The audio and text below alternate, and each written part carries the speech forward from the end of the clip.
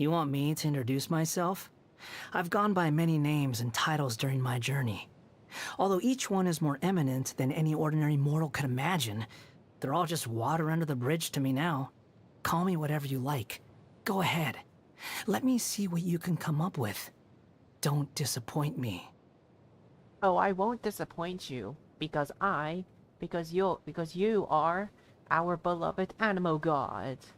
Anyways, konnichiwa, ohayo, my gentlemen friends. Oh my god.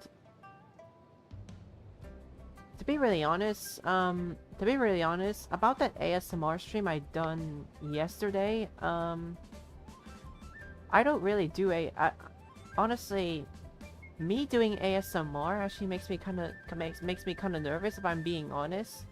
But honestly, I don't know if you guys liked it or not. I really don't. But then again, I figured at least one ASMR stream is good enough, but then again, I don't know. And after that ASMR stream that I did yesterday, Bombi DM'd me and told me that it helped her relax. And I was like, wait, my ASMR helps someone relax? That's impossible. But yeah, Bombi was actually liking the ASMR. She even liked the fact there was actually burp noises in the background. She liked it, and I'm actually kind of surprised. I never actually knew someone would actually like my ASMR. But if you guys want me to do more ASMR, then I'll do it. I'll do it in the future because honestly, I don't really talk much, guys. I don't really know much to say, so that's why I don't really do ASMR streams, because it's really hard, in my opinion, to come up with topics. Like, Chat, help me come up with topics, because I don't know what topics to think about.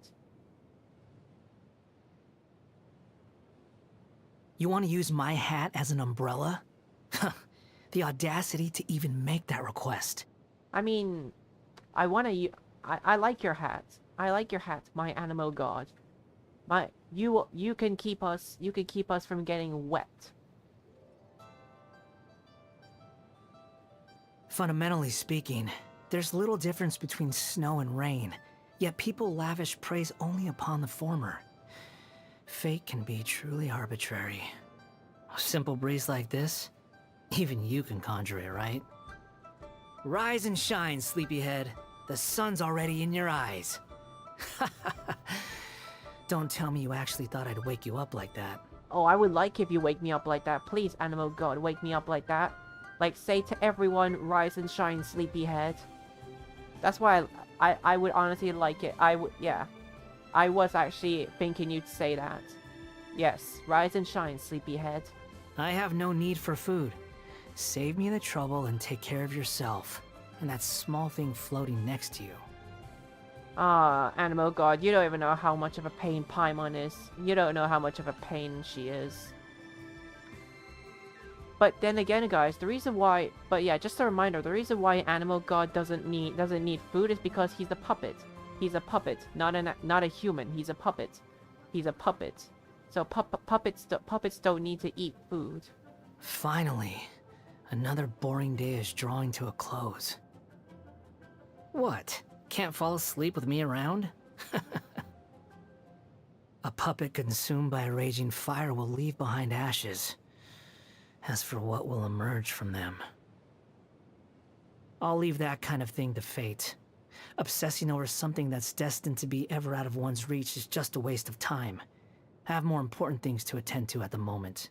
Actually, there's something I'm wondering. What is the most important thing to Animal God right now? What is his important thing to attend? Because during the Archon quest, as far as I hear, he just wants to get revenge on the doctor. That's as far as I heard. So, like, that's what he said. That's what he said on my previous Genshin stream. So, is that all? Is that what he means by attend to? Because he did say he wanted to get revenge on the doctor. So, you're still stewing over our run-ins from before. Well, what are you going to do about it? Take your time. I'm in no hurry. Although the idea of divine favor makes me a little ill, I'm not going to be picky about a new source of power. You think there's some kind of meaning behind the element of animo? Why did that thought even occur to you? The gods aren't guided by any kind of rationality or moral compass. Haven't I shown that to you already? I don't know, but then again, you are the god of Animo. I mean, let's be honest, guys. Venti used to be the god of Animo, but not anymore. Like, step aside, Bard Boy. Step aside, Bard Boy. Wanderer has now taken your spotlight. I hate to say it, guys, but if you guys really love Bard Boy so much, then I'm afraid I have to say this. Wanderer has taken his place. I've got nothing. Ask me anything if you want. If a question is interesting enough, I may give you an answer. Look, the birds are showing off their plumage. The squirrels are busy hoarding food, and humans are laboring for their livelihoods. Truly, simple animals don't need anything complicated to be fulfilled. While I still had value as a pawn, she might have had other reasons to keep me alive. It's certainly possible that it was because she's wise or benevolent, or happened to see a hint of loneliness within me. You think I'm trying to think the worst of her? Ha! Did you really expect anything else? In case you've forgotten, I'm no saint. I've actually never. I didn't forget, actually. I didn't. I remember. The reason why Nahida wanted to keep you alive is because she doesn't want to cause harm to living beings, and technically, Animal God is a living being. So, like, here's the thing. If Mama Sainora was actually was actually like encountered Nahida, Nahida wouldn't actually kill her because Nahida said that she doesn't want to cause harm to living beings. Like, that's why Animal God is alive, because Nahida doesn't want to cause harm to living beings. She completely neglected her own creation. And to add insult to injury, she said it was because she couldn't bring herself to intervene in my fate. Everyone praises her for her kindness and benevolence, but they forget that love is also a form of sin. What if she's just trying to compensate for something? Ooh, that's something we might find out in the cryo region. Like, I don't know guys, but I actually feel like the Taritza might actually be the cryo archon. I mean, that's what Victor said in the Church of Mondstadt. The Jester is a survivor of Conria. Besides that singular fact, I know very little about him, and never had any kind of close association with him. He seems to want something from me, though. In the past, he assigned to me many important tasks, including a number of trips to the Abyss. The captain? The ever-righteous captain. The brave and fearless captain. The nigh-invincible captain. Even my mechanical ears demand maintenance after listening to so many compliments from the members of the Fatui. Don't you think that possessing absolute righteousness is actually a latent danger? And that's without taking his great personal strength into account. It's a pity that Lesser Lord Kusanali already forced him to erase so many of his segments. The joy I would have derived from slicing them apart, one by one. Ooh. Ooh, just by hearing that, the Doctor is actually more darker than I thought. The Doctor is literally darker than I thought, literally. You aren't worried about making me more powerful? Alright. Alright, okay, so let's do my, so here's what, so I'm gonna do my commissions, and yes, there's this event that just recently came out, but I'm not gonna do it yet, because I gotta do quests. Let's see, I wanna do my commissions. I wanna do my commissions, and then what I'm gonna do is, then I'm gonna fight Wolf of the North, but question is, guys, can I defeat Wolf of the North? I never usually fight weekly bosses by myself, but I'm also gonna kill 2 burps here. Nice. That's a 2-for-1. A twofer. Did I forget to mention, guys, that I enjoy killing burps? Because burps are delicious. I like burps. They good.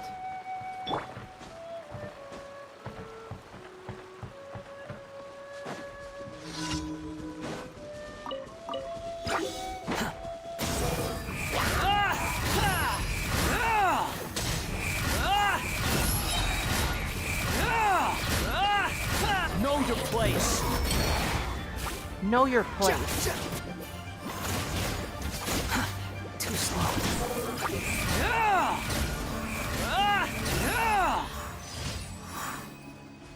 Animal God, you are the best. You are the best. Guys, I'm telling you. Animal God is literally the best. He literally is undefeatable. Even though he isn't exactly level 90. And same with his weapon. Like guys, his weapon and himself is not even level 90, and yet he's still powerful. I have no regrets. I have no regrets wishing for him. None. A new job. Here comes the fireworks! Your sins weigh upon your soul. You stand condemned.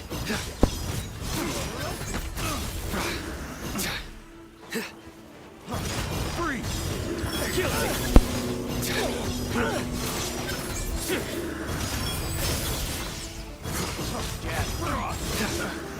Your penance is due. The wrong test subject. The wind rises.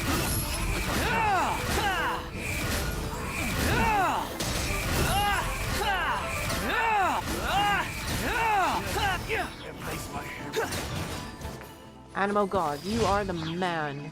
You are legit the man. Quit following me. If you guys say that Animal God isn't better, then I demand to know. Who is your favorite animal person? Because your favorite animal person should be Animal God. Worship the Animal God.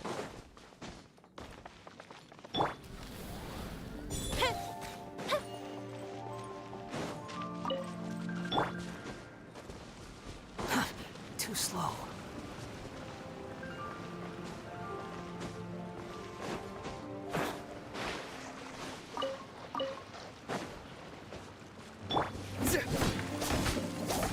Apples, apples.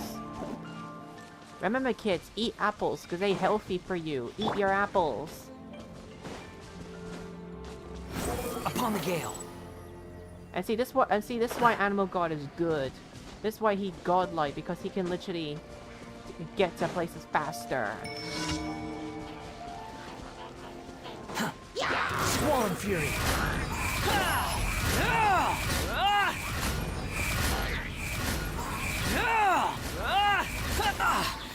Ouch. Okay, well you're definitely gonna die for that.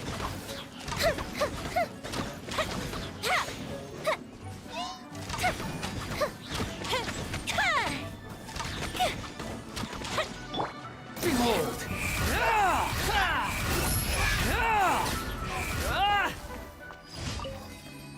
I'm telling you guys, if there's any animal person you need, it's him. It's Animal God who you need.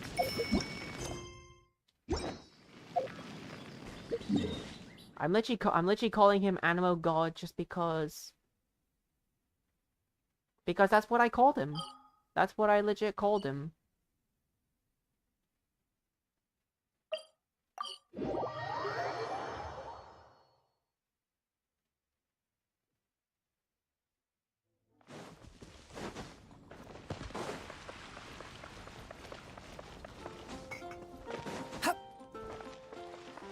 Ad Astra. Thank you for complete. You're welcome. Alright guys. Alright, let's see if I can defeat Wolf the North like this.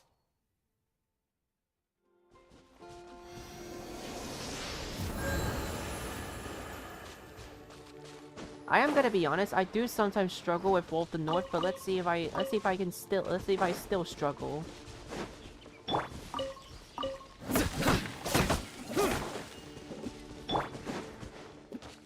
The wind rises.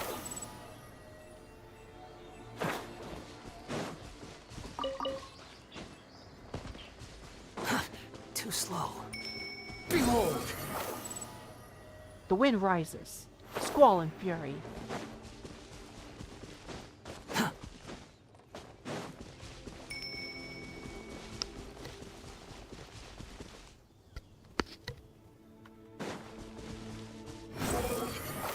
Oh wait.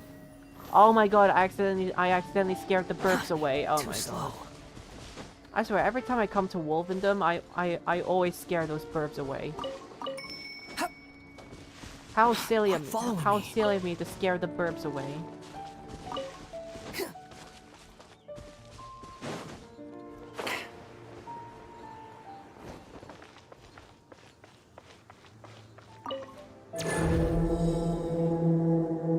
Ready to test my skills?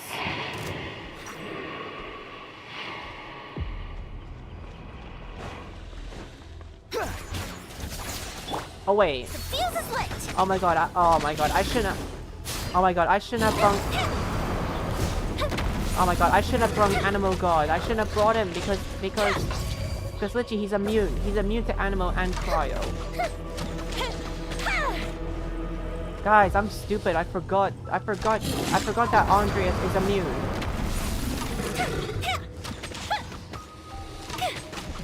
Guys, I literally forgot. I'm stupid. Fire hazard.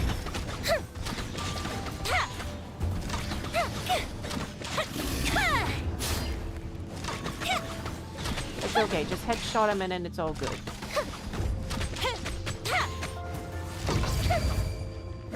And as long as I stay my distance, it's all good.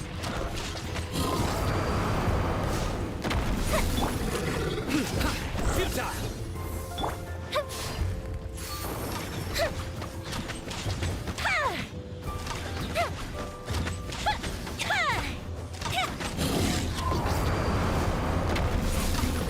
It's okay, I just have to stay my distance. Just stay away.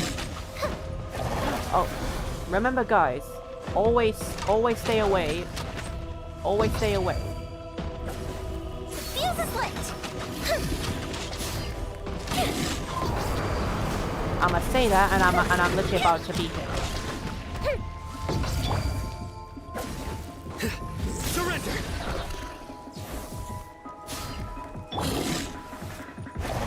Didn't count! Ouch. Are you gonna start running around? Okay, that was a good dodge. Ouchies.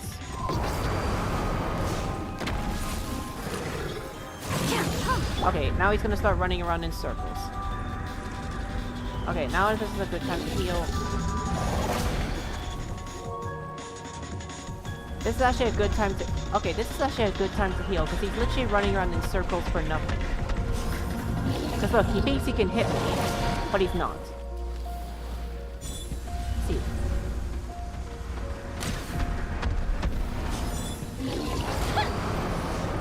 Okay, you can actually hit him while he's running. Nowhere to run!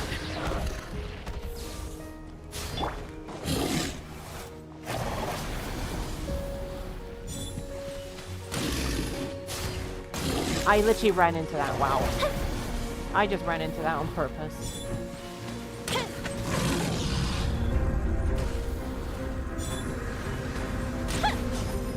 Oh my god, I literally... Okay, I literally hit him as soon as he stopped. That was actually unbelievable. I got him! Oh my god, guys, I literally hit him while I literally shot him while he was running around in circles. Oh my god, I'm a god player. I'm a god player. I just hit him while he was running. Can I do it again? Okay, no, he just stopped running. Okay, second phase.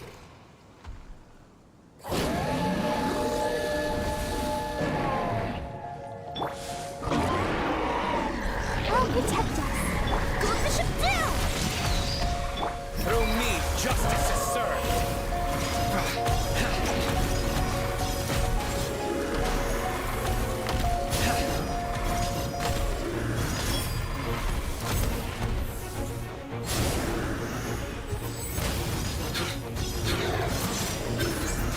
You stand condemned!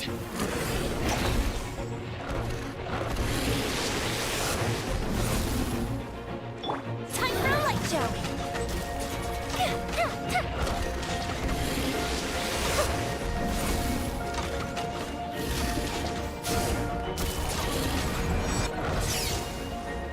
I've mastered it. I've literally faced him a lot of times. Ouch. Well played.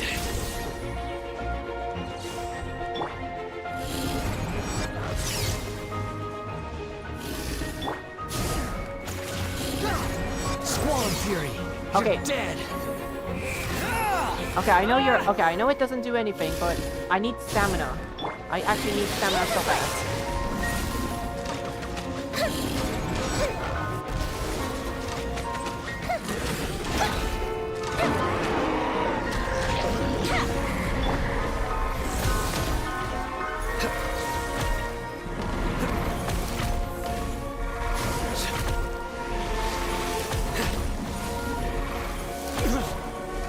Oh my god, you know what I really hate? Every time I get hit, I'm literally slow. I'm literally slow by the cryo attacks.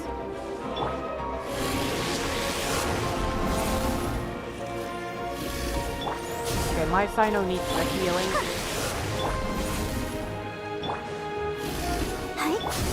Okay, my Sino needs to be healed so bad.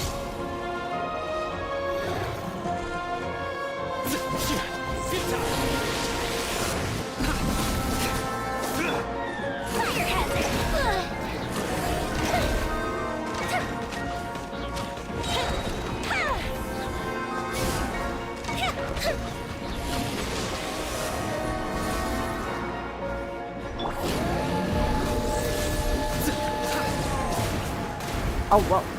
Behold! Wait, so when he does that... Okay, so when he does that attack, I literally cannot dodge it. Fuse is lit!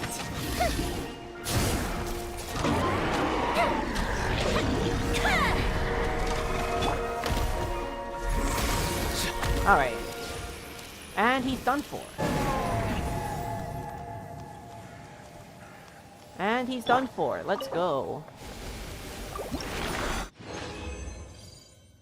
Let's see. Do I have, his tail? Let's see. Ring of Boras. Spirit Locket of Boras.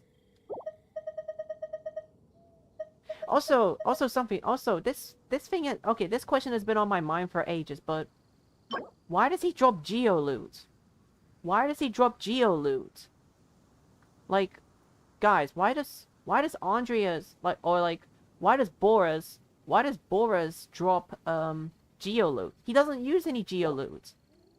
Like, why?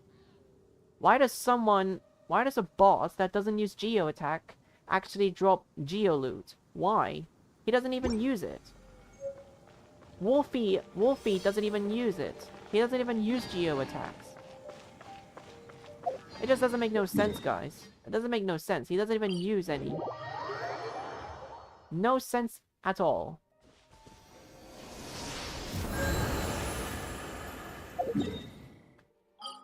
Also, before we also start doing our quests, let's also start doing our bounties as well. Because, you know, it's the start of a new week. It's the start of a new week. I want to make sure I want to do my weeklies as well. You know, for fun.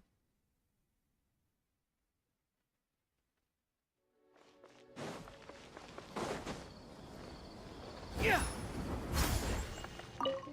Alright, let's do my bounties.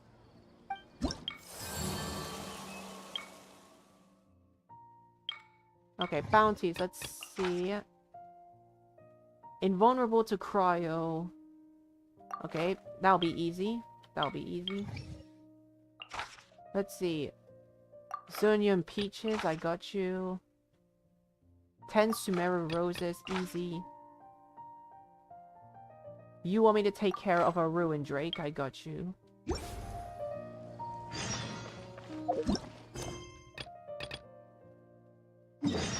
Remember, guys, it's important to do your bounties and your it's important to do your weeklies. So I can get the glider. I'm basically doing all this for a glider. Too slow. Doing all this for a glider.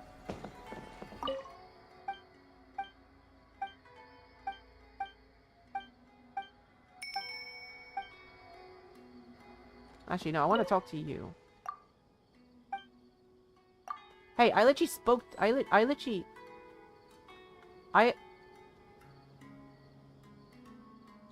Wait, what? Wait, Wait, give them...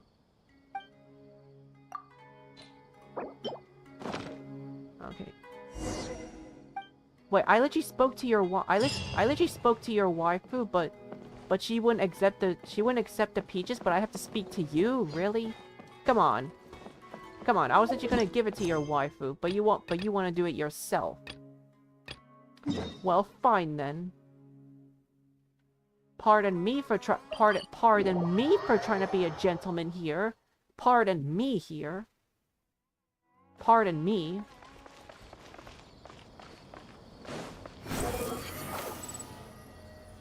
Like, oh, I'm sorry. I'm sorry. I did not know that you're supposed to be the gentleman here. I'm sorry. Squall Fury. You humans are literally so rude to me after I am being so polite to you. You humans are mean. Alright, take your Sumeru Roses.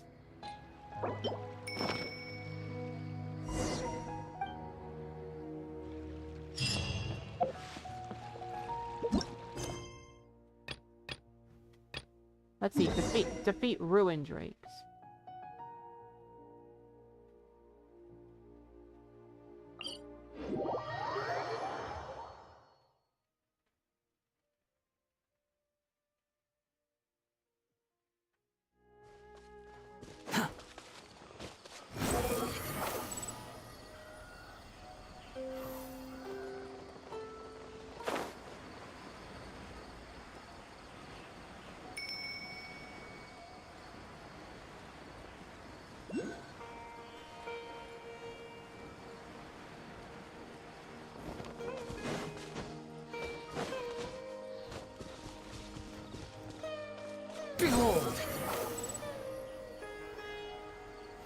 Honestly, Animal God skill is just so fun to. It's just so fun.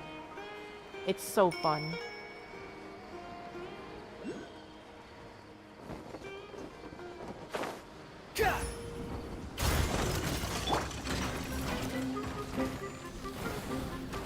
Okay.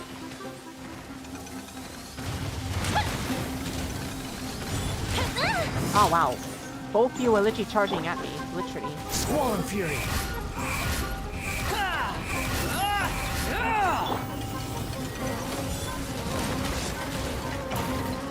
Yep, that's right, you two. A mystic reprise! Guilty. Your penance is due. Guilty. Bro, they keep doing the exact same move.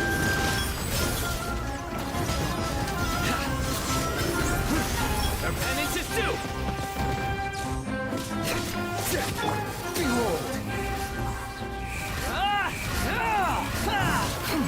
Ouch, that hurts. Bow your head. Come on, expose your weakness. Expose your weakness, you know you want to. There you go.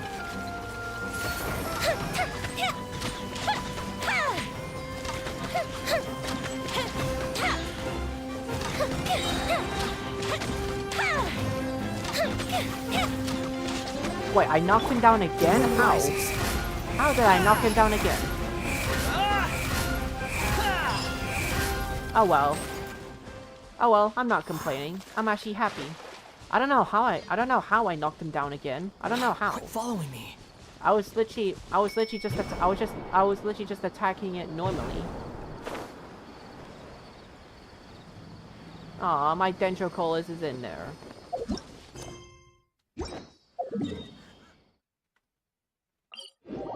Alright, bounty time.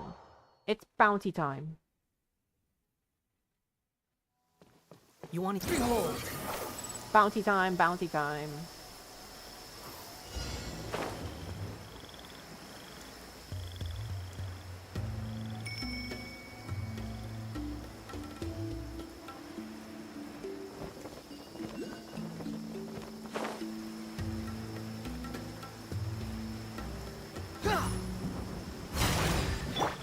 Goldbishop down! Guilty. Your penance is due. Guilty. You stay condemned.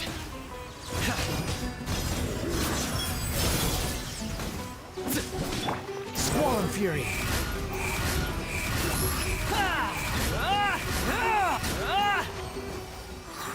Look at that. Look at that.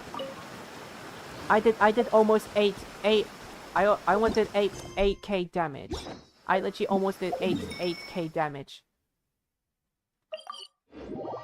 See guys, my animal god isn't worth messing around. If you mess with him, you get messed with.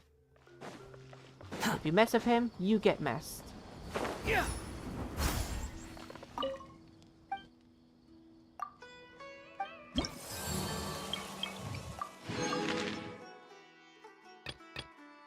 Okay, next. Okay, let's see. Let's see. Let's see. Immune to Geo. Damage dealt by. Okay, I could take you on. You're just immune to Geo, basically. Easy, right? That one's just immune to Geo. I don't even have any Geo in my party. Easy peasy, that's a lemon squeezy save.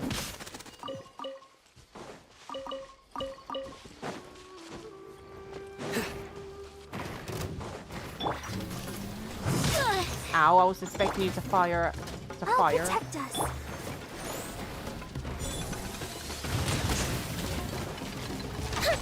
Time for a light show.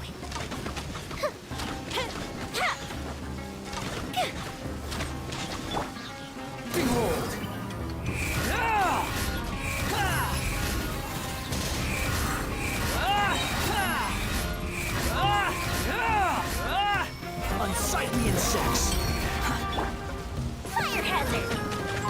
unsightly insects.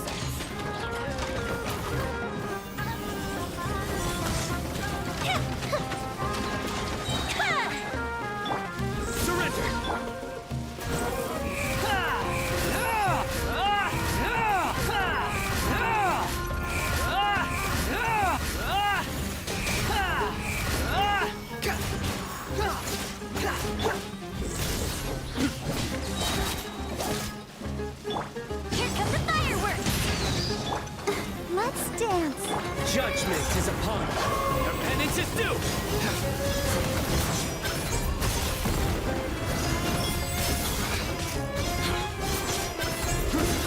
You stand condemned.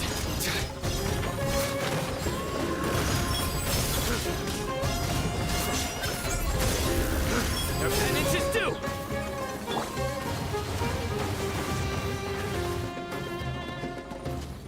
Oh, excuse me, but you're floating a little bit there.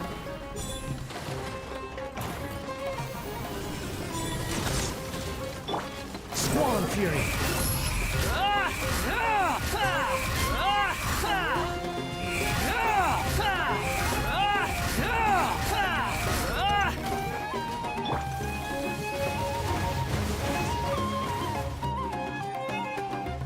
Have you reached Fontaine?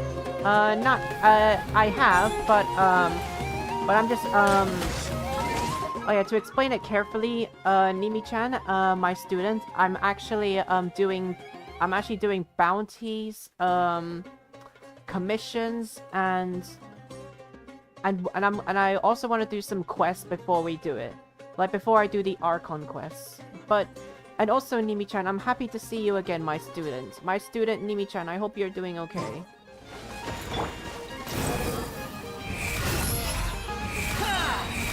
And also, Nimi-chan, I also want you to look at my animal god. Look at the amount of damage he does. Look at the damage. Wretched vermin. Look at the damage. It's godly.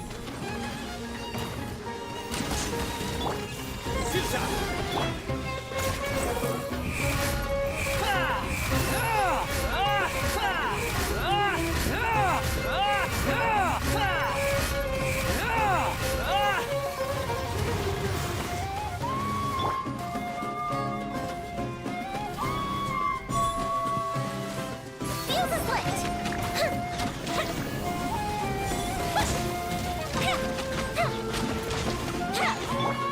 Nowhere to run. Behold.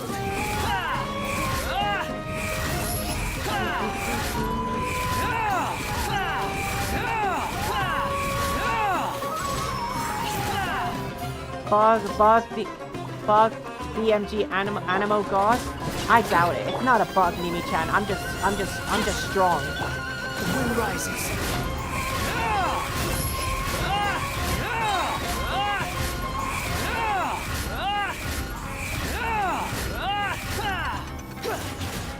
I guess it's simply the way to put it, Nimi-chan. If you mess with my Animo God, you will get messed with. Because simply, if you mess with my Animo God, you're asking to be messed with. And down he goes.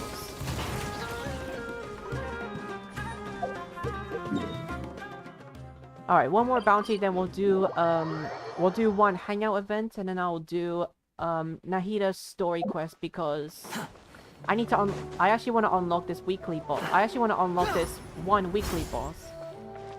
Literally. Alright, one more. One more, let's see.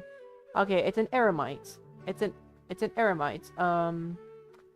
Invulnerable to electro.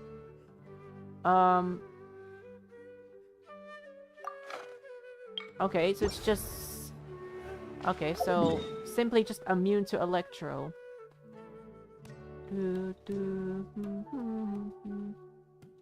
But if you're interested, Nimi-chan, you can like stay and or maybe we can also do co-op. Maybe we could do co-op in Genshin as well if you happen to be free as well, because Nimi-chan, I enjoy doing co-op with you. Time to go to work. Close enough. Squall fury. Let's end this now. Actually, let me take out those. Know your place. I want to take out those upper dudes.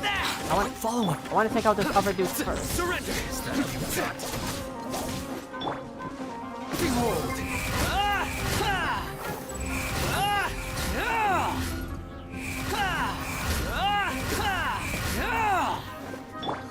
Fire hazard! Oh, you're going to Fountain as well? Let's end this now. But wait, Nimi-chan, if you're going to the Fountain, are you actually going there early in the game?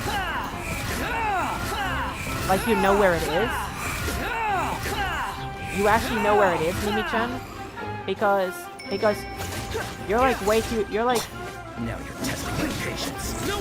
because Nimi-chan, you're like far away to actually to even do the Archon quest.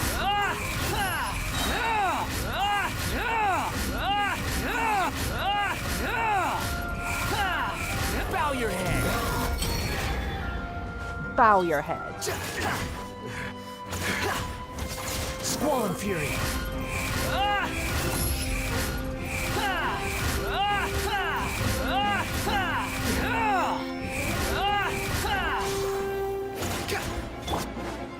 Fuse is lit! Is that all you've got? What do you mean is that all I got? You're literally almost defeated.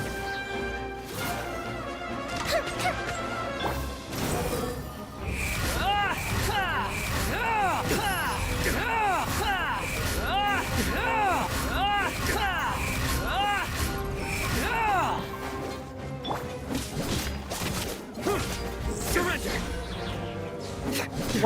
Wait, did he just oh. Wait, bro, he's regenerating health. Wow. You dare to gaze upon me? You dare to gaze upon me?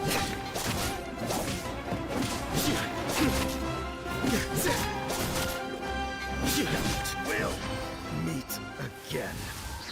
Alright, finally all done. Oh, you're unlocking maps. Oh, that's what you're doing. And actually, while you're unlocking the maps, Nimi-chan, make sure to enjoy swimming and enjoy swimming because you can actually swim underwater. You can actually swim underwater. The first time.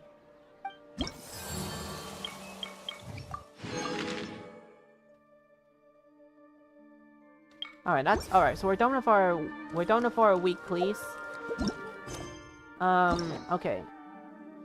Alright, what I wanna do is I wanna do Nahida's story quest just because I actually wanna complete the story quest before, like, first we'll okay, so here's what I'm gonna do. I'm gonna complete Nahida's story quest, like that one, and then after when that's done I will do the Archon quest. Just because I need to.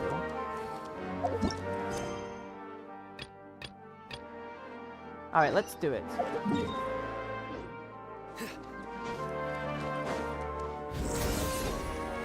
And also Nimi-chan, I have to tell you something important. I wanna tell you something important, my student. I wanna tell you something important. It's important. So what I'm hoping is that Paimon does not annoy me. Because when I do grinding and, you know, playing with friends on Genshin, I'm actually chill and happy. But when I do story quests, when I do story and Archon quests, I get mad at Paimon. And yes, so basically on stream I sort of suffer because of Paimon, because Paimon ruins everything. And I hate Paimon so much. She's the worst sidekick and I hate her. Like, she's the— Hello, traveler. Have you ever heard of a moment of— just a reminder. Just a reminder. Paimon is the worst child in the planet. A moment of dreams? Oh, that sounds like some kind of... I'm afraid not. It's the name of an event we started to hold regularly. Dreams have become quite the hot topic in Sumeru, and many people are excited to share the dreams they've seen at night. Yeah, I know, right? Paimon's voice. I mean, don't get me wrong, Nimi-chan. I mean, Paimon's voice is actually better off in Japanese, but I don't really want to play Japanese just because, it's just because here's the thing, if you want to play with different languages, you actually have to install it, which will take up some gigabytes. And I actually don't want to. That's the thing. The same goes for me. The last time I dreamed was when I was but a little child, so I can't help but feel excited and nostalgic about dreaming again. Oh, right. Everyone's able to... Yes, we organized an event to give everyone with new dreams a platform to freely share their experiences. And thus our event, A Moment of Dreams, was born. And also Nimi-chan. The voice of Paimon in the English was...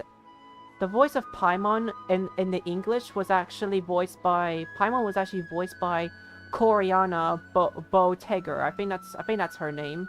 And don't get me wrong, I think she did a great job on voicing Paimon. She did a great job on voicing someone to annoy me. Like Koreana, she did a great job. So, it's kind of like a... You could say that. We hear all sorts of wild and fabulous stories every day.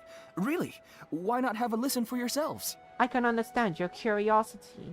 Yeah, but to us, dreaming... Wait, but if there are free drinks and snacks... Oh, shut up. So you mean you've already seen many dreams?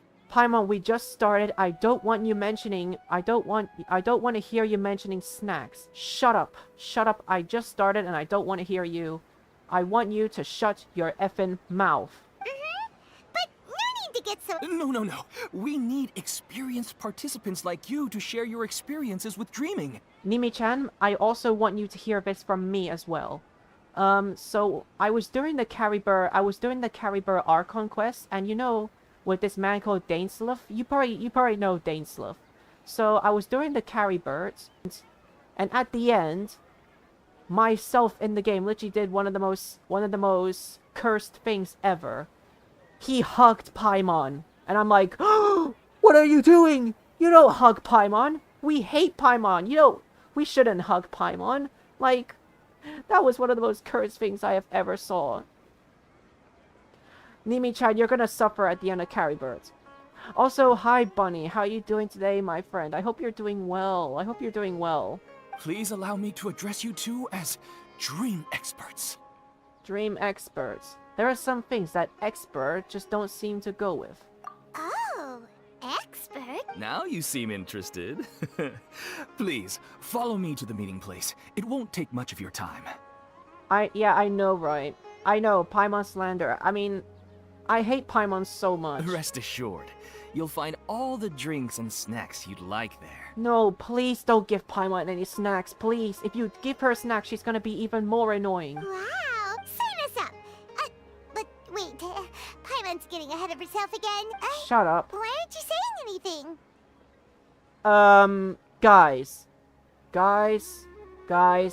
tell me, why is there an option to say you're the boss? Why is there an option to say you're the boss? Am I really gonna let a brat, am I really gonna let a brat boss me around? See, that proves my point here. That proves my point here. Even myself in the game is letting Paimon be the boss. I swear I have to kill her. I'm killing Paimon at some point. Guys, I'm killing Paimon just because Paimon is the reason why I'm suffering in this game. Why is there an option to say that Paimon is the boss? Oh my god.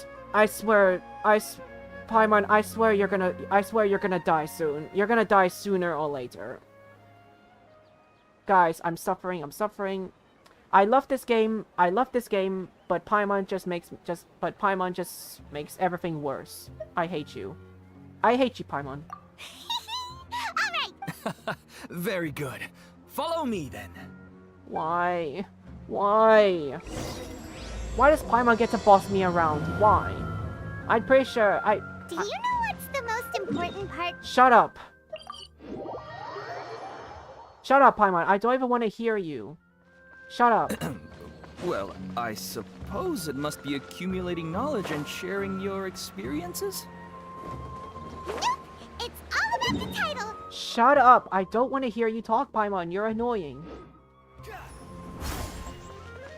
Shut up. Sorry to interrupt, everyone. We finally have some real dream experts joining us.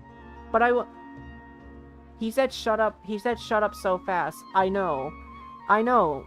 Like, yeah. To answer that, Bunny, I literally skipped Paimon's dialogue because she annoys me so much, and I don't even want to hear her voice. I'm just gonna fast forward her dialogue just because she annoys me.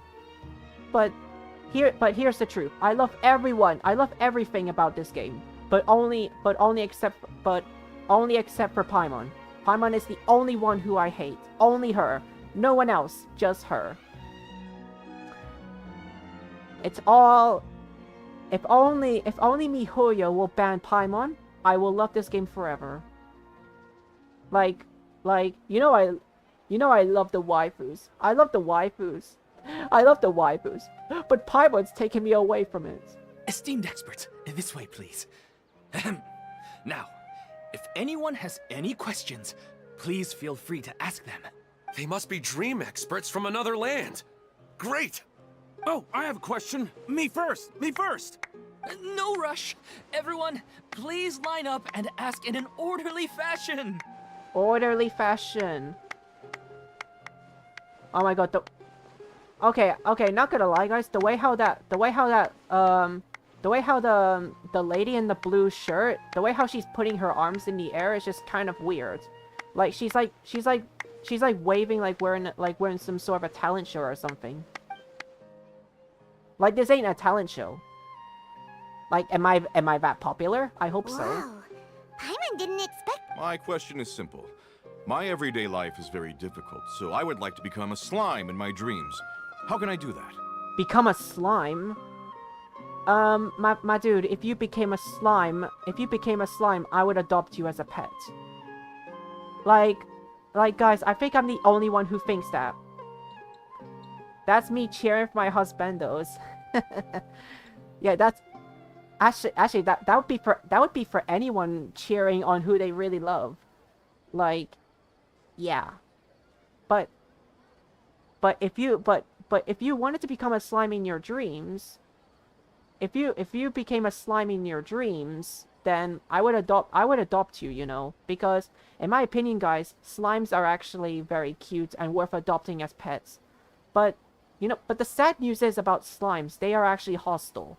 No one knows why they're hostile. Oh, Paimon knows! The first time, Paimon became an ant. The second time, Paimon the third time, Paimon Shut up. the fourth time. Shut up. But then the boar showed... Shut up. Why did all of your dreams end so tragically? Paimon, I don't even want to hear you. Because slimes are monsters, even though they look cute, they usually cause... Things don't tend to end well for monsters. Believe Paimon. Okay, you know what? I'll let Paimon off this one just because she said that slimes are cute. You know what, guys? I'll let Paimon off. I'll let it slide. I'll let it slide just because Paimon said that slimes are cute. At least she grasped the standard tropes of adventure stories. I suppose you're right. They are monsters, after all.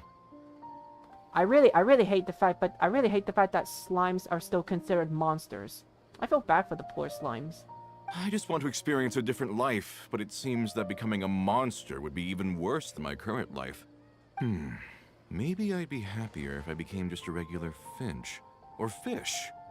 Nah, that's even more worse. If you became a fish, I would devour your guts and eat you while you're still alive.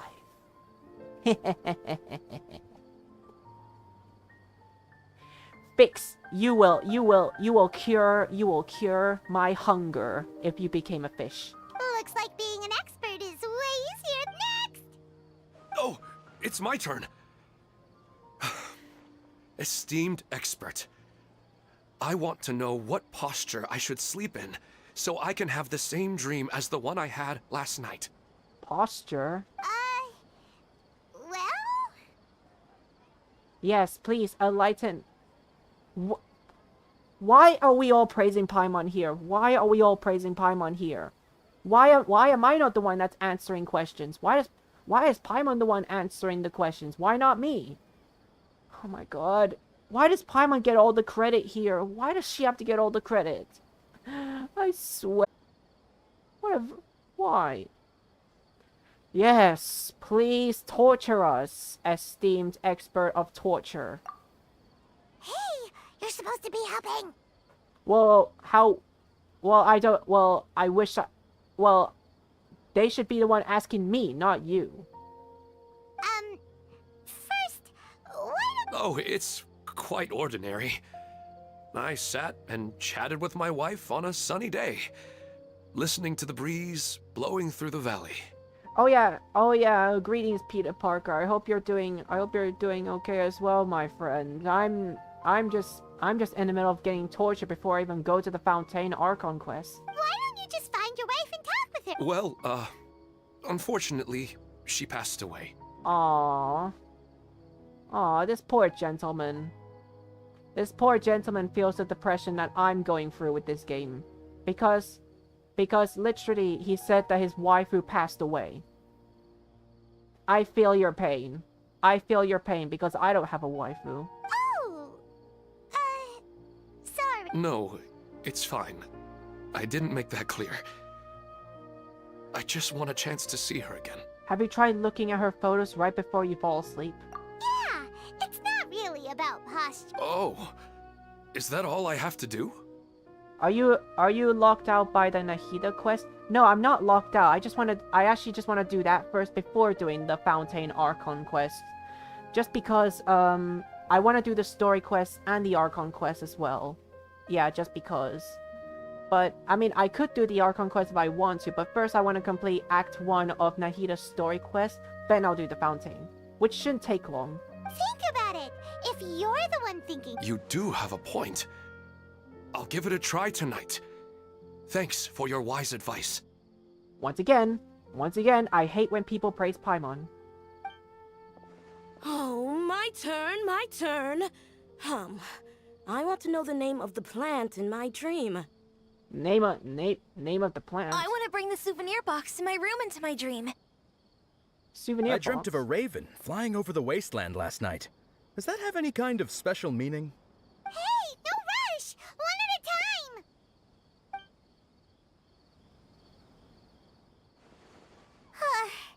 Their questions were way too difficult. We don't actually know anything more than they do. Shut We're up. just more Shut experienced up. dreamers. That's all. Shut up, Paimon. Just shut up. They didn't really care about the answers, okay? You do have a point. It's more right now. These people... Oh, and now that Paimon has said that, you know who comes to mind? Nahida, my Dendro child. Bingo! If she was here, she'd probably be... Unfortunately, she's super... Shut up. Dear experts, we have another guest who would like to consult you.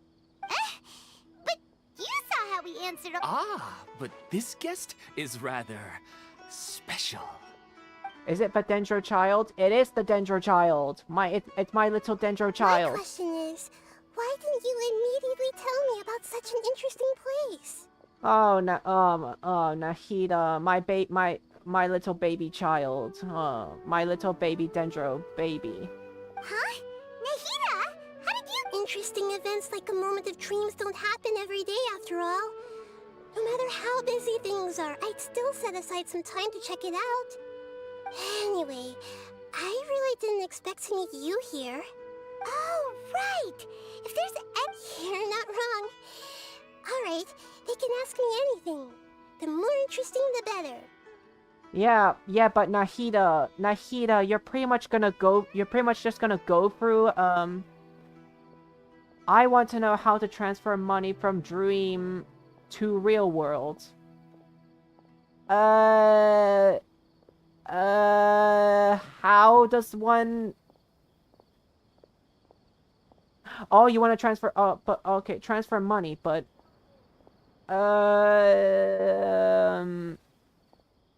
I don't...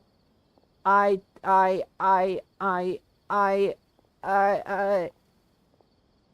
would say Go back into your... Okay. Okay, Peter Parker, I want you to listen to me. Listen to me.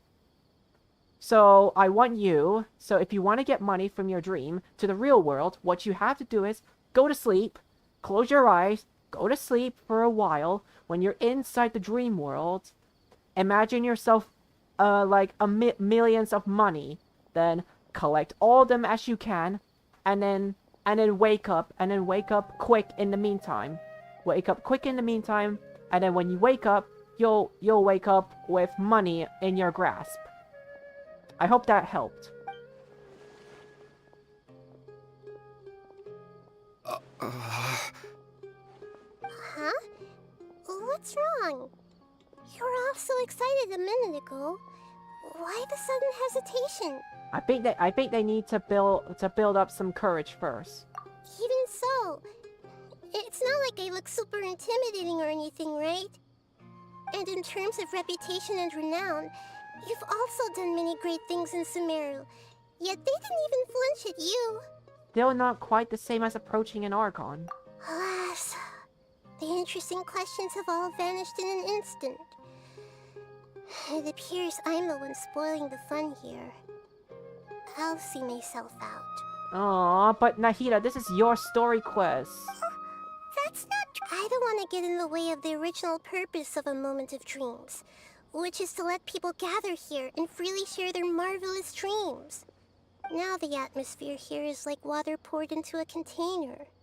The water is more secure and settled, but it has lost its free-flowing nature from the river. It's alright, you already tried that? Oh, but when you tried that, it didn't work, right? It didn't work out well, didn't it? That's part, I don't even know how it's possible to even, like, grab money from the dream and you know, take it to the real world. I just want it to be another drop in the water, not the cold and restrictive container. Is she doing what I think she is?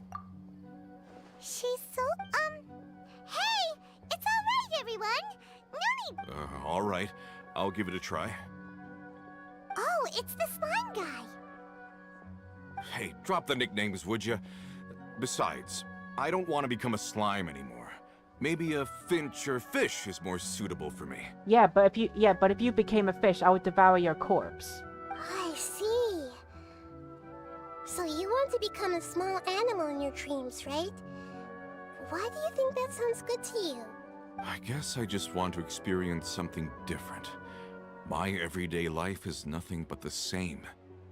Yeah, but being a fish would just be boring. And I'd also eat you, because I love to eat fishes. The sky is right above me, and the ocean just over the horizon, yet I remain caged in a life of monotony. So you want to experience something new in your dreams? Sorry, I'm getting a little confused. Why don't you seek out some new experiences in real life? Because if I don't work, I won't have any mora. Sure, I don't want to be out hammering nails and cutting wood every day, but I have aging parents and young children to take care of. By the time this all dawned on me, I realized that my life has already been filled to the brim by trifling matters, and I have no more freedom. But if that's the case, then even if you became a flying bird or swimming fish, you will still be hammering nails and cutting wood in your dreams. The reason is you've already been caged. It doesn't matter what your physical body turns into. Your mind will still be stuck in the same predicament. Really? That sounds pretty terrible. Then what should I do? I don't know everything that you're going through, but how about replacing your hammer? Huh? Replacing my hammer? Replace the hammer, and hammer the nails. That's right. Having worked for such a long time, you of all people must know what makes a good hammer. Well, of course. A good hammer needs to be heavy enough to drive the nail in with just a couple taps. And the handle has to have a good grip to it, not too smooth. Come to think of it, I haven't replaced my current hammer in quite some time. You should replace it. Then decorate the handle with something you like. Maybe some ornaments, fur, or hard leather wrapping. Then, Write the names of your children on it. That makes sense. I think it'd give me a good boost of energy at work. A new sense of adventure often begins with the little things in life. You don't need to become a bird in the air or a fish in the sea. You only need to do your best in life, and all those things you cherish will become your source of happiness. Yes. Yes, I get it now. This is a real eye-opener for me. I'll go and pick out a new hammer right away. No, I should make one of my own. Thank you, Great Dendro Archon. That's our Nahida. Only you would know how to get rid. Actually, I didn't really understand the problem. I mean, you may have not but you may not have understood it, but yet you handled it well. Huh? I gave him that advice because I once saw a worker doing the same thing. Whenever he became tired, he would look at some names on the handle of his tool. After a moment, he'd start to smile. It really surprised me at the time. My guess is that the names on the handle were of important people to him. You were just drawing a similar example. After observation, I know this kind of behavior motivates people. But why is that? Is it because of excitement, anticipation, or helplessness? I really don't know. And even if I could know what's going through his mind, it's still difficult to fully grasp his feelings. Oh, Paimon gets what you mean. That's why I was a bit nervous just now. But luckily, seeing his happy face in the end reassured me that I didn't say anything wrong. Don't mind me, though. This is just my way of learning. I mean, it's actually kind of, I feel like that's kind of understandable, just because Nahida is actually still a child. I don't know if it's because of that, but I think I'm happy to help if you ever need it. Hey, don't forget about Paimon. Shut up! You too. Shut up! That makes me feel a lot better. Shut up, Let's Paimon. move on to the next question, shall we? Paimon, you're useless. I did not say that you're ever helpful. So shut the F up. Shut the F up. Shut the F up. I already asked the experts my question earlier, but I wanted to hear the Dendro Archon's response too. What should I do if I want to see my deceased wife in my dreams every night? Longing for the deceased. Is she remembering something about Greater Lord Rukkhadevata? Even if you keep reliving those beautiful memories, it'll only highlight the emptiness in your real life. If your wife were still alive, she certainly wouldn't want to see you like this, would she? No, I suppose not. But our time together in my dreams is not just reliving our past together. I don't know. Maybe it's because I miss her too much. But it's really as if she had come back to life in my dreams. She even remembers each and every dream. After I wake up and then continue dreaming again later, we can pick up our conversation right where we last left off. That's really amazing. Statistically speaking, continuous dreams are extremely rare. It's almost as if my wife has obtained a second life in my dreams.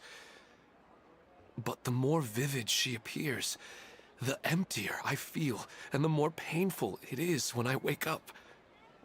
I don't know whether to call it a blessing or a curse. Oh, jeez.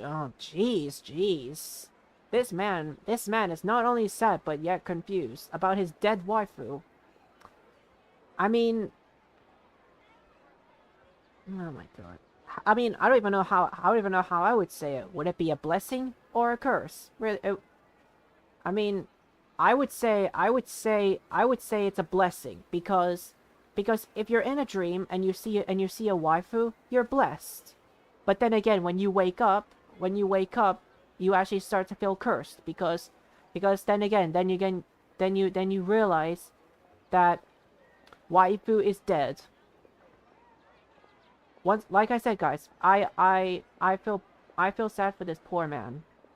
Maybe all of this this is rooted in your deep longing for her. Were there any unresolved matters or regrets between the two of you? I don't know.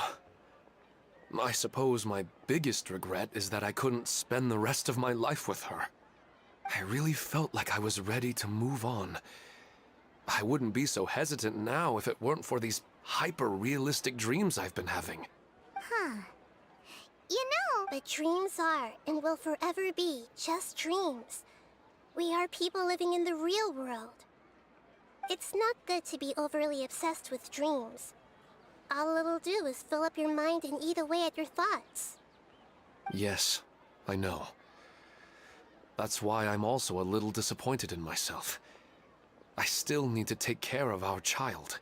Take care of the baby child. And it's probably not good to let her see me in such a state.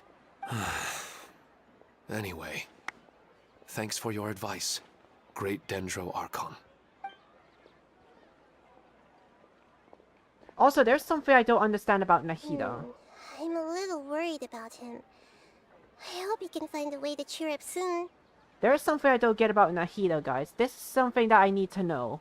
Why does everyone call Nahida Greater Lord Kusanali? Like, instead of just calling her Nahida. Like, why do they call her Greater Lord Kusanali instead of Nahida? Like, why do they call her Greater Lord Kusanali? Why? Why not call her Nahida? Why Kusanali? Like, do you guys know why everyone calls Nahida Greater Lord Kusanali instead of Nahida? Because Nahida feels like it's just an easier name to call her. I think I can handle things from here. You don't need to stay here if you find it boring.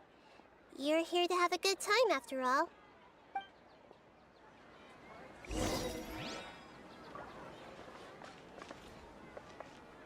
Oh, it's Lesser Lord Kusanali. Oh, I see. Okay, I guess the reason why I said that is just because I'm more used to calling her Nahida. But then again, why do they call her Lesser Lord Kusanali instead of Nahida? Are you feeling any... Yes. I think the Dendro Archon made a really good point. I need to stop dwelling on my wife like this and move on with my life. Stop dwelling on the waifu and move on with the waifu. Oh wow, that actually rhymed. Stop dwelling on the waifu and move on with the waifu. Now that I think about it, my wife and I always meet at a familiar place in my dreams. I know where that place exists in reality, but it's a bit far and dangerous. I don't dare to go there on my own. But at the same time, I feel as if I should go and have a look anyway. Perhaps I'll be able to move on once I see that there's nothing there. Sounds like a good plan. Otherwise, I'll keep on feeling like everything is covered in a haze. Like I'm only half awake. Maybe out of respect? I mean, I guess that makes sense because the people of Sumeru, they look like they respect the Dendro Archon Nahida. They look like they respect Nahida, so I guess that's a good reason why they call her Lesser Lord Kusanali. Once I can stop dreaming about that place, I'll probably be able to get my life back together. Actually, you two are adventurers, right? If it's okay with you, could you escort me to that place? Sure, let's go have a look. Yeah, it might also... Even if you can't see your wife... Yeah, I hope so too. Alright, go ahead and... Speaking of longing for the disease, I'd better tell Nahida about Greater Lord Rukdavata. Nahida should at least know she once existed in this world. Are you headed off to some interesting place without telling me again? Huh? Wait, aren't you supposed... I just finished, and I really got a lot out of it. So many interesting and novel thoughts. Anyway, it looks like you're going somewhere. Why don't you take me with you? Oh, there's no need to trouble you, Great Dendro Archon. I imagine you must have many other important things to deal with. No need to stand on ceremony. Besides, I wouldn't have asked to come along if I didn't have a good reason. I wanted to use this opportunity to discuss with you some things that are puzzling me right now. Huh. I didn't know the great Dendro Archon could become puzzled too. I mean, anyone could be puzzled. I mean, wouldn't anyone be puzzled though? Even if it is the even if it is an Archon. I'm not all that different from you, you know. Alright, let's go. We can talk on the way. I better go with her. The whole Greater Lord Ruka Devata thing will take some time explaining.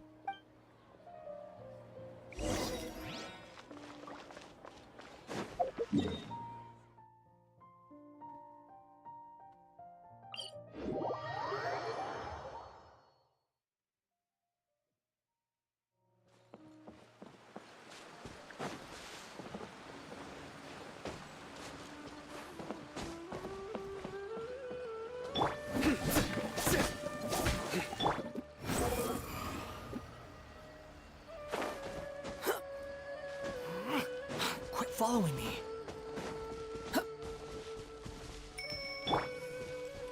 Hold on, I kind of want to harvest wood from this tree, but if I do it, I might accidentally attack this Scrumter beast. Okay, I'm gonna have to be careful to not harm it. Oh my god! I'm sorry. I didn't mean to attack you. I'm sorry. I'll leave you alone. I'll leave you alone. I'm sorry. Guys, I didn't mean to attack that Scrumter beast. I'm sorry. Guys, I'm sorry. I didn't mean to attack you. Quickly. Swollen Fury. Quickly, get away from it. I didn't mean to attack it. Guys, I don't want to attack Scrumter beasts. They're too adorable. They're too cute. Too cute. It's always Huh. Do adventurers often go to places like this? Yes, they even get attacked by Scrumter beasts like me, because I was legit getting attacked by one. Guys, it was an accident. I was just trying to harvest the tree. Oh my god. We usually journey through far more dangerous places than this. Huh. I guess so. So, this is where you always meet your wife in your dreams? Yes, for the most part. Our place is on the summit, just up ahead. When I saw her in my dreams, we didn't do anything but talk about ordinary, mundane topics. I'd tell her about our daughter, Haidar, and she always listened intently. She would also reminisce about the past with me, telling me interesting stories and cracking jokes. It feels like no matter how long we may chat, it's never enough. Sometimes it's the little... This is the part I'm a little puzzled about. I am very familiar with dreams, and normally, they lack logic and continuity. Well, everything's upside down. But you said she could remember what you had told her before, right? That's right. She always listened to me carefully in real life, and now, she's doing the same in my dreams. She always surprises me with some details from our lives in the real world. The fact that she can remember such things makes me feel like she's alive. Whoa. That's pretty weird. However, the problem is that his dreams have too much structure and continuity. Most dreams are far more fragile than you can imagine. For example, a loud noise outside your window in the real world could cause your dream self to get loaded into and fired out of a big cannon. Whoa, fired out of a big cannon. Another example. If you're thirsty in the real world, then you might find yourself trudging through a desert in your dream. But the appearance of your wife seems unusually stable and unaffected by any outside interference. Statistically, this should be extremely rare.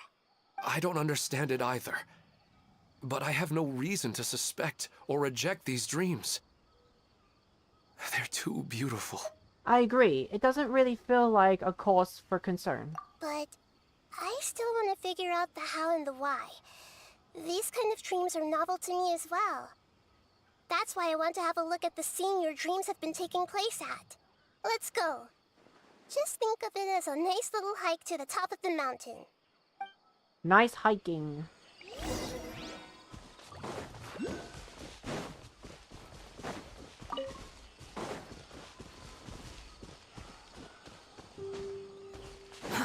Too slow.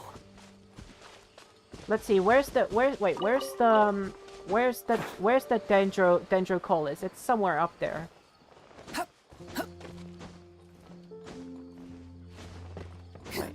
Wait, I have to go up there, right?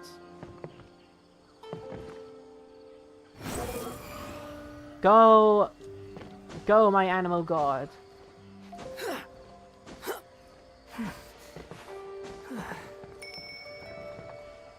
Let's see, is it up here?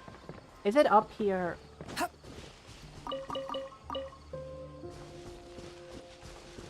Let's see, I don't see it up in the air, but it's on the map, I can see it, but...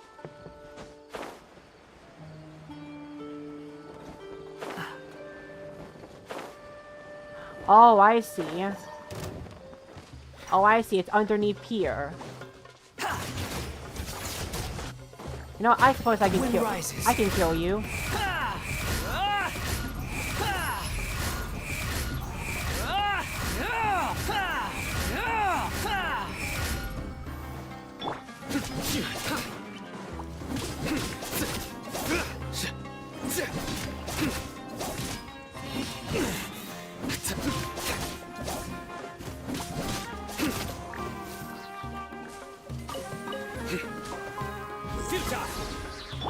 Swarm Fury.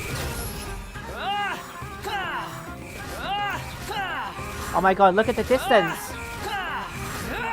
Look at you getting owned! Look at you freaking getting owned, you little weakling! Okay, so to get that, I need to... Okay, so to get that dendrocollis, I need to do this. There you go. Thank you. Don't worry, Nahida, I shall bless you with the dendro balls when I finish this quest. Or if I teleport to a statue of the Seven. The wind rises. I shall bless the dendro child by giving it dendro balls.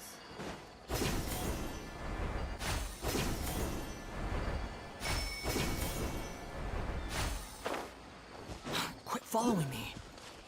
Wait, there's another dendrocollis. There's another dendrocollis. Well, he really wasn't kidding. This place definitely isn't safe. Well, duh, of course, Paimon, because what do you see in front of you? Do you really... Of course it's not safe. Of course it's not safe, Paimon. No matter. We'll just finish them quickly. Huh? Are you going to... Of course. This is all part of our little trip. Paimon, you act like Nahida cannot fight at all. Come on, Paimon. Come on, Paimon. I mean, I don't need to be Nahida. I don't need to be Nahida.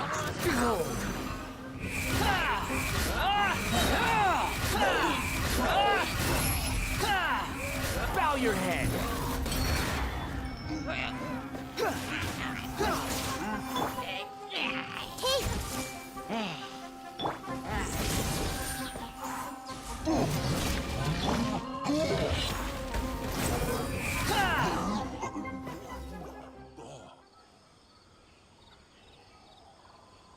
Well, I may have killed the Hilichurls and the Metachurl, but the grass around us. Scenery here is a Paimon wouldn't mind spending some time. Shut up. I've yet to see anything strange about this place. Shut up, Paimon. I mean, we may have killed the Hilichurls and the Metachurl, but the grass around us is burning. Sorry, Nahida, that you have to see grass burn. I don't think Nahida likes to see grass burn because she's a Dendro Archon, and plant gods don't like seeing their plants getting burned. I do not plan to deny the power of longing. Such an intense but unquantifiable emotion could indeed have the power to organize dreams. His wife must be a Huh? Wait! Oh, so you are waiting for me here?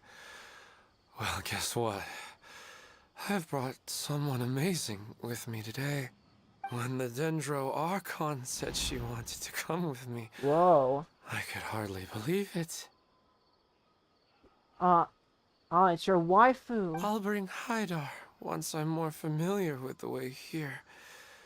She's been telling me that she really misses you. Huh? What's wrong? There's nobody there. Wait, Minar. Don't go that way. It's dangerous. Wait, don't tell me she walked off the cliff. Uh-oh, he's gonna fall! Catch him! Wait, what happened? Don't tell me his waifu... Luckily, he didn't. He's in the dream now. What he said just now matches almost perfectly with the dreams he's described to us earlier. Wait, don't tell me the waifu died simply just by walking off, because it actually hasn't been told how the waifu died, but the way how I see it in the dream, she just walked off. But then again, I know that's not the real her, but then again, I'm confused how she died. Oh, so he felt. I find it a little strange as well, but we mustn't awaken someone while they're sleepwalking. All we can do is sit here and wait. Huh? Wake up, my man. You gotta wake up. You gotta wake up and stop touching grass. It's me, your beloved gentleman. Minar. Where's Minar? Oh, good! You're finally. What happened? You were sleepwalking and almost fell. Huh? Sleepwalking? Oh, right. It was all just a dream. The moment I reached the summit, I saw my wife, Minar, sitting there, and walked over to her. After I introduced her to you, she seemed a little flustered and started walking away. I told her to stop because of the cliff. And then she seemed to suddenly disappear. A strong wind started to blow around me and the sky grew dark. When I realized something wasn't right, I woke up. That sounds pretty wild. I don't think so. I slept a lot yesterday, and I don't feel very sleepy now. Maybe we've affected the way his subconscious constructs dreams by following him here. Anyway, all that matters is that you woke up safe and sound. I think I know what happened now. I'm sorry. If it weren't for you, I would have fallen. Let's head back now. Don't come back to this place again for the time being. Oh, okay. Yeah, he says he won't, but I feel like he might. I feel like he might. Nahida, what's on your... We still don't have enough evidence to work off of, so it's hard to draw any reliable conclusions yet. But I'm concerned that Ilmon's case may not be unique to him. Oh, right! Come to think of it, there were lots of people from the event who had vivid memories of their dreams. Maybe this phenomenon is already spreading. Right. And not only at a moment of dreams, there may be people like this all across Sumeru. We need to understand what's happening and the rate of its development as soon as possible. Then there's no time to lose. Stop standing there, Ilmon. Let's go! Paimon, shut up. Shut up, Paimon. Is that how you talk to a depressed person? Shut up, Paimon. Is that how you talk to a depressed man who just lost his waifu? Shut up, Paimon. Grow up. And respect someone who literally just lost their waifu. Shut up, Paimon. Shut up, Paimon. And see, guys? I told you guys that Paimon is a disrespectful brat. She literally just rushed a depressed man. How dare you, Paimon? See, this is why we hate you. This is why we hate you. And that's why you're the worst child on the planet. Too slow. Remember, guys, Nahida is the worst child on the planet, and she shouldn't deserve any food anytime ever. Oh, you're back already. How'd it go? We have an emergency on our hands. Please notify everyone here that while they can continue to discuss their dreams, they mustn't try to visit or recreate the locations and scenes that they have been experiencing in them. What? All right, if that's the wish of the great Dendro Archon. But could you at least tell me what happened? You all look so serious.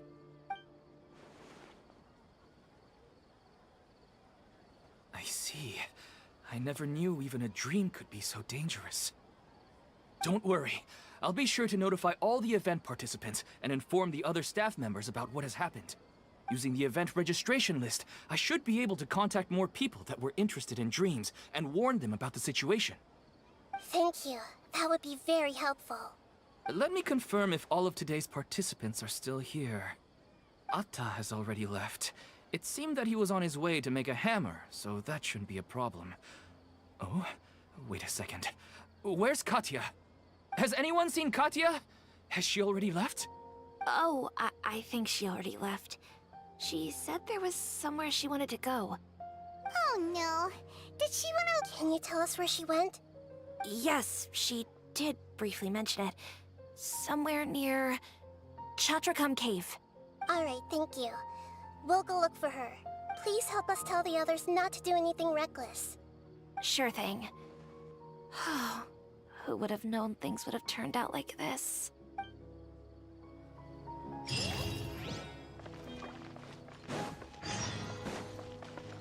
Go to the cave.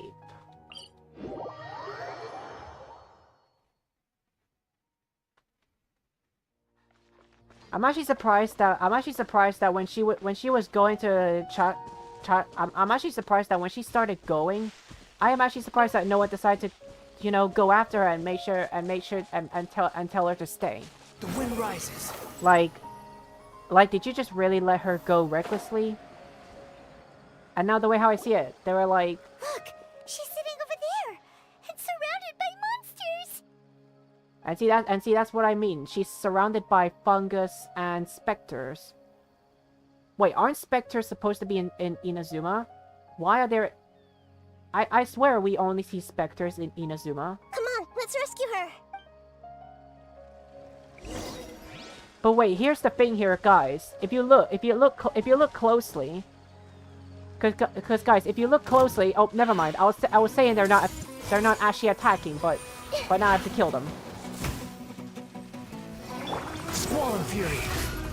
How amusing.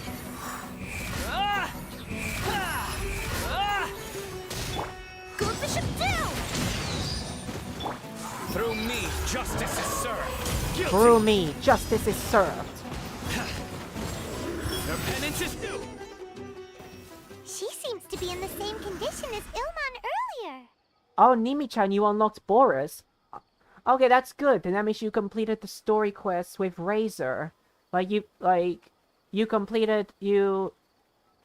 must have met up with Wolf Boy.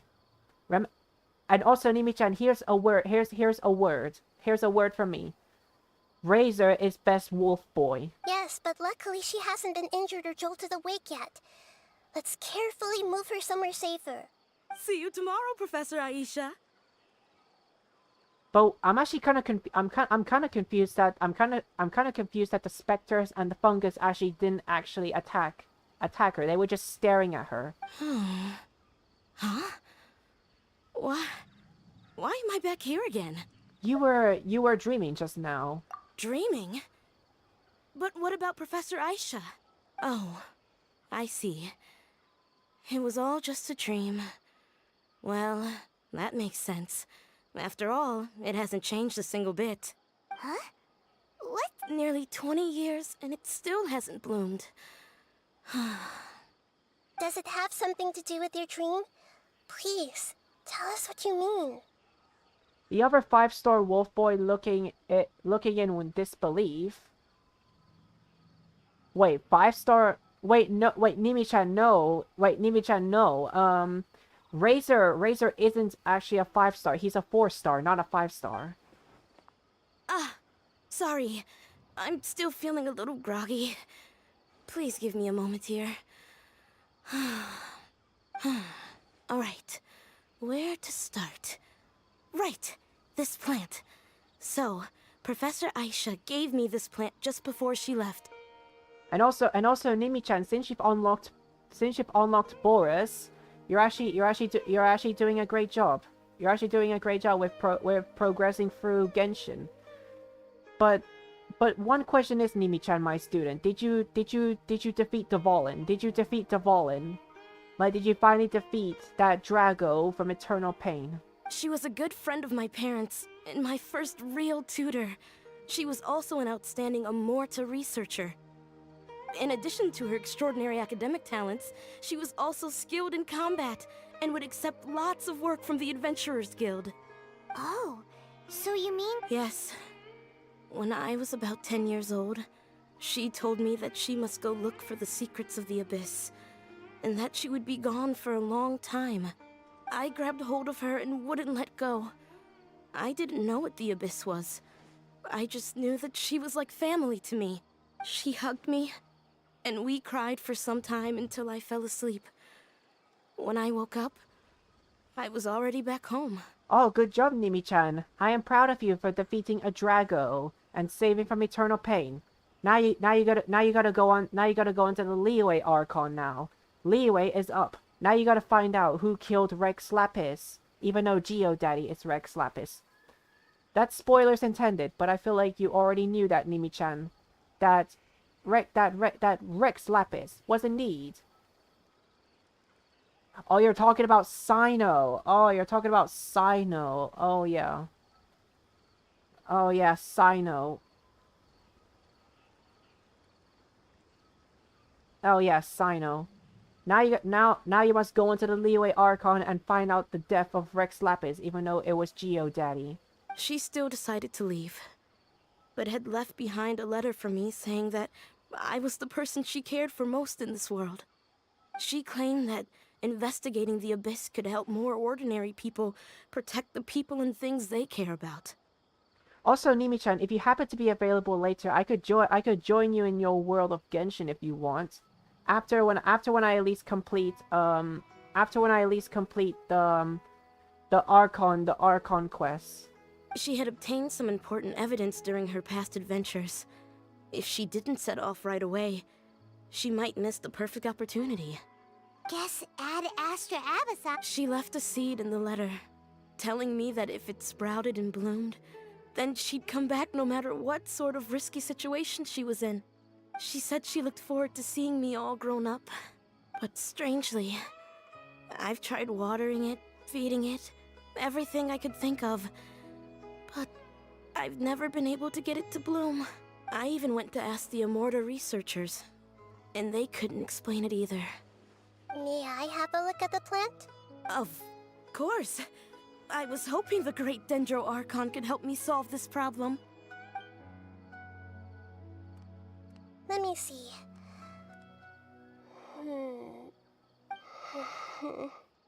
Huh? We've never seen...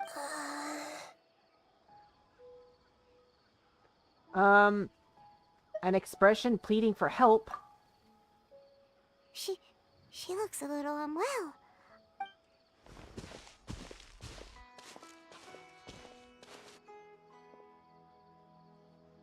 What's wrong, Nita? You can't tell... No, I immediately understood what's happening with that plant. I'm just not sure if I should say it. This plant is not known to the academic world. It's a new species that our teacher managed to cultivate by some special means. Judging by its features, I can tell from the moment it sprouted it'll never be able to bloom. It can't be... It means that this Professor Aisha she keeps mentioning might have foreseen the danger and was prepared to never return. From my experience observing people, she would undoubtedly regard this as a brutal revelation. Brutal revolution? When forced to confront such brutal truths, people may break down into tears, talk nonsense, or lose their tempers. I know she has to face the truth, but at the same time, I don't want to hurt her. Tell me, what should I do? I hate to say it, Nahida, but here's the thing. I mean, when people, here's a fun fact about truth. Truth hurts, but lies don't hurt. Truth hurts, but lies are a cure. Like, truth is bad, lie is good. Because if you tell someone a lie, they feel happy. But if you tell them the truth, then they feel hurt. Like their hearts are basically emotional damaged. Like for example, Nimi-chan. My truth is that you're the best student I've ever had. I mean, that's not a truth hurt, but Nimi-chan, let's pretend that's a lie. Let's pretend that's a lie. But then I say that you're not. But then I say you're not, and then you'd be damaged. But Nimi-chan, don't take it that way. You're my favorite student. You're my favorite student, and I love you. And I love you, my student. You're the best student, and you're the best student I've ever had. Yeah, that's a tricky one. I'll tell her. But wouldn't that mean I'm just pushing it all on you? What if she just gets angry at you instead?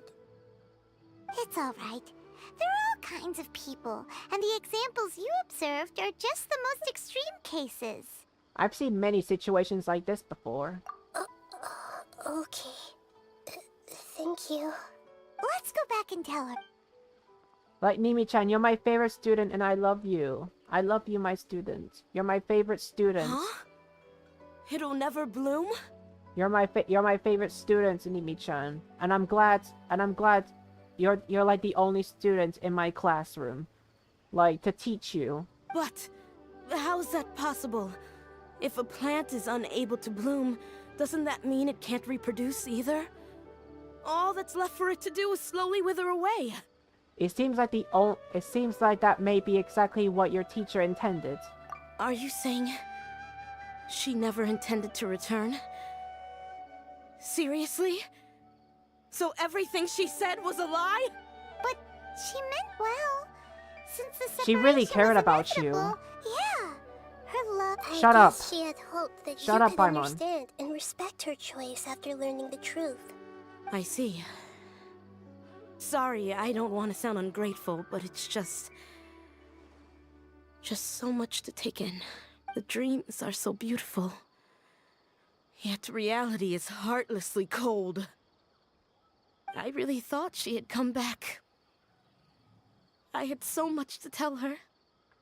We're trying to investigate. I can understand your grief. These dreams may not be as pure and beautiful as they seem.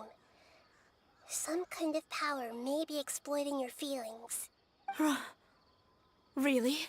Yes. So with that in mind, until our investigation is completed, please return to the event and ignore any further temptations from your dreams. I see. Thank you for rescuing me, and sorry for the trouble. Luckily, the plant didn't get hurt either. Otherwise, I wouldn't have anything left to remember her by. Thanks, Traveler and Paimon. She seems to have finally accepted the truth, but I think she'll still need a long time to come to terms with her feelings. I saw her waver the moment you mentioned love. Love, because love is what I need. It was almost like a gentle rain, arriving just in time to put out a fire that was about to spread. It's because people have something called empathy? I see. This is valuable knowledge indeed. By the way, you said there may... Yes. What's common between Ilmon and Katya's cases is that they've both lost someone dear to them. And now, they get to meet the people they cherish in their dreams again, and the people feel more real than anything a regular dream could hope to create. Instead of interpreting it as a result of their longing, I have to consider a more antagonistic explanation. Someone is taking advantage of their longing. But what would be the motive? Yeah, they're just causing these people... This is exactly what we need to investigate. Anyway, let's pay another visit to a moment of dreams. I have a bad feeling about all this. I hope things haven't gotten any worse.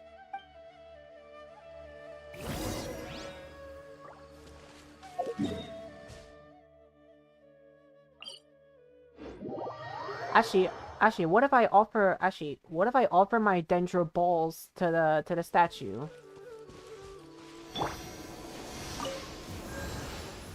Can I offer my I want to offer my dendro balls. Let's see. I need 3 more dendro balls. I gotcha, game. I need 3 more dendro balls. If I can get 3 more, I can at least get the statue of the 7 leveled up.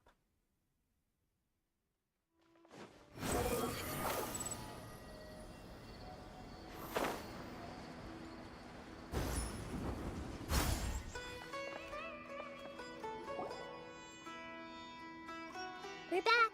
How's everything here?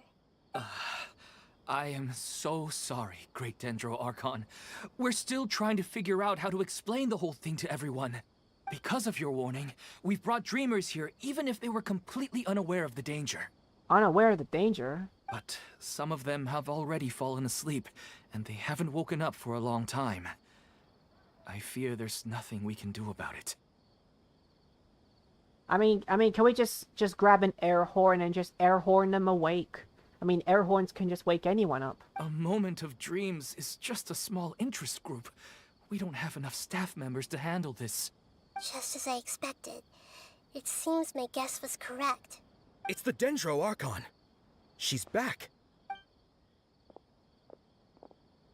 What happened? Why have we been gathered here? Many of you here have been experiencing some beautiful dreams. But I'm sorry to tell you that based on our investigation, there's some kind of conspiracy behind them. Before we learn the truth, please don't try to recreate the scenes in your dreams. Whatever you see, don't be tempted by them. Huh? But... I don't think it's a big deal. Aren't we just dreaming? It's not like dreams will have an effect on others. We've already met 2 people who ran off to the countryside alone and got caught in dangerous situations by falling to the temptations in their dreams. That's right! These aren't just dreams. All right, I get it. So does that mean once we have some conclusive results from the investigation, we can continue to enjoy these dreams? Yeah, I still want to visit my sister in my dreams. It will depend on the results of our investigation. I'm sorry if what I'm about to say sounds a little offensive, Great Dendro Archon, but we had a discussion with the folks who just arrived here. In all of our dreams, we were able to reunite with people who were very close to us. They all seemed as if they were alive again, which makes us reluctant to wake up. Yes, that's also what we've observed in our investigation. So if the results of this investigation would mean an end to those dreams, that'd be quite cruel to us. All of us understand the danger, but perhaps you can't quite understand just how much those people mean to us. I don't think everyone will be on board with the plan to abandon these dreams for good. Before the conclusion of the investigation, they'll at least want to meet the people in their dreams one last time and say goodbye. We've never had such a difficult situation before. It appears that not many people are willing to cooperate. So they still want to return to their dreams despite knowing the danger? It's hard to clearly say who's right and who's wrong here. That's right. Compared with these sweet and beautiful dreams, our warnings of danger are dull and emotionless. It looks like the situation will inevitably spiral out of control. The more time we waste, the more people will ignore our warnings and return to their alluring dreams. So, what should we... Seems we have to go into a dream and find out the truth for ourselves. Go into a dream? Hedrush, is there anyone here who's experiencing a marvelous dream right now? Let me think. Yes, this way. Good. Please take us there. This lady refused to heed our warnings and fell asleep here a little earlier. I'm gonna go into your dream. She's only asleep and hasn't started sleepwalking. It seems she hasn't sunk too deep into her dream yet. Do we also need to fall asleep? Don't worry about that. I'm Lesser Lord Kusanali after all. Now, don't be nervous. Just close your eyes. Imagine yourselves as waves gradually rolling onto the beach. You slowly wash over the shore and sink into the sand. Close your eyes. Close your eyes and imagine.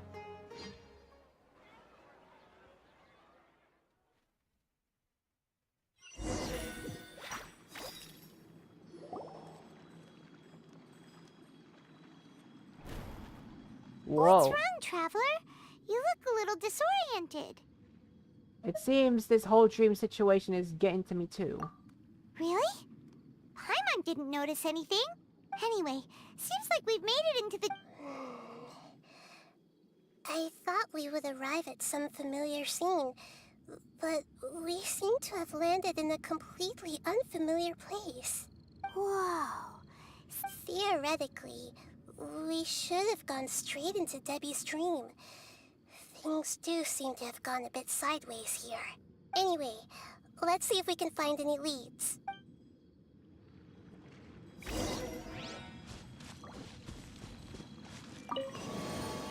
Whoa, platform. Platform.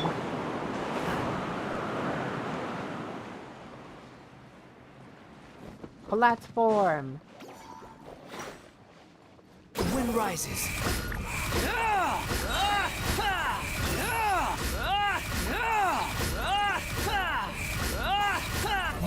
place.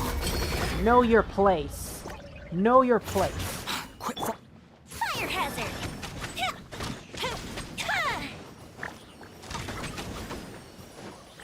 Behold.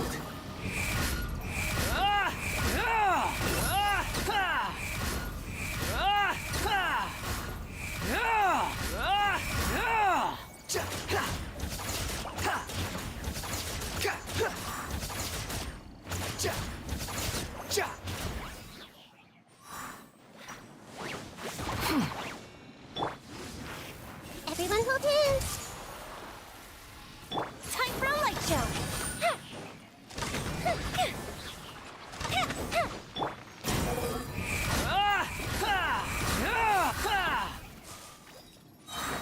Know your place. Know your place, my friends. Just like what Animal God says, know your place.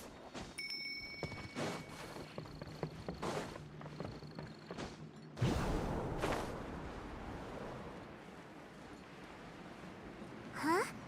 A door? Wonder where it could lead. Well, it's not like we have any other way to go now. Whoa. Let's go in and have a look. Whoa. Whoa. I'm in some sort of a bar. Hey, this place looks familiar. Isn't it? Oh, Paimon sees Debbie. She's right over there. Looks like These alluring dreams often portray a scene from real life, which concurs with our previous findings. Really? But what about that space we were in just now? The dreams may be connected. You can't mean this isn't. Yes. Given that so many people have been experiencing these beautiful dreams, I would say it's very likely that they're interconnected. Compared to an interconnected dream, independent individual dreams would be much harder to manage and manipulate. Ah, Paimon get. Oh, but there are some other. If this space is exclusive to Debbie's dream, then the others beside her are most likely the people she cherishes. Anyway, we should confirm that first, just to be sure. Huh? How do we do that? Just leave it to me. Tapping Nahida's elemental skill allows her to hear. Oh yeah, I know. Oh yeah, I know how this works. She can read. Oh yeah. Oh yeah. Oh yeah, I know how this works. I know how this works. Look, guys, she can read minds. She can read minds. The coffee here still tastes the same as ever. You two have traveled all around Tibet.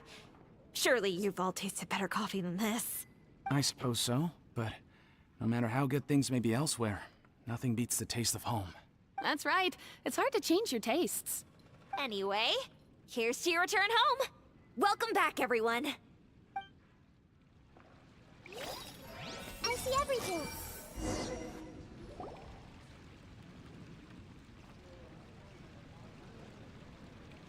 Huh.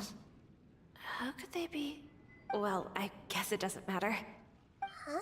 She sounds a little hesitant. I've confirmed that this dream belongs only to Debbie, because I'm unable to hear the thoughts of the other two people with her. So, this. Paimon had better watch. Don't worry. I don't often use my powers like this. It's rather impolite. I mean, Nahida, using your powers to read people's minds is kind of an archon thing to do because literally, it's a good idea if you want to trust because if you have trust issues, just read someone's mind, and then that way, you'll learn what they think. All right, I need to get myself ready. It won't be easy to break it to her, but there's no avoiding it now. The Great Dendro Archon! What brings you here? I'm sorry to interrupt your celebration, but have you noticed that what's happening here doesn't quite match up with your memories? I don't quite understand. Great Dendro Archon. What do you mean? I get it. The Dendro Archon is trying to say that it's a once-in-a-lifetime opportunity that we're able to gather here. Hey, how about a cup of coffee for all of you? My treat. We just returned from a fruitful adventure. Memories. Oh, once-in-a-lifetime opportunity? Think carefully. You of all people should know what really happened to them. Are you sure that meeting here and chatting the day away like this isn't just a product of your own wishful thinking? Yes. The reports from the Steambird were true. The ship they were on struck a reef and sank. And I never heard from Basima and Gaspar again. Hey, come on now. What are you talking about, Debbie? Yeah, trust your memory. I get it now. This is a dream, isn't it? But since it's my dream, it doesn't matter if this is real or not. I enjoy the way things are here. I no longer have to face the tragedies of real life. Oh my god. Oh my god, Debbie's turning into one of those people that doesn't like, that just hates real life, and they just prefer non-real life. These friends mean the world to me. Nobody else can understand me like they do. There's nothing wrong with continuing this dream. Is there? I'm worried that if you were to continue dreaming like this, the lines between dreams and reality will gradually become too blurred for you. These dreams will always give you what you want, while reality remains full of pain and difficult situations. If you're not careful, you can get hurt. Don't worry. I still have control. I won't let it go that far. Are you sure? Hey, how about we put all this troublesome stuff aside and get back to our coffee and snacks, hmm? Whether it's just a dream or real life, you should be happy. You can't just brush off something like this. We don't even know how you people got here or where you even came from. Don't push it, Paimon. Sorry. Paimon did— No, it's alright. I understand that you're just trying to look out for me. It seems that for now, this place is still relatively harmless for you. But I wonder if there's any way to go deeper into the dream. Huh. Now that you mention it, I once heard a strange voice tell me that there's an entrance here. I'm not interested in checking it out at the moment, but maybe I'll go in and have a look later. Okay. Thanks for your help. Just as I expected, we're only on the surface of this dream. Let's go.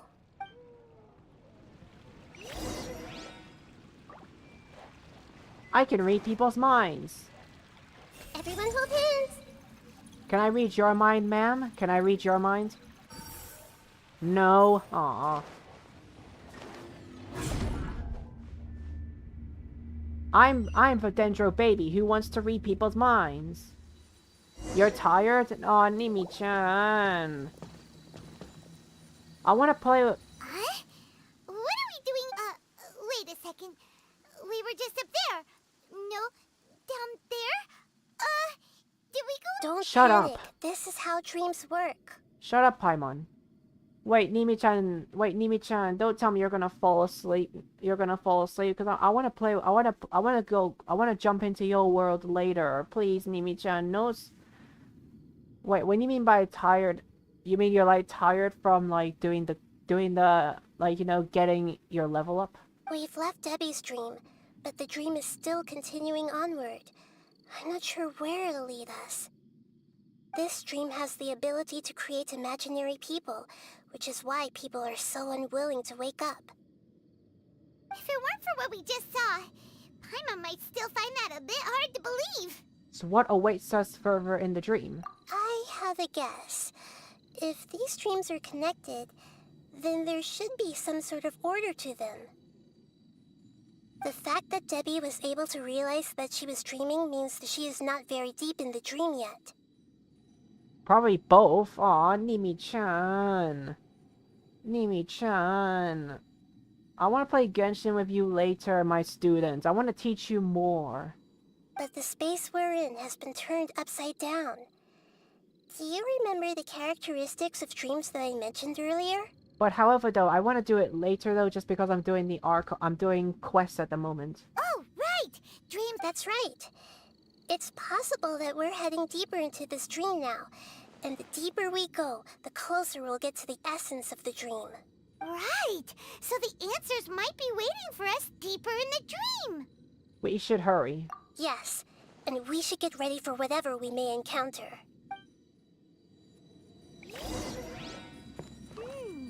It looks like we may need to put something inside there? I gotta put this in. Platform. I will probably sleep right now. Okay. Okay, that's good, Mimi-chan. That's good. That's good, Mimi-chan. It's good.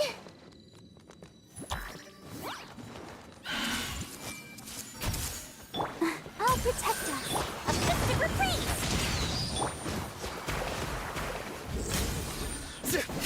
Squall and Fury, you're dead!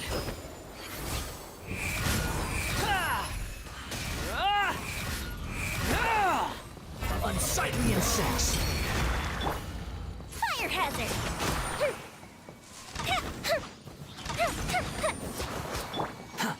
The wind rises.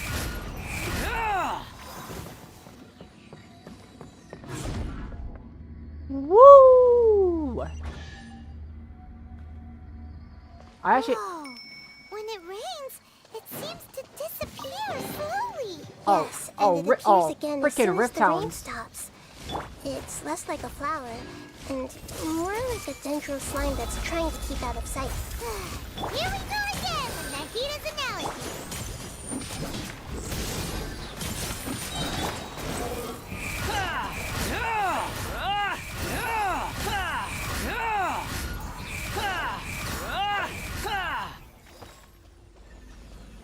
Rift Hounds. They are annoying. Those doggies. Rift Hound doggies. They are... Are we back up here again? Wait. Paimon's confused. Are we up here or down there? Good thing we didn't fall. Yes, we did. We just fell upwards. That's not helping, Nahita. Paimon has no clue what's going on anymore. Oh, shut up, Paimon. Oh, shut up. Wait, were we? This is probably Ilmon's dream. Huh? Why would he start dreaming again? But didn't we warn him?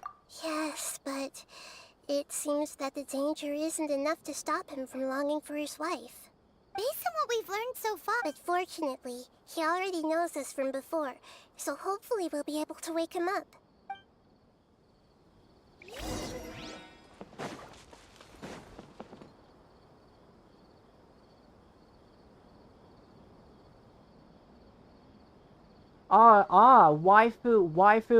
Waifu and a child. Oh, it's you. Incredible. I didn't know you would appear in my dream too. Oh, wow. Wow, Nimi-chan, I need to say this, but Ilman's waifu looks kind of pretty. She looks kind of pretty though. So, actually no, I was thinking about stealing his waifu, but it turns out the one we see here is just a dream, not the real one. The real one is already dead. That got me all hoped up, but she's just a waifu who is dead. Did you say dream? Wait! Of course. Such good things rarely happen to me in real life these days. Down bad? Well, I can't really help it. Mihoyo makes NPCs kind of pretty, even though she's dead. Here, let me introduce everyone. This is Minar, my wife who I mentioned before. And this is our daughter, Hydar. Hello. It's a great honor to meet the Dendro Archon. Whoa, Dad! You know the Dendro Archon? That's amazing! She looks like Muzan. I don't know what Muzan even is. I don't even know what Muzan is. And daughter as that one kid anime character. Oh, okay, but I don't even know what Muzan even looks like. And what's this? Is it a new toy? Yeah, Paimon is a toy. No, it's Paimon, not a toy! Wow, first Tuser actually called Paimon a toy, and now Hadar, the little child. This is what I like. The kids actually see Paimon as a toy. Yep. Paimon, you are the kids' stress toy now.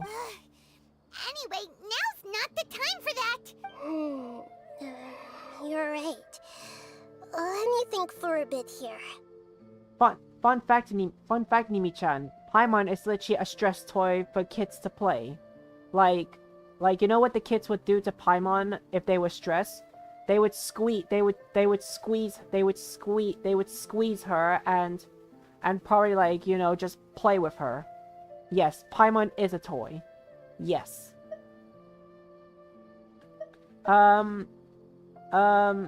Did you secretly go back to that place again on your own? Oh, right! We didn't see— Sorry. I just had to make sure that Haidar could get a chance to see her mother. I had gotten pretty familiar with the hike, so I brought Haidar with me. I'm just glad we didn't meet any monsters along the way. Yes, I'm glad too. I didn't expect her to grow up so fast. It must have been very hard for him. I regret not being able to fulfill my role as a wife and a mother. No, don't talk like that. Let's leave all that unhappy stuff behind for now. Even if we're in a dream, it's still a blessing that we've been able to reunite in this way. What should we do now? You can let me break the news. I should be the one to do it. I'm sorry, but I should tell you that your dream did not create us. We are real people with our own consciousness. Like the last time we met, we are still investigating this dream, and we've already learned some things about it. You might disappear on Nimi-chan, my student. Oh, all right, fine, Nimi-chan. I suppose it's healthy to get some sleep, but I hope we could do Genshin later. I hope we could do Genshin later when you reappear later on. If you will reappear, my student. So you mean there's something nefarious with this dream as well? Ilmon, what's going on? It seems the reunion of our family is destined to only be temporary. Huh? Is Mom leaving? Maybe. But in all likelihood, that is indeed how things will end. Oh. No, Mom, you can't leave! I'm afraid I don't quite understand what's going on. Don't worry, Haidar. Mom's not going anywhere. Please, don't cry. Minar doesn't understand any of this. I'm fully aware that this is a dream, so that's why I've never told her the truth, but never mind. It's not like I would know what to say. I mean, I don't get any of the complicated stuff. But regardless of whether this dream is good or bad, you're here to resolve it, right? Yes. Then please, let us enjoy this moment for just a while longer. Regardless of whatever caused this dream to come to pass, I feel extremely grateful to have had the chance to reunite with my family. But does this dream really have to disappear? I'm afraid so. Sorry. Okay. I see. Please, come this way. You can go even deeper into the dream by heading in this direction. I have heard that the further down you go, the more pleasant the dreams become. And the more you want to stay. I mean, I would want to stay if I had waifus in my dream, but since I don't want to stay. The answer you're looking for may also be found there. Go ahead. Thank you for helping us. And I'm truly sorry. You're welcome. It's not like I have any say in the matter. I'm just an ordinary person after all. Who am I to interfere with the work of a god? I'll be right behind you. I should at least let Minar and Haidar know what's going on here. Welcome back, Peter Parker. Otherwise, my daughter might be mad at her mother after we wake up. We're not doing something bad, are we, Nahida? That depends on how you define good and bad. Oh my god, that is so fun going into. Place again. This way, but they appear to be getting more and more aggressive. Regular stairs wouldn't try to attack us. Let's recap what we've learned so far. Right. Something seemed Ilmon is rather than dreaming on a... I believe we're on the right track, but we just need another explanation. It's not that the dreams are getting deeper, it's the owner's attachment to the dreams that's getting stronger. But you would never mistake dreams for real life, right? Of course not. Sometimes, Paimon almost wishes her dream, but it's just a quick thought. Listen, we're real beings living in the real world, and that's where our focus should be. Oh, Paimon, shut up. All you dream about is the things you want. All the things you dream about is food, Mora, treasure, all the things that you want. And literally, yeah, literally. Paimon, your dreams suck. This also explains the insubstantiality of our dreams. No matter what they may become, we don't really care. Yeah, we going deeper into the Matrix. But if we decide to abandon reality and embrace our dreams, then our dreams will become far more substantial. Oh, wait! Paimon... Your mind will begin to build the dream far more attentively, which in turn will make it feel more real. Do you remember how the Akasha can turn dreams into jnana energy? Constructing a realistic dream consumes a similar energy. There's another dream out there that's responsible for this. Does that mean there's a host of these dreams? If we wake that person up, this... Most likely. But the collective dream in Sumeru City was created by the Akasha, and now the Akasha has been turned off. This has nothing to do with the Aranara, and humans are not capable of creating a collective dream, which means... The host has something to do with the Akasha. Huh?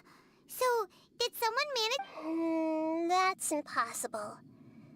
But they are probably a scholar of the academia who had a close connection with the Akasha.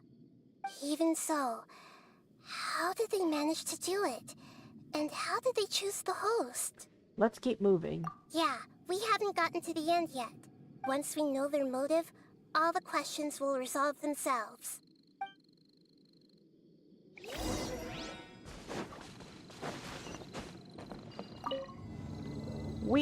Platform! Platform! I see everything! Time for a light show!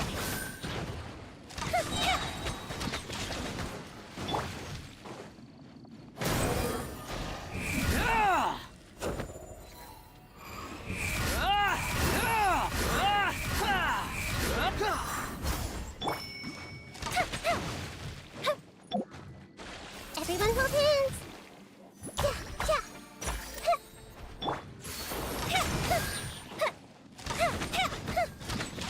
Burn!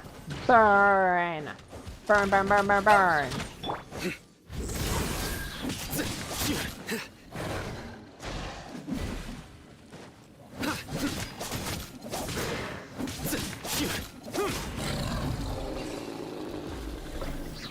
Bow down to me. Bow down.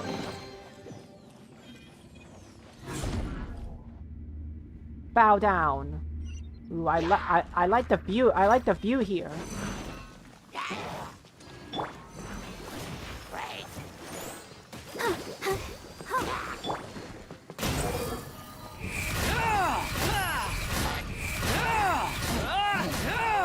You dare to gaze upon me?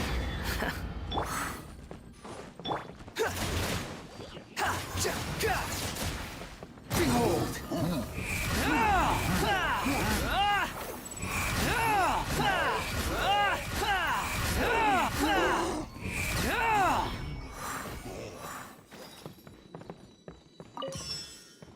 Did I also forget to mention?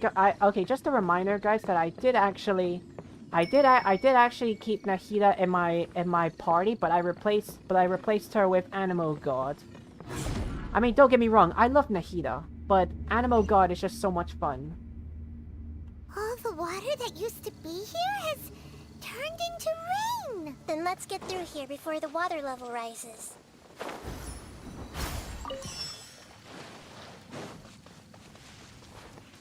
The wind rises. We finally made it! The destination is right ahead!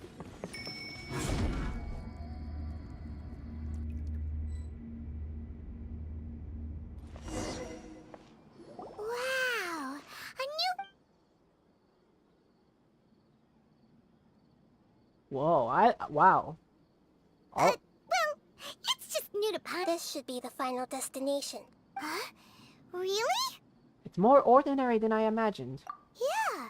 These are. I have powers related to dreams, so it's usually easy for me to tell who's dreaming and who's created by dreams. I guess only those who have thoroughly accepted this dream will be able to come here. There are so many people here. How can we? Don't worry, I have a way.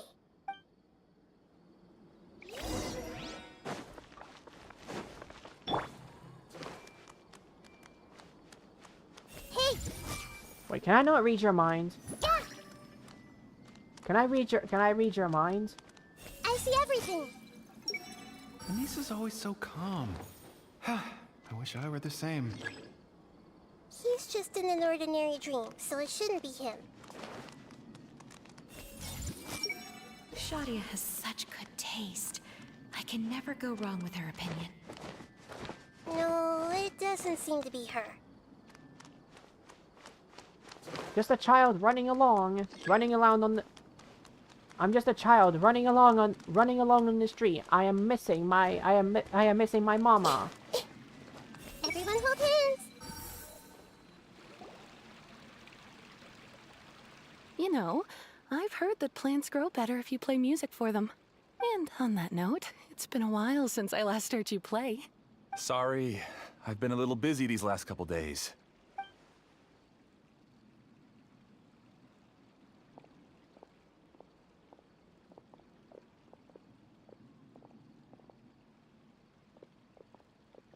Oh, the Dendro Archon. What a pleasant surprise. Oh, welcome, Great Dendro Archon. And your companions, too. Welcome. I'm Amira. I run the flower shop here. And this is my husband, Moses. Yes, how may we help you? When will I be a husband? When will I be a husband? You already know all about me. There's no need for all the pleasantries. Perhaps I should call you the dream's owner? As expected of the Dendro Archon. I'm sorry, Amira. It seems my research has attracted the Dendro Archon's attention. Why don't you go back to the flower shop? I'll come help you a little later. Okay, of course, dear. What? I'll see you later. Whoa, I like his deep voice. I like his deep voice all of a sudden. And don't get me wrong, guys, I love deep voices. It appears that I was too naive to think I could deceive the Dendro Archon in person like this. Whoa, guys, wow. Guys, he looks like an ordinary man, but his voice actually sounds deep. Guys, I want you to hear this again. I love men with deep voices. To avoid looking like too much of a fool, allow me to ask the first question. How well would you say you understand this dream? This dream was built by the Akasha, and it has the power to create imaginary people who no longer exist in the real world. As for you, you found a unique way to become the owner of this dream, going so far as to have even given up the ability to wake up again. Given up the ability? Impressive! You truly are the embodiment of wisdom. Please, tell me how you were able to arrive at such a conclusion. In return, I'll answer the question you're most curious about. I love your voice. I love your voice, Moasis. I love your deep voice. It's simple. Apart from you, this space only consists of real people who are dreaming and imaginary people who are created here. Although you are here and appear no different from the others, I can't sense your dream. How can I wake up a person who's already awake? Fascinating. Since you're the fully awake owner of this dream, it can never collapse from you waking up. Theoretically, this should also give you absolute control over this place. I have to admit, it really doesn't get much better than that. But even knowing all of that, one question remains. How did you do it? Isn't the answer right in front of you, great Dendro Archon? It's because I've dedicated my entire reality to this dream. Dedicated your entire reality? I uploaded my entire consciousness into the Akasha when it was still running. Whoa, your entire consciousness? Actually, this all started because of an accident. My original goal was not about the Akasha or a collective dream. No. You were motivated above all to create a hyper-realistic person. The desire to reconnect with a real loved one is the one shared sentiment between all our dreamers. That's right. However, human models are too complicated. Only the Akasha has a jnana energy supply powerful enough for me to generate and sustain my models. The Akasha is truly magnificent. If I siphoned a minuscule amount of its energy, nobody would even notice. And even this minuscule amount of energy was already more than enough for my purposes.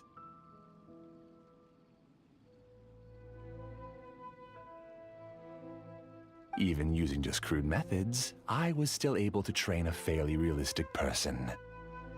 I named my first work Amira.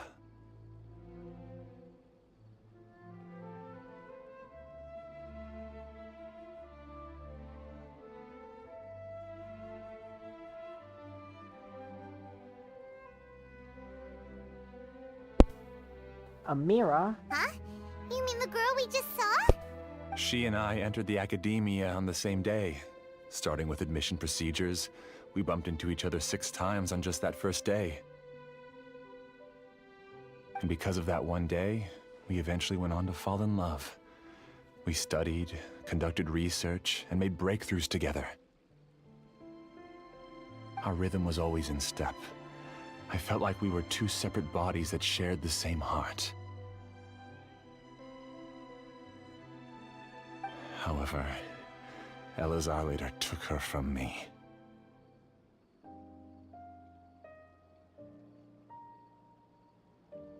Yes, I need more training samples to perfect Amira's personality.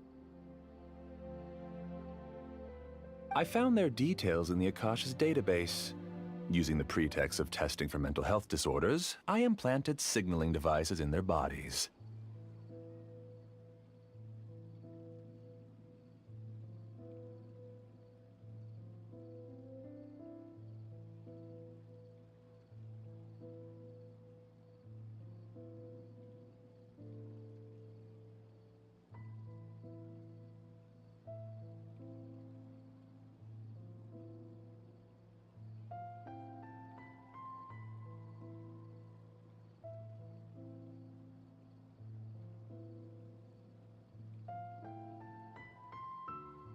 This way I could connect them to a network, and Amira could feel their yearning. Little by little, they helped her to grow and develop a warm, human personality. To improve my efficiency and allow myself to focus on nothing but my research, I uploaded my consciousness as well, and became a part of the network. So, technically speaking, it's not that you won't wake up, it's that you can't wake up. Yes, because the Akasha was suddenly turned off, I lost all of my jnana energy. I became imprisoned in the very network I had constructed. At first, I panicked. But, after coming to grips with the situation, I realized that I could restart this world as long as I could find a replacement source of jnana energy. That means everyone in the... That's all there really is to it. I don't think I'm doing anything wrong. I'm just saving them as well as myself. I provide a beautiful dream, and in return, I harvest their jnana energy as fuel for the dream. They can wake up anytime they wish. People need to sleep anyway, so why not have some beautiful dreams while they rest? I agree. This is the home we spent a great deal of effort on to build for ourselves. Yeah, she's right. We're staying here of our own free will. I don't understand this at all, but I just want to spend some more time with my family. I don't want them to be sad. Thank you, dear. Great Dendro Archon, I hope you can understand. You don't need to gather around here. It's all right. The Great Dendro Archon is nothing if not kind and considerate towards her people. She won't interfere with what we're doing here. Uh-oh. Now he's playing dirty.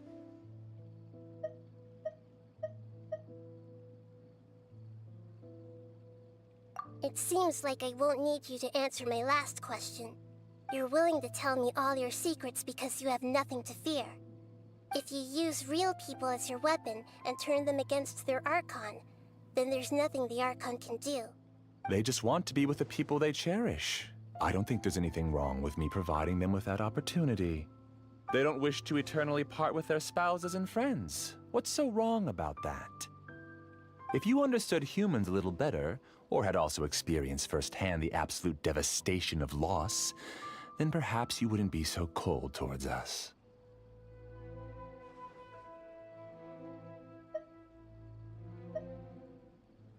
If you had used your talents and determination for a just cause, you could have become a sage of the new generation. Unfortunately, you've committed one of the 6 cardinal sins of the Academia by attempting the forbidden and fearing none.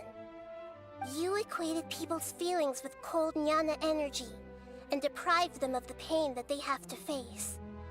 You lured them into these dreams, and even now, remain completely unaware of how evil all of this truly is. Pain? Luring? Those kinds of things haven't existed here from the moment this world was created. She's right here. This is Ilmon's child, Haidar. Huh? My daughter? What's wrong with her? This dream relies on a set network, which means that only those with devices planted in their bodies can enter this world. Carefully think back and retrace your steps. I secretly went back to the mountainside with Haidar. Minar was already there waiting for me, and Haidar was able to see her mother. You mean she isn't actually the real Haidar? No. Because unlike you, she can't enter this dream. The moment you came into this dream, it created a Haidar to realize your wish of reuniting with your family. So, tell me, where's the real Haidar? She's still out there on the mountainside. That's right. And she must have been terrified to see her father not in his right mind. Not to mention the monsters in that area. The situation is very dangerous. If Haidar's still out there, then... What are you talking about, Dad? I don't understand. I must wake up right now. I can't leave her there alone. Oh. It seems the others have also remembered something. People try to avoid pain and stay in their perceived bubbles of safety out of an instinct to protect themselves. This is human nature, but it is also one of their weaknesses. However, why are there still so many people striving to move forward, even when they know the path ahead is dangerous and painful? It's because people don't only live for themselves. They have families, loved ones, friends, and communities. They have dreams that they are still trying to achieve. But in this dream, you showed them only the most comfortable and soothing things. This entire world has been built on the foundation of buried and unseen pain. It's all just a well-devised scam. It seems like I've stayed in the dream for too long. I still have so many things I haven't done. Huh. I thought gods didn't understand humans. That would have explained why they created such a flawed world where countless tragedies took place. I didn't expect you to arrive at the answer through sheer power of observation. But unfortunately, it means nothing now. If you wanted to spend a little time in the waking world, go right ahead. In any case, I wanted to spend some time alone with Amira. As long as this dream continues to exist, you'll come back. Humans aren't as strong as you think, and even if you're a god, they won't always listen to you. It's time to purge all the extraneous data and noise. Monsters, be careful! All of you, please get out of here and find somewhere safe. I am the master of this dream. I can create endless waves of monsters with the snap of a finger. Don't worry, they'll wake up before they get hurt. Amira doesn't like to see others in pain. If you know what's good for you, leave now!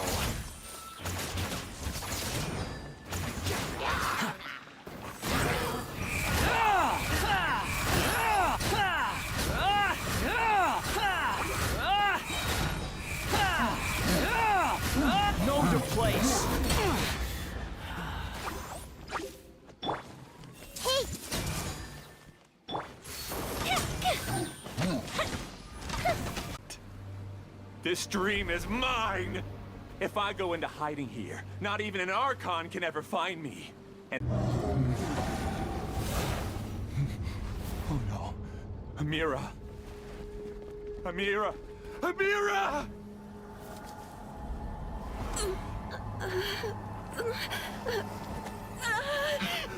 Amira, are you all right? I don't feel well. No, no, no! Please, no!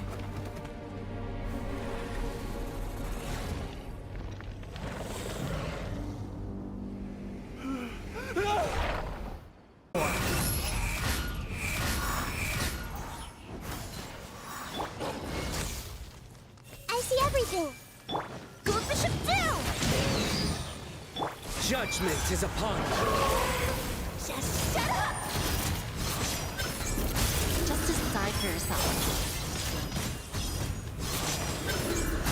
Your penance is due! You stand condemned! Your Who am I? I'm not Amira. What happened? He's not very proficient in using the Akasha's technology, and he spent a lot of Jnana energy creating monsters. Now the system is out of control. All the people he created also turned into monsters, including Amira. It's terrible, even for a dream. Even Paimon's freaked out. Paimon can't imagine what they're going through. The good news is that the chaos seems to have subsided. Now we only need to wake up the people here and let them return to their real lives. Amira. My dear Amira. They're all gone.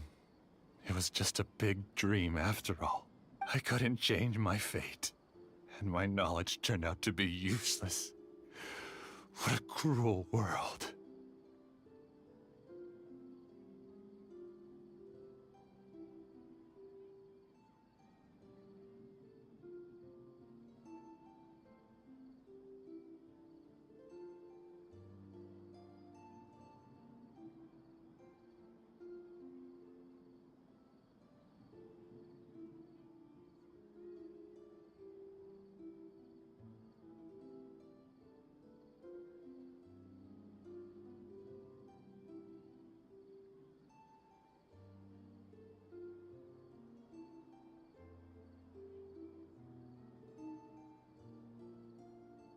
Do you still think this is our fault? I don't care about that anymore. The Jnana energy used to sustain this dream has all been transformed into monsters. This dream will soon collapse and my consciousness along with it. Let me disappear with Amira. I'd rather turn into dust than to ever wake up again. It seems that everything that's happened is too much for him. He's lost all hope.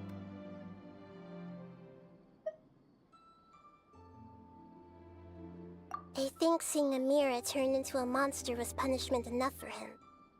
After comprehending the hollowness of the unreal, it's time to revisit the meaning of existence. Existence? I'm different from the others. I've long given up everything outside of my consciousness. Using my knowledge of the Akasha, I have a way to extract your consciousness from here and put it inside a knowledge capsule. The Academia has probably kept your body, so you should be able to wake up soon. No need. Just let me disappear. Reality means nothing to me now. This isn't compassion. I won't let you escape your punishment by simply disappearing. As for your life after that, it'll be up to you how you want to exist.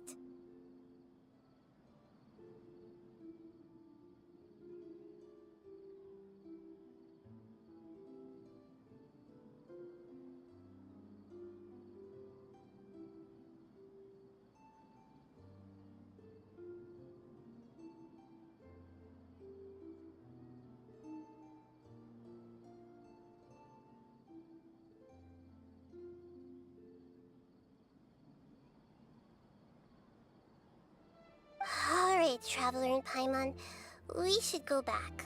We can finally wrap up this whole thing.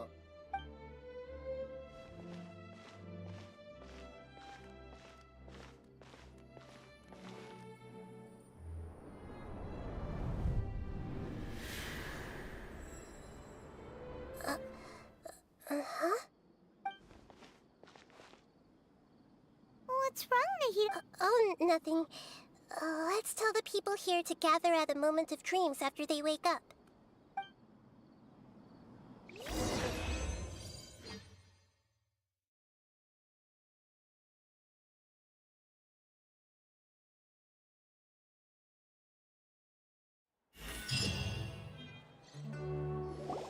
Oh, great! You're awake! Everybody has started to wake up, and we've heard similar reports from around the city as well. From the looks of it, you were able to successfully resolve the issue. Yes, though it took us a good deal of effort. There will be many people gathering here shortly, so please do your best to maintain order. I need to go to the academia with them now, but we'll be back soon. Are we going to ask about that scholar?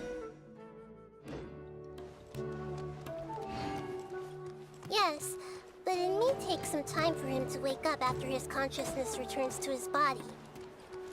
We can leave the rest to the Matra.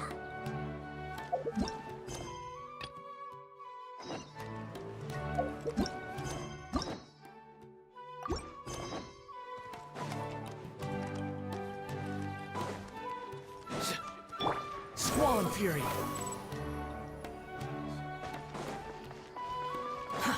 Too slow. Quit following me. Behold! Oh, it's the great Dendro Archon. How can I help you? I would like to check the registration records of a Kasharawar scholar.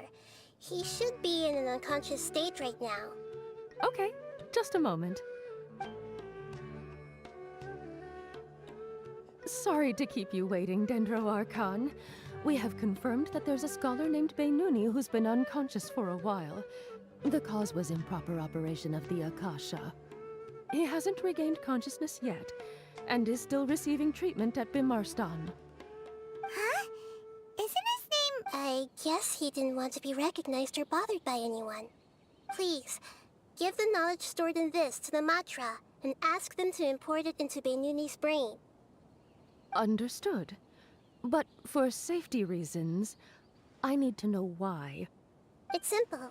This contains his consciousness. It's long been trapped inside of a dream. He's committed an act that affected the safety of Sumeru. After he wakes up, I'll inform the General Mahamatra of all the details.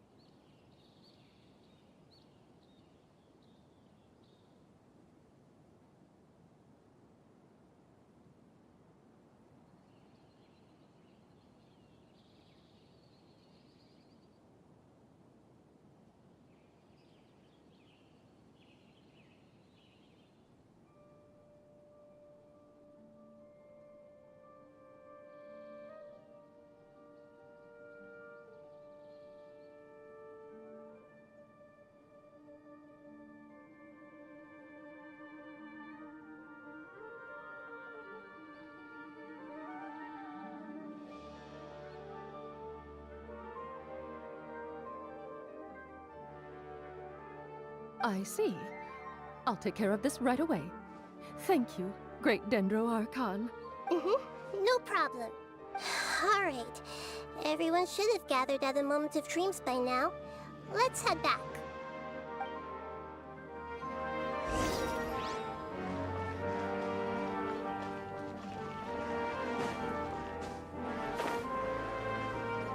Yeah!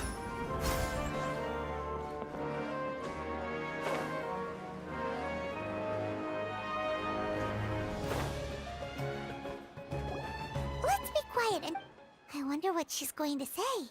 Hello, all of you who have just woken up. I'm sorry for interrupting your beautiful dreams. I may have acted a little cold when handling things in the dream. I sincerely apologize for that.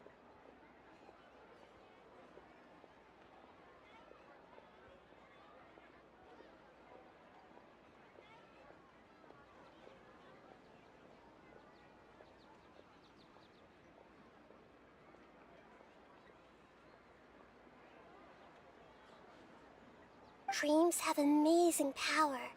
They inspire us to remain resolute in the face of adversity and help those with aspirations achieve their desires. But dreams also have the potential to exploit people, confuse the senses, and distort the truth. Unfortunately, you are all chosen as prey for an elaborate scheme.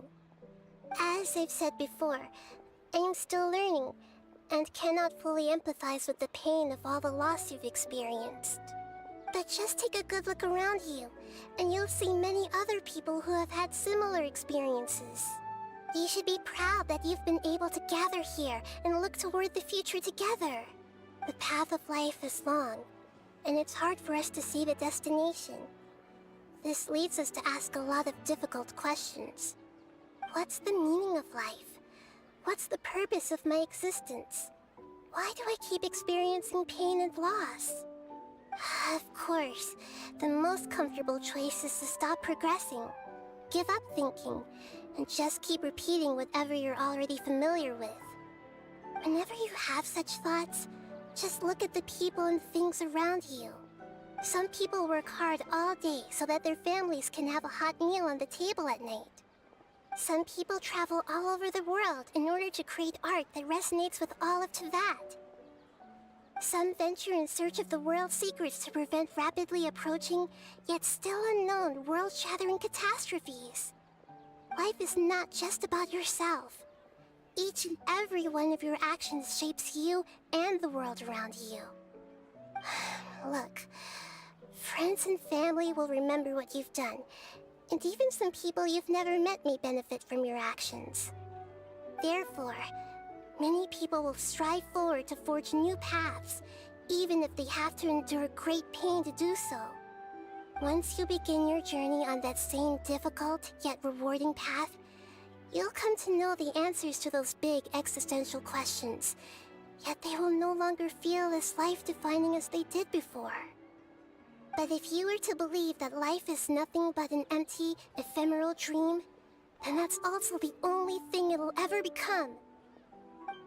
You're free to choose how you want to live your lives, but as your Archon, I should first make this information known to everyone.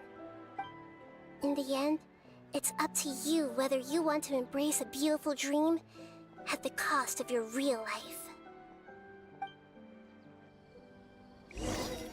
Nahida said she wanted to speak with us alone.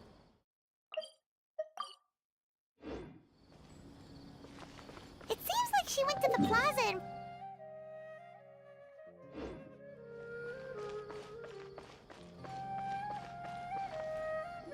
You're amazing, Nahida!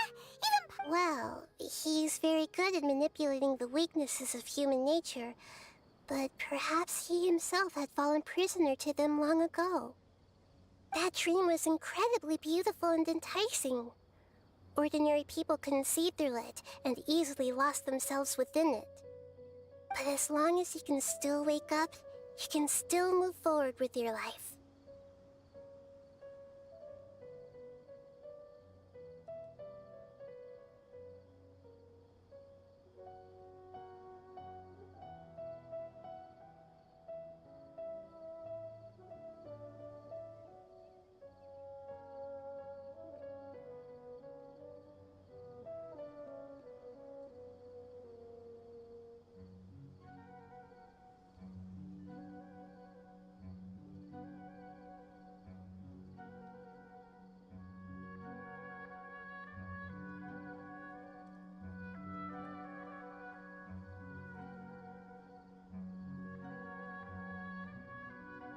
Huh? What makes you say that? Right! You said that you didn't understand your speech just now. Thank you. I've heard a lot of sad stories along this journey, and several of them have touched my heart. You can't say that the victims of the dream really did anything wrong, and what they wanted was also not unreasonable. That's why I could understand them when they tried to resist us and protect the dream. But all of my understanding and stirred feelings probably can't even account for even 1% of the pain they've experienced. I don't think this 1% can be seen as an example of what you call empathy. You're too hard on yourself, that's for sure. Alright. I suppose going out into the world will help my confidence grow. I've learned that emotions are nothing like knowledge, and that's why it's hard for me to put them into words sometimes. Benuni, or Mercedes, said that I had never personally felt the pain of loss. But I have a vague feeling that this isn't true. The moment I entered the dream, I felt like I was wrapped in a blanket of warm feelings. It was so warm that it felt like I had returned to the start of my life, and I didn't want to wake up anymore.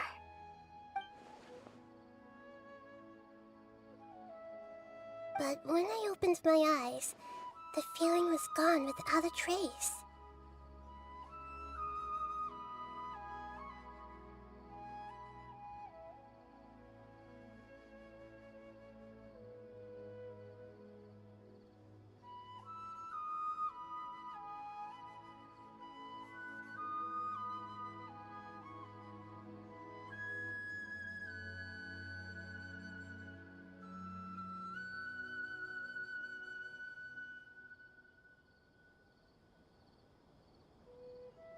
If I have to make an analogy for it, I would say I can no longer see words on a piece of paper after they have been erased, but I can still see the slight indentations of where the words had been written.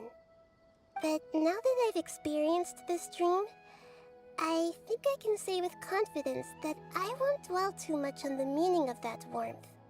It's enough that I can tell I was once supported by that warmth, and its existence has allowed me to get to where I am today. If I dwell too much on its exact nature, I would be putting the cart before the horse. I gave a speech to inspire my people, so if I were to fail to live up to those words myself, then that would be too embarrassing.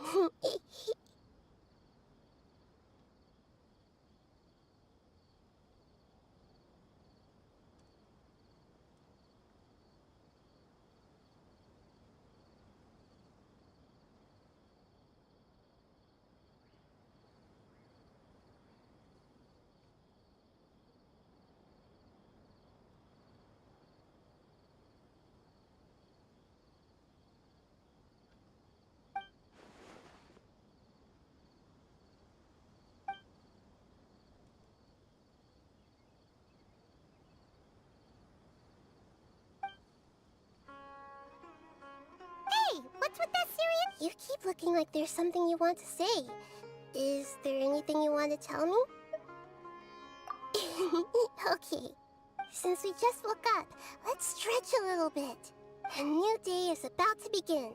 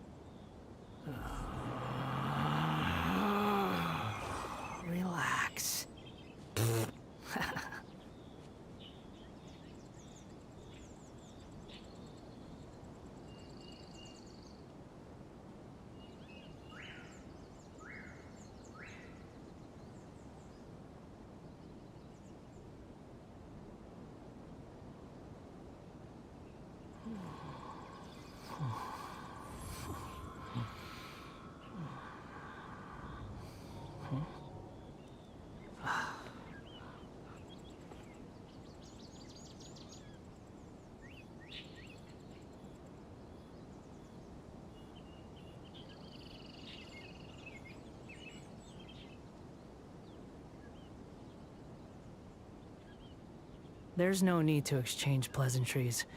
It's rather pathetic to force a conversation just to occupy silence.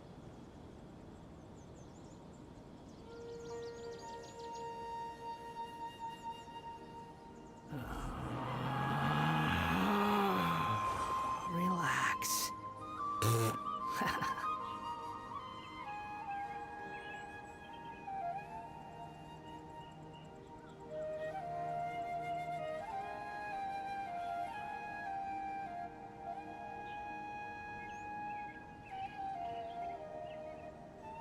There's no such thing as pure freedom in this world. Even the wind cannot blow on forever.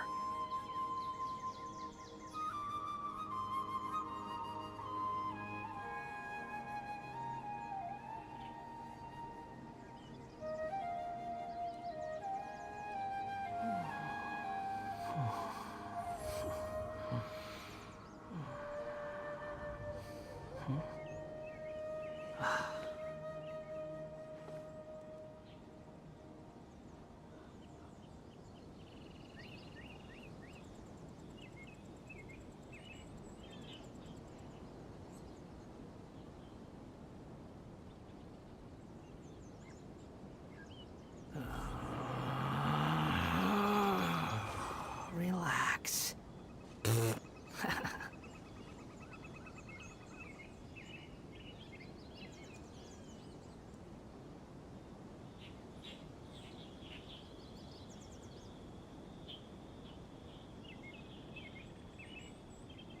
You think I've got a sharp tongue? I just tell it like it is.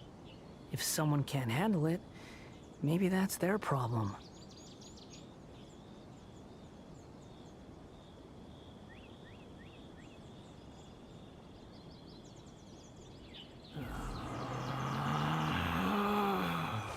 Relax.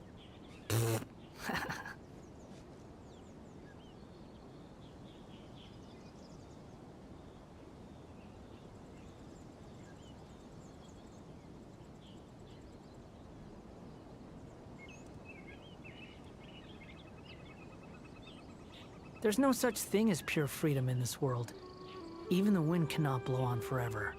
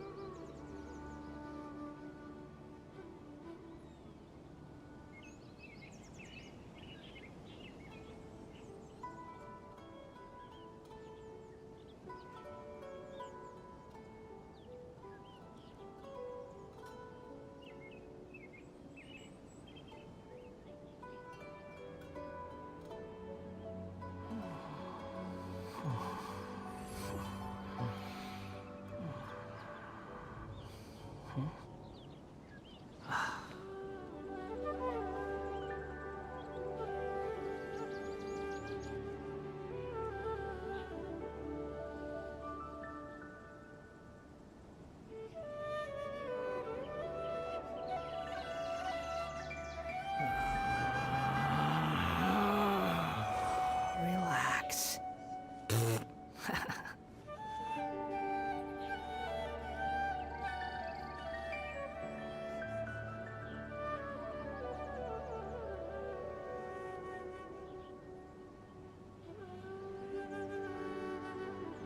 There's no need to exchange pleasantries. It's rather pathetic to force a conversation just to occupy silence.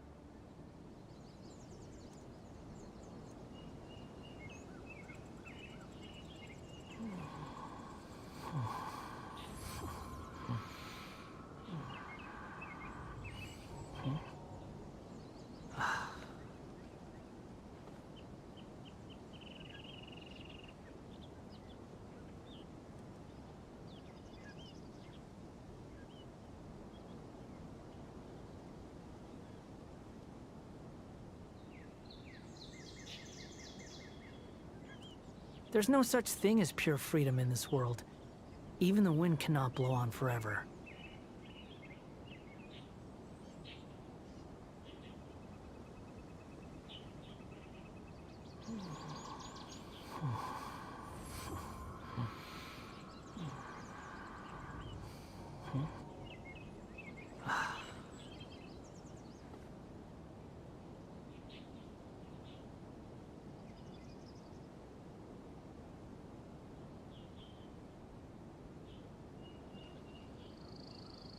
There's no need to exchange pleasantries. It's rather pathetic to force a conversation just to occupy silence.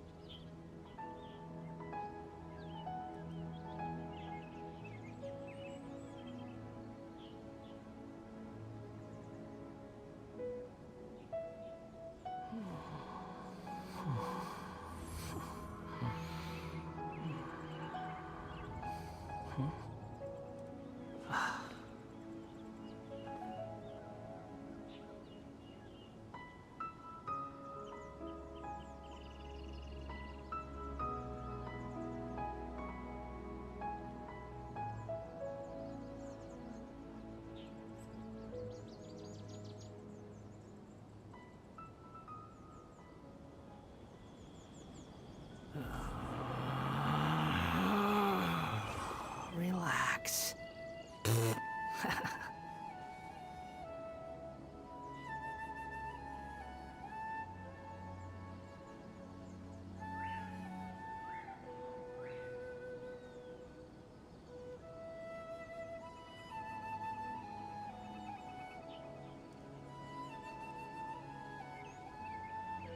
You think I've got a sharp tongue?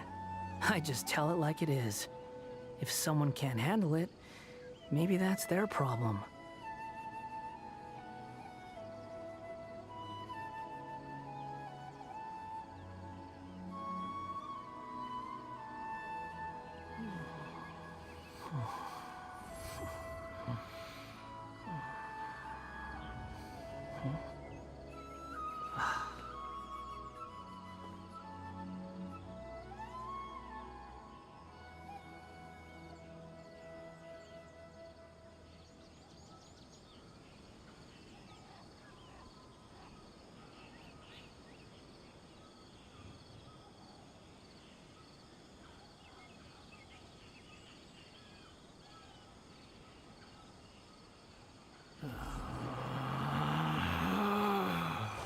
Relax.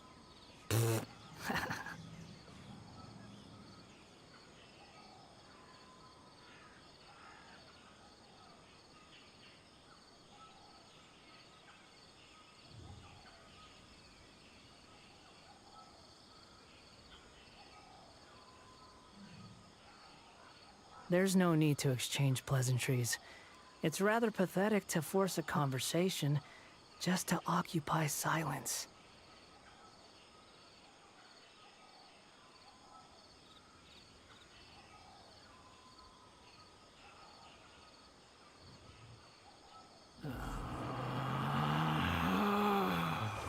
Relax.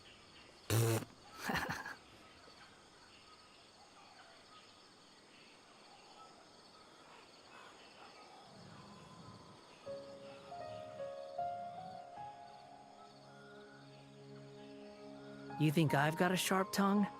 I just tell it like it is. If someone can't handle it, maybe that's their problem.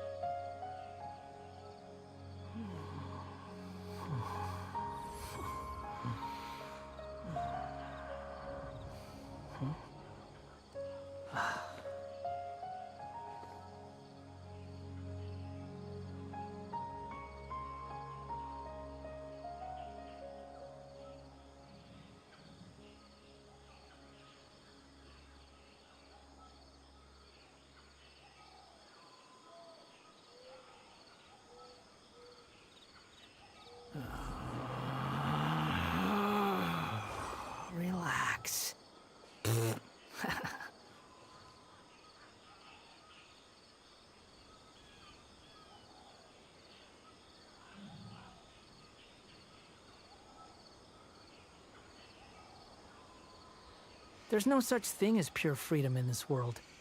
Even the wind cannot blow on forever.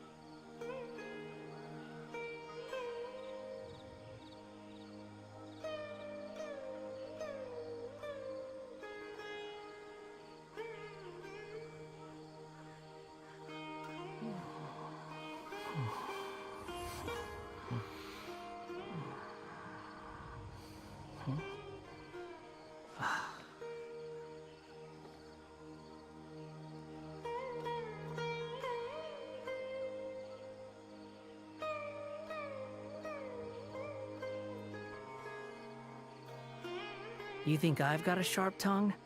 I just tell it like it is. If someone can't handle it, maybe that's their problem.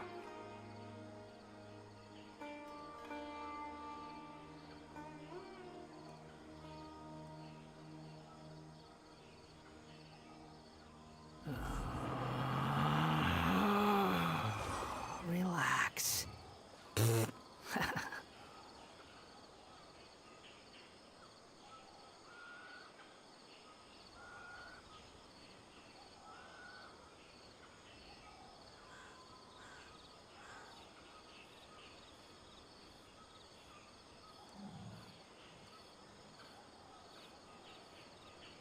There's no such thing as pure freedom in this world. Even the wind cannot blow on forever.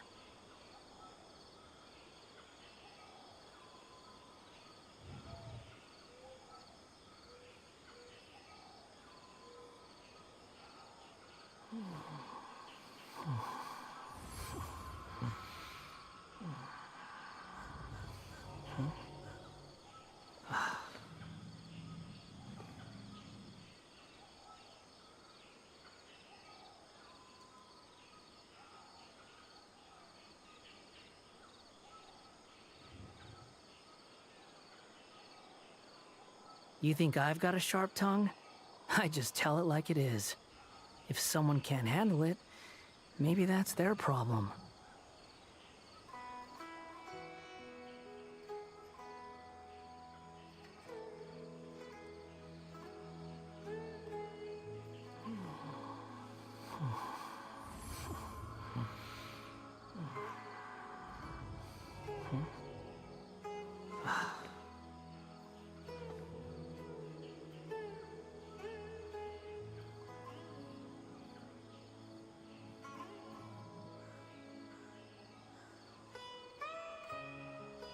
There's no need to exchange pleasantries. It's rather pathetic to force a conversation just to occupy silence.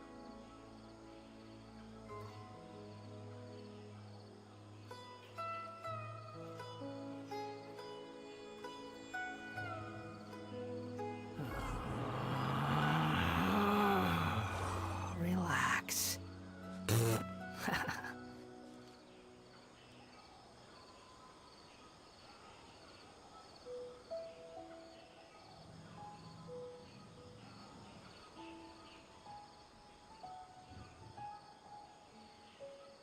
You think I've got a sharp tongue?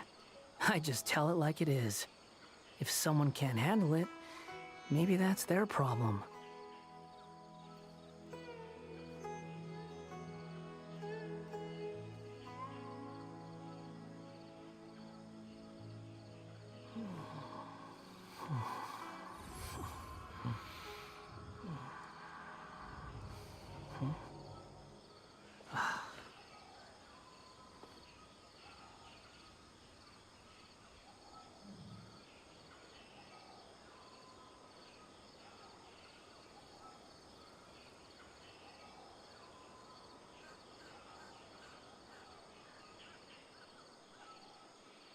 There's no such thing as pure freedom in this world.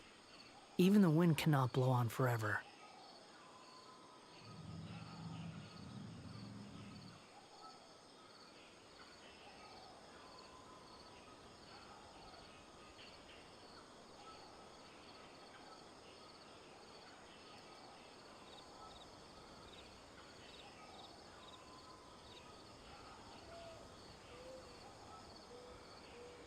You think I've got a sharp tongue? I just tell it like it is. If someone can't handle it, maybe that's their problem.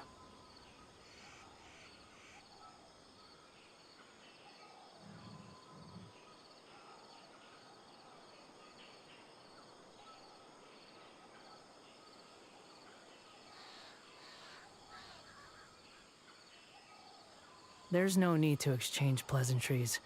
It's rather pathetic to force a conversation just to occupy silence.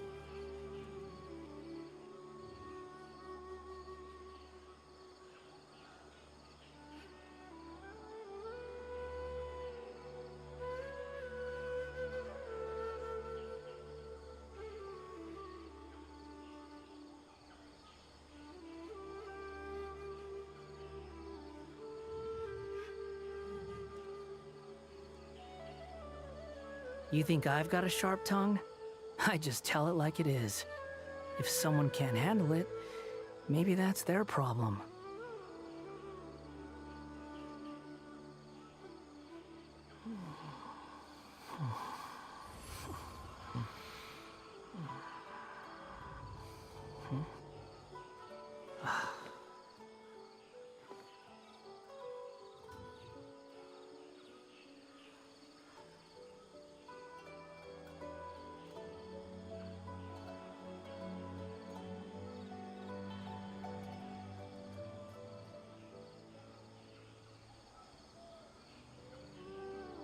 There's no such thing as pure freedom in this world. Even the wind cannot blow on forever.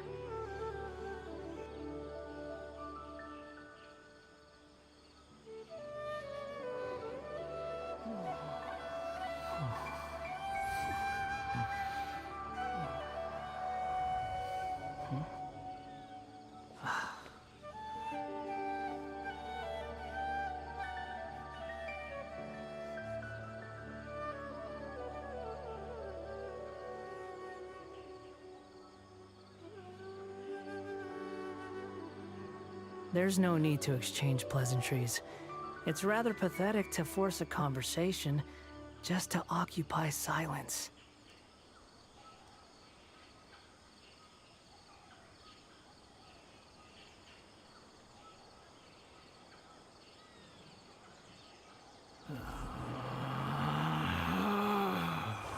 Relax.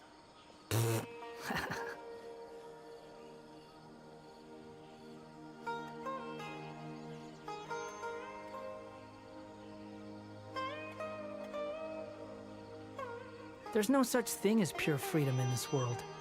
Even the wind cannot blow on forever.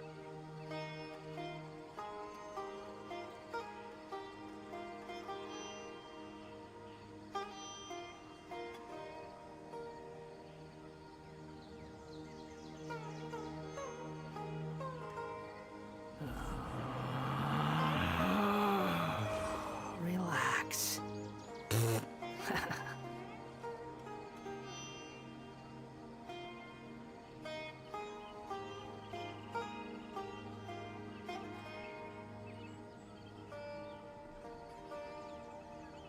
You think I've got a sharp tongue? I just tell it like it is. If someone can't handle it, maybe that's their problem.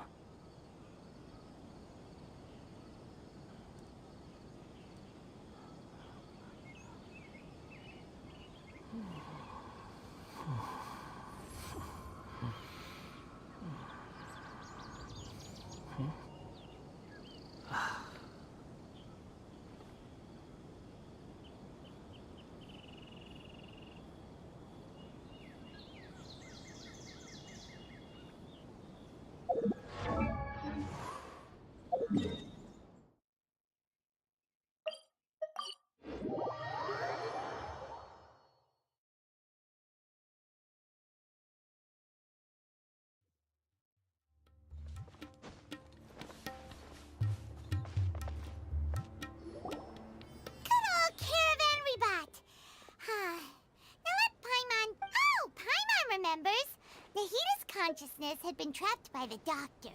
But we followed the... So much time has already passed. Paimon just hopes this peace will last a long time. And then Nahida won't have any more new problems. Yeah, guess you're... Come to think of it, maybe it's all because of you. Maybe you're just a magnet for trouble.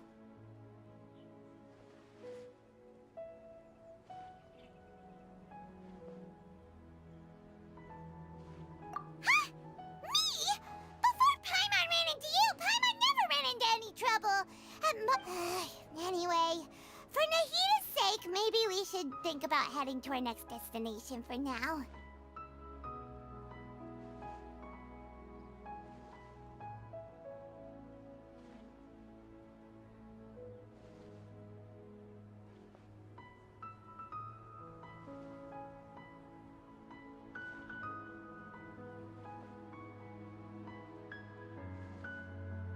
Ah, look who it is. Running into you in a place like this? I can see you two still love wandering around.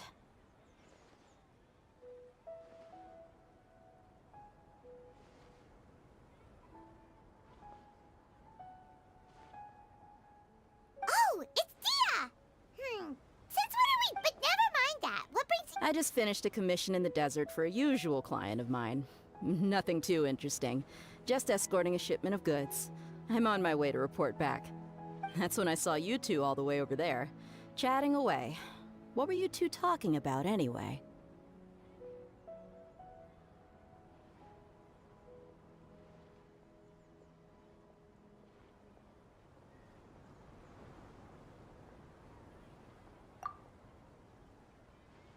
Huh? You serious? Can't say I saw that coming. But you are travelers after all. I guess you'd never stay for too long in one place. Bumping into you like this will become a rarity. I'm starting to feel sad just thinking about it. Hey, how about I gather a few mercs to escort you two? What do you say?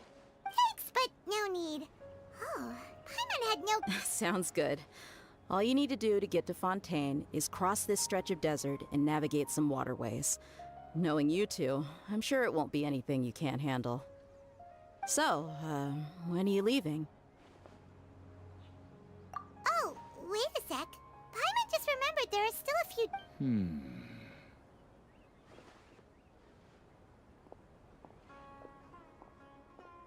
I see. Guess you won't be needing a going-away party or anything. It's sad enough to see you go like this. Though, now that I think about it, Sumeru wouldn't be what it is today without you. Seems true heroes always prefer leaving quietly.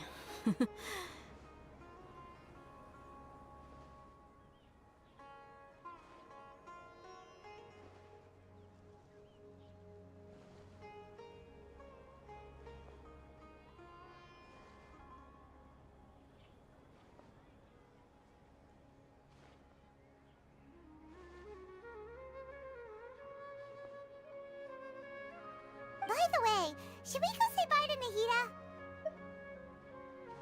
Oh, good point. Then there's no need to bother. Then, I guess this is goodbye for now, Traveler in Paimon. Whether as a client or a friend, you're always welcome to come find me.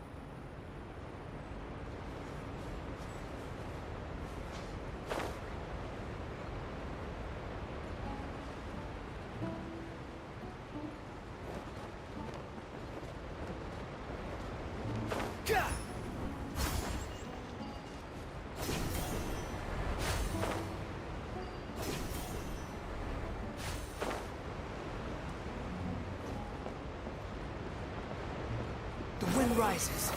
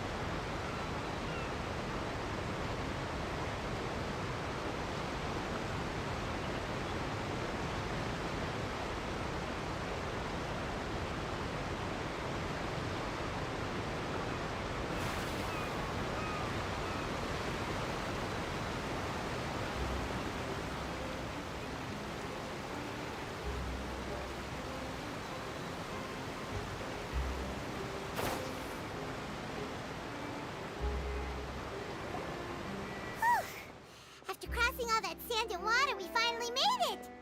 Oh, this bus... Wow! Everything looks so advanced in Fontaine! Paimon's heard that just seeing the sights as a tourist is nice, but maybe it would be better. What do you think?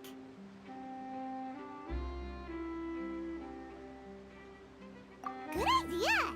Nahida, seeking out the Seven is probably still our best source for info. Yeah, the more we can... So, what do you think To learn about a nation's god, start with the nation's people. There seems to be some locals talking over there. Let's go see if we can join the...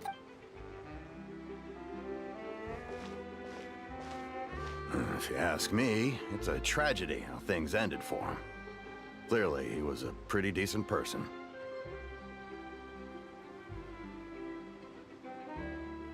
Yeah, I didn't expect that kind of ending for him. I thought he would at least fight on a little longer for his family. I was expecting a sudden plot twist, but it's a pity that it never happened. Still, his story is quite the tearjerker.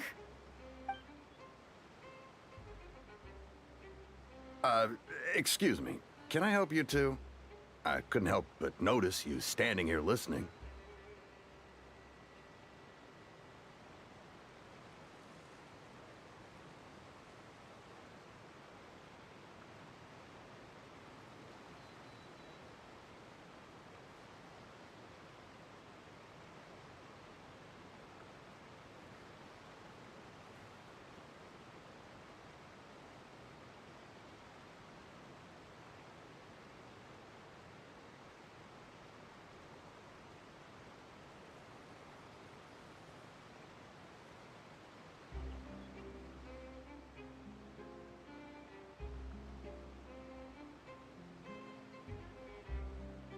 Hi! We're travelers, new to Fontaine. Play? Oh, no. We're talking about something that really happened. In fact, it's a case that was just heard a few days ago. Really? Like, a real Well, good tales are often based on true stories, aren't they? And what you see in reality may also be someone deliberately putting on an act while harboring ulterior motives. Whether something is true or not simply isn't that important. The main thing is whether the story being acted out on the stage is splendid enough. Oh, but it looks like you're not from around here. You probably don't know that the Fontaine Court of Justice is called the Opera Epiclese, or more commonly known as just the Opera House. But, shouldn't Crick... No worries. Other visitors to Fontaine have wondered the same thing. You could say that we just don't want to waste the moving stories behind those cases. And as for your worries about whether the cases are treated with due reverence, we have the absolutely just and honorable Chief Justice Neuvillette. As well as the Oratrice Mécanique d'Analyse Cardinal, a machine created by the Archon. Between the machine and the Chief Justice, false charges and injustice are a thing of the past now.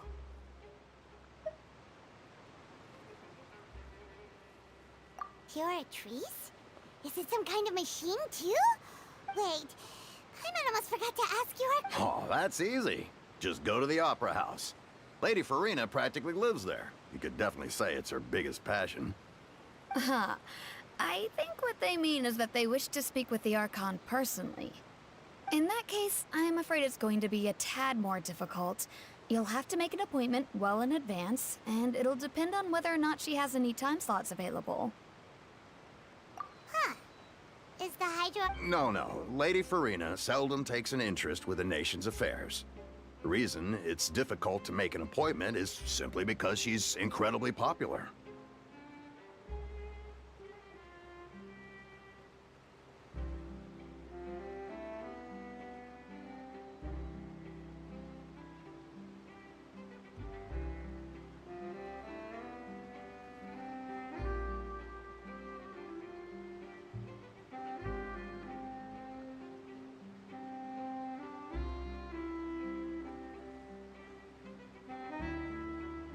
That's right.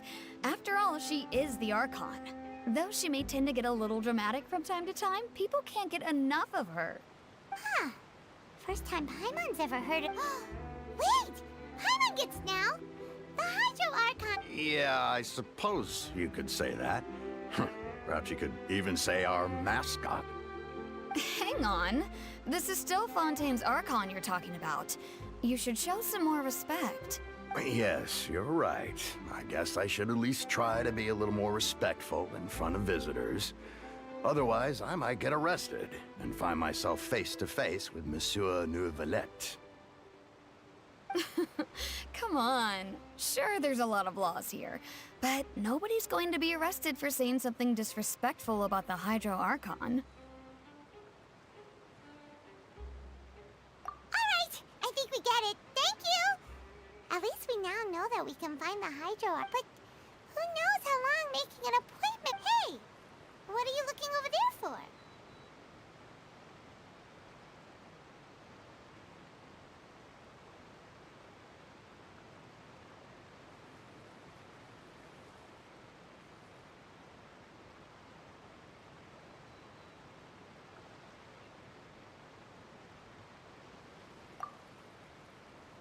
Huh.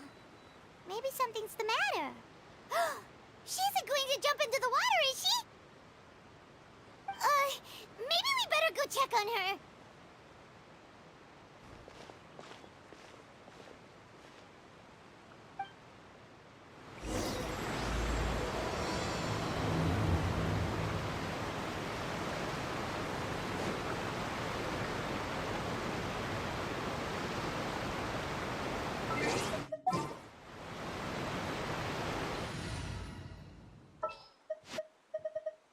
You lead the way.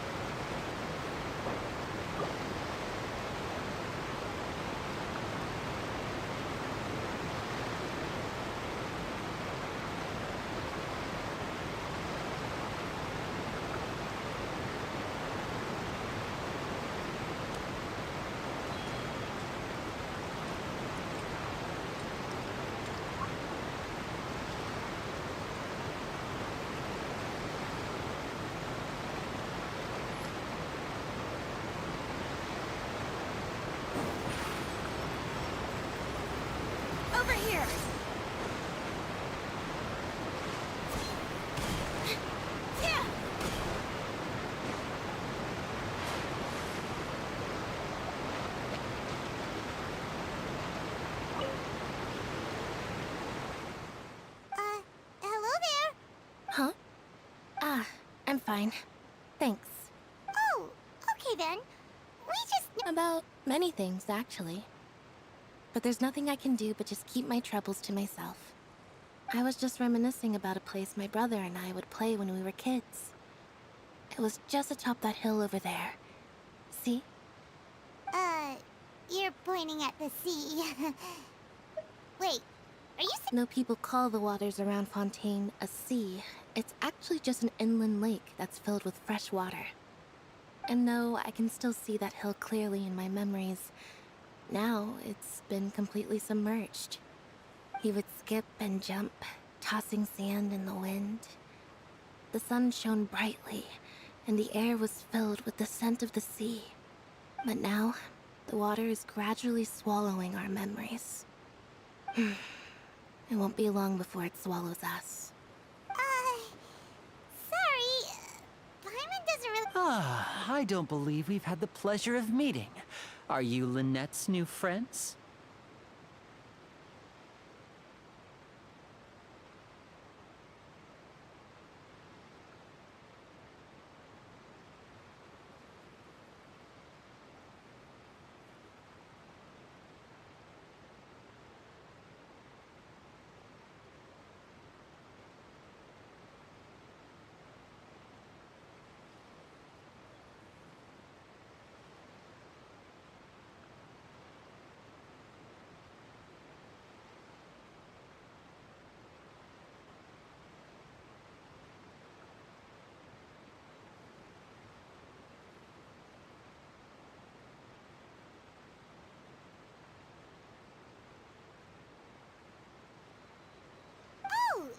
Thanks for looking after my sister. She often comes here to reminisce about our childhood, that's all. There's no need for any concern. Allow me to introduce myself. I'm Linny, and this is my sister Lynette. If I had to guess, I'd say you must be travelers from abroad.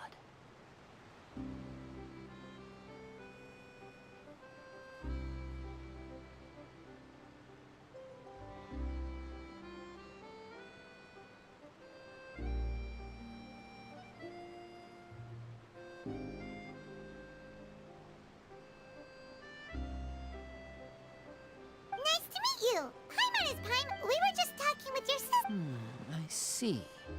It's unusual for Lynette to be so willing to talk with anyone. In fact, she seldom speaks at all. I'm usually the only one she ever talks to. Oh, really? Then you two are just like us! Paimon's always the one talking for some reason.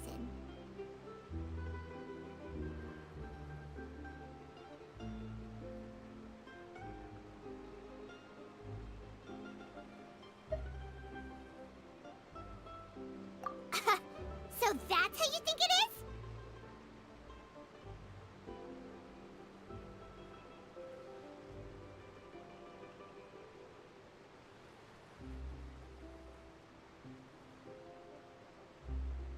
I also think my brother can be too talkative at times.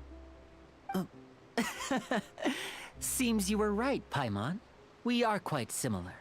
So, what did Lynette mean? Oh, that. It's from a prophecy that's been circulating in Fontaine for some time now. Well, I suppose prophecy isn't exactly the right word, because that implies a certain amount of uncertainty. There's no doubt about what's happening in Fontaine now. Where to begin? Let's put that question on hold for a moment. We still haven't formally greeted each other yet, have we? Did all the introductions earlier not count? Hello, traveler.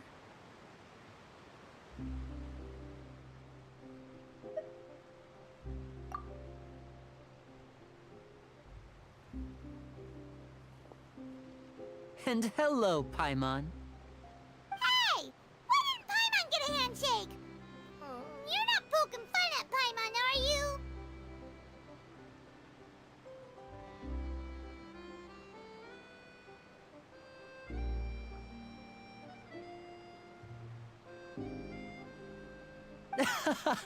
Please, don't take offense. Just consider it a sort of etiquette we have here in Fontaine when making new friends. You should remember it. It might prove useful. Oh, Alright then. Well, Paimon's by the way. We were just getting ready to go to the So you're going to see Lady Farina? No problem at all. In fact, I was planning to go to the Opera House later myself.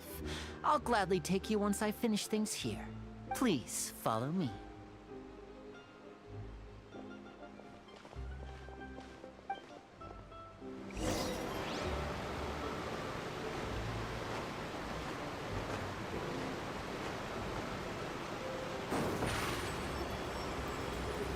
Surprise!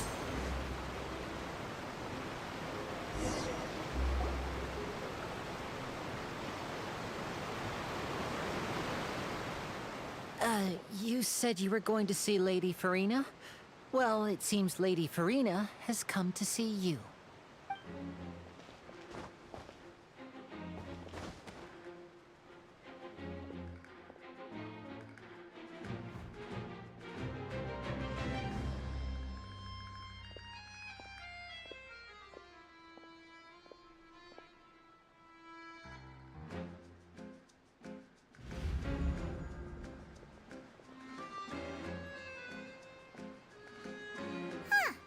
So, she's the— My dear people, rich and poor, those with cup in hand and those with nothing at all, raise your glasses in celebration! If you don't have one, then just raise your hand in lieu.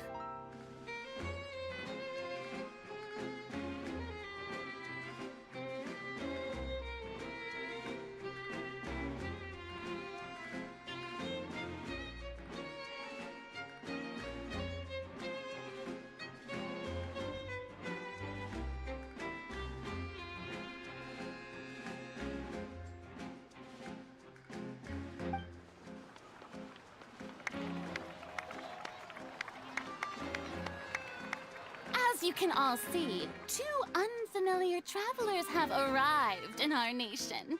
Come, let us make a toast in honor of this traveler and his companion, who have journeyed here from distant lands.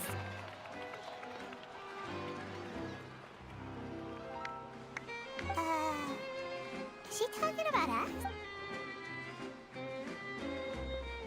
I've long heard of the turmoil and chaos you've left in your wake as you visited other nations, but I welcome you nevertheless. No, I have come to receive you personally. Fear is for insignificant cowards. I am a god, and I will never entertain the notion of such meaningless wariness. You can be rest assured, I see clearly your sincerity. Of course, seeking an audience with me is the most sensible thing to do. It will allow you to truly behold my power and witness my authority.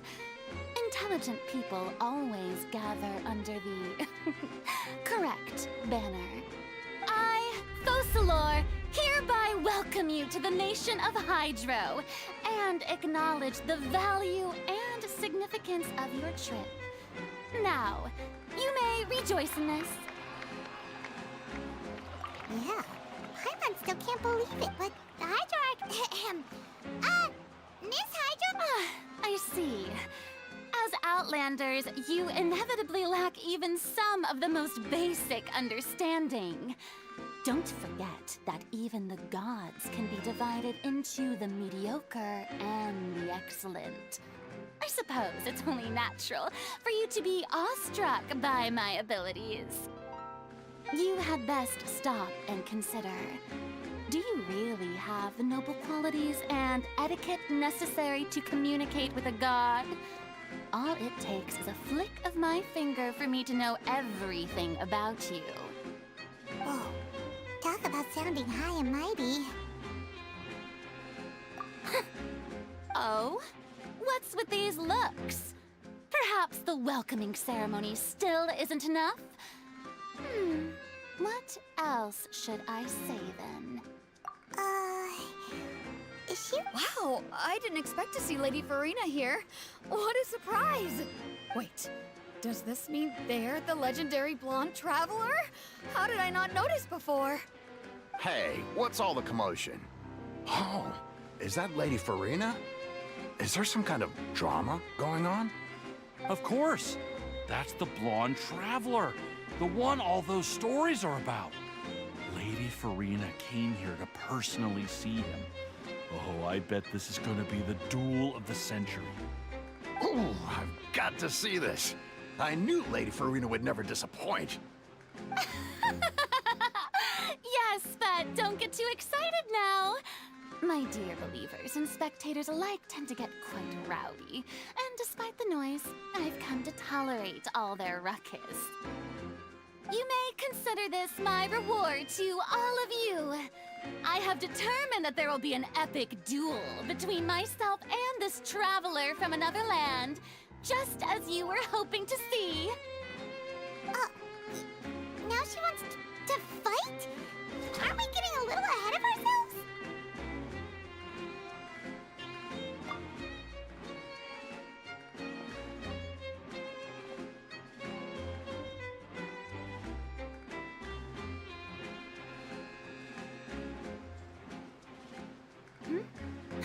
Are you not afraid? Might I remind you that this is a duel against the divine? What are you trying to do, traveler? Provoking a god in front of her people? Ahem. Stand down, Clorend. I admire his bravery. Few have the courage to draw their sword against a god. He is obviously a true warrior. Unfortunately, people nowadays only crave to be thrilled, and a mere duel will not slake their thirst for excitement. Huh. Yeah, she's right. Just a duel wouldn't be all that interesting. On Araneus, criminals are always requesting duels to defend their honor. I'm getting a bit old, to tell the truth. You see. Then, as the god of justice, I shall face this traveler in another kind of duel. A duel in court!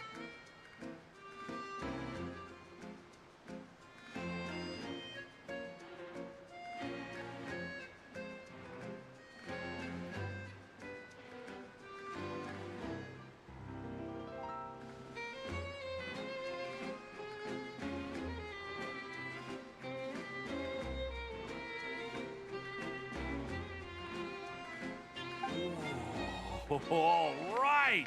Now that'll be worth seeing! Right. This is Fontaine, after all. Such a grand opera house, it would be a pity not to use it. Why do you care so much about the crowd's react? Besides, how exactly do you plan to have a duel in court?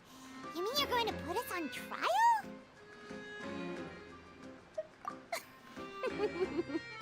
Oh, we have reason to put you on trial.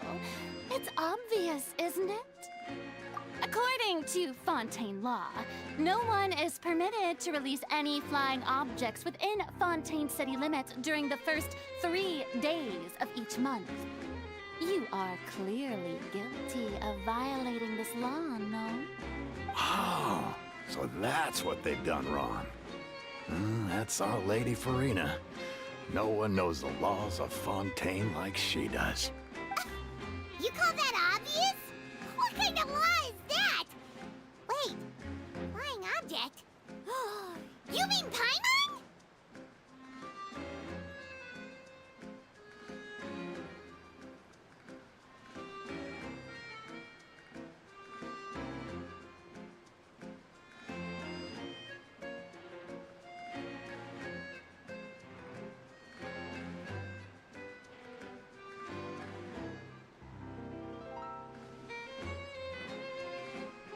Precisely! Now, if you two have no objections, then in the name of the Hydro Archon, I order your arrest. My apologies, Lady Farina. I don't mean to spoil the fun. But if you would allow me to interject, I don't think that Paimon here meets the definition of a flying object. You tell her, Linny! Finally someone who's not... Great magician Linny, my beloved citizen. I'll permit you to object, but how exactly do you plan to prove your claim?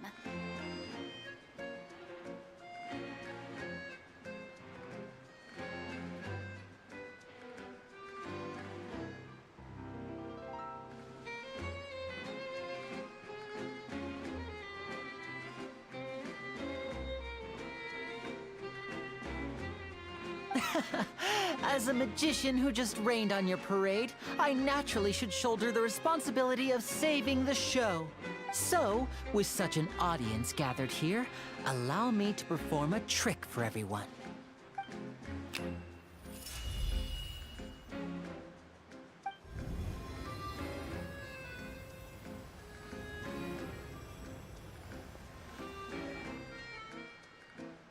Ta-da! What's that on Paimon's back? Hey, when did you do that?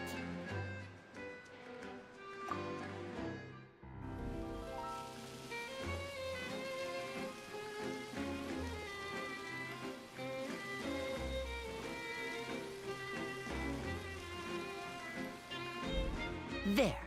As you can all clearly see, Paimon should be classified as, well, something like a balloon. This rope has been in the Traveler's hand all along. It was just that no one could see it before. Huh? You call that magic? You've got to be joking.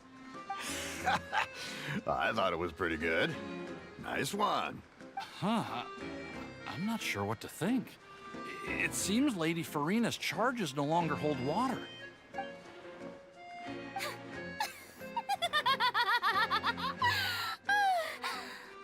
Amusing.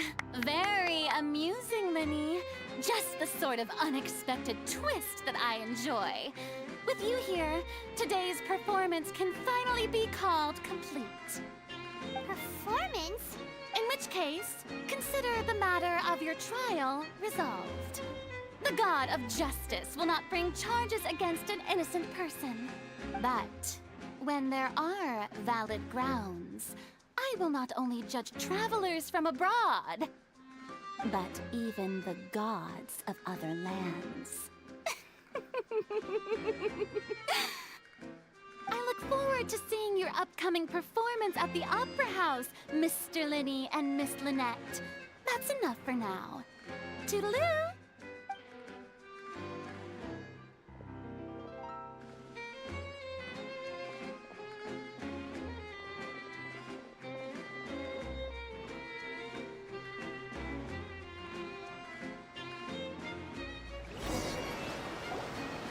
Just like that, she's gone. Well, that's the most unpredictable Archon Paimon's ever seen. We never even had a chance to ask her anything. But that's a problem for future Paimon. That whole scene... Don't mention it. I just happened to remember that there was such a law, so I did a little preparation, just in case. I didn't think it would actually come in handy. So, now do you see what kind of god Lady Farina is? She can be a bit confusing at times, but she is still amenable to reason. Anyway, Paimon had no idea... I just know a few simple tricks I use to make a living. Lynette is my assistant. It will actually be my first time performing on the most prestigious stage in Fontaine, the Opera House. But isn't the Opera House where When there are no public trials being held, the Opera House hosts a variety of other performances. To the people of Fontaine, the line between a trial and a performance can be a little blurred. And speaking of performances, I would be remiss to forego this opportunity gifted by fate. Might I invite the two of you to see my performance? My brother's always excited to make new friends. Oh, sure. We don't really have anything to do now, and we wanted to go to the Opera House. Splendid. In that case, why don't we go together? I'll show you the way. I just have something to take care of first. Oh, you really mean it? Then I'll take you up on your offer. This is a magical item known as a magic pocket. Perhaps you can help me distribute them to the people here. Huh? What are they going to use it for? About that... You asked me before about the prophecy, right? Let me start by telling you a little more about what it entails. I'm not sure exactly when it began, but a prophecy has been circulating around Fontaine. It says that every person in Fontaine is born with sin. No matter how the Nation of Justice holds trial after trial, this sin cannot be absolved. Until one day, the water levels in Fontaine will rise, and the sinful people will slowly be drowned. In the end, the people will all be dissolved into the waters, and only the Hydro Archon will remain, weeping on her throne. Only then will the sins of the people of Fontaine be washed away. That sounds pretty gloomy. Why are people in... There are lots of guesses. Some say that the ancestors of Fontaine stole the power of the seas and stirred its wrath. Others say that the people of Fontaine never heeded the first Hydro Archon's warnings and offended Celestia. But here in Fontaine, evidence is what matters. There hasn't been concrete evidence for any of these claims, so they can only be regarded as conjecture. If even the people in Fontaine don't know... That's exactly what the people did at first.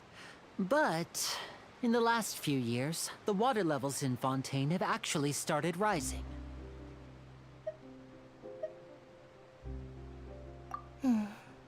Many places have already been completely submerged, and now lie beneath the sea. Many people carry on with their lives as before and shrug it off as a natural phenomenon. But my family and I think that the people of Fontaine shouldn't ignore the possibility, which would end up sentencing them to death. We hope that at least the people who reside near the waterfront can move away before it's too late. So, we've started distributing magic pockets to them. As a magical item, these magic pockets have astonishing capacity. I'm sure they will come in handy when people are moving their belongings. Oh, Paimon gets it! It's like preparing for a rainy day! But this is more than a bit of rain. Perhaps only absolute power could ever contend with such a catastrophe. But who knows? We're just tiny specks in the grand scheme of things. Now, if you'd like to help, then please give these magic pockets to anyone nearby. Be sure to convince them to take it, regardless of what they say.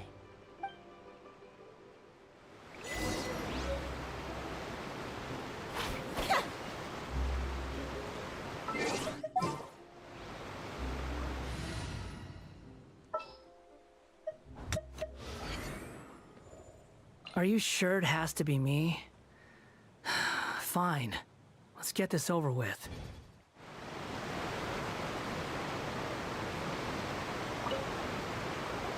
What's this? So you also believe in the prophecy. Keep it. I won't have any use for it. What? You mean... No, I believe in the prophecy. But I also believe in another story. The story says that people once lived in the ocean. They were one with the ocean and couldn't live apart from it. But as time wore on, people desired to live on land and developed blood vessels, encapsulating the sea within their bodies. Thus could people set foot on land. So, if you ask me, when the water rises and takes us all, it'll be like we're going home. Oh, we hadn't heard that one before. But people... All right, I'll take it. I guess I just feel that being dissolved into the water doesn't necessarily mean death. Too slow. So you're the blonde traveler that everyone's been talking about. My apologies for not recognizing you earlier. Oh, a magic pocket? Seems you really thought of everything. I guess it's better to prepare for the worst and hope for the best. Thanks. Please, also thank the magician on my behalf when you get the chance.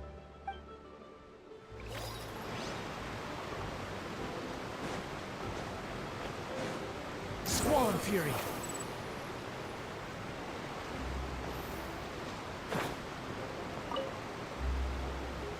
Huh? I don't want that thing.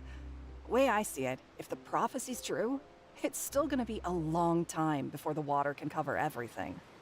Life is all about living in the moment. What use is there in worrying about the future all the time? We'll cross that bridge when we get to it. You should still take it. Oh, all right, fine. Thanks. It's just that if I start moving, that means I've already given up on the life I have now. I'd really rather not.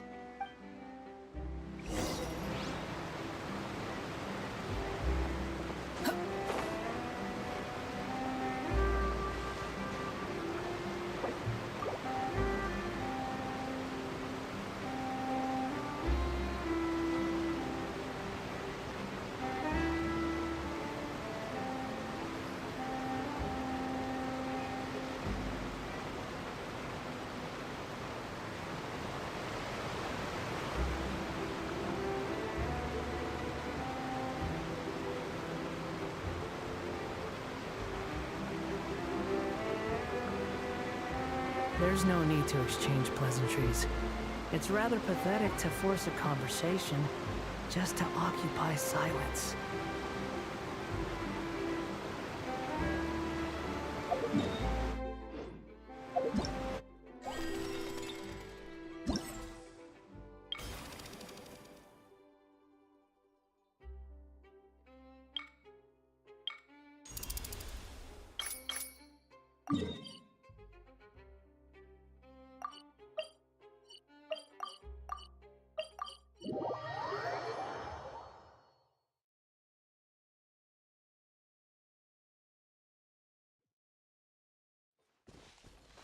The wind rises.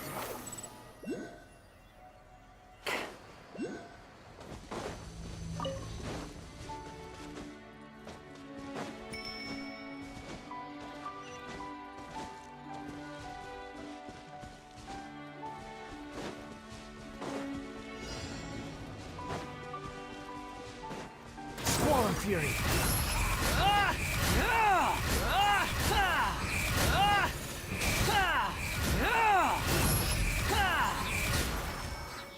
The fuse is lit!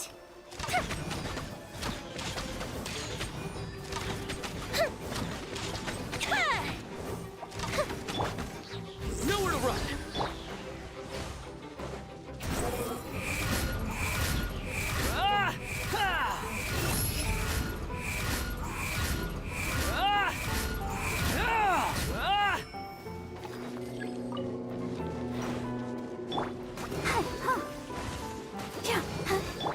Behold!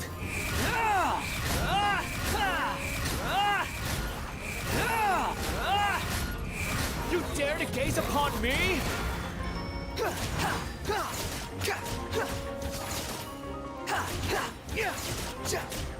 The wind rises.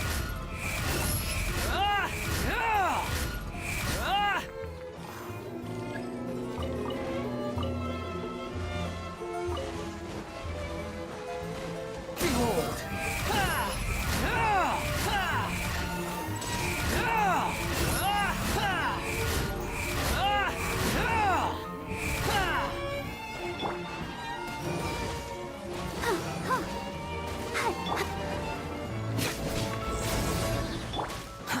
The wind rises.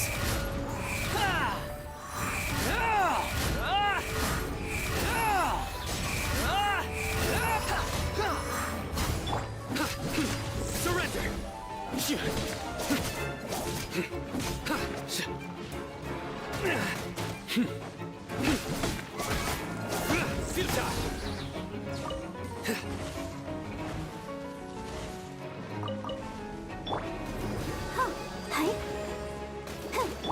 Behold! Bow your head!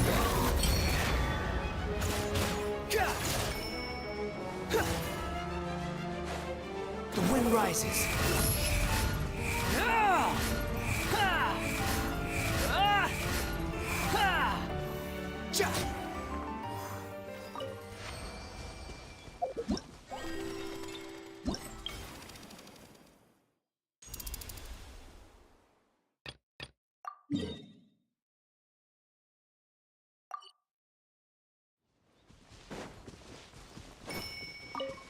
Quit following me.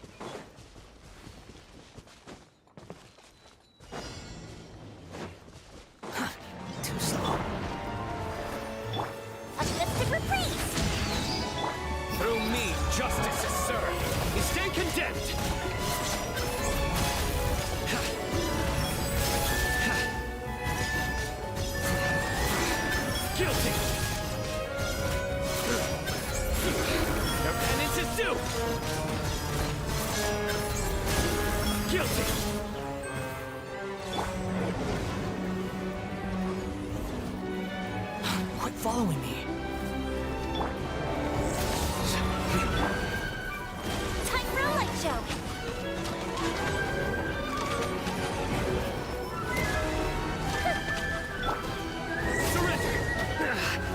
Well played.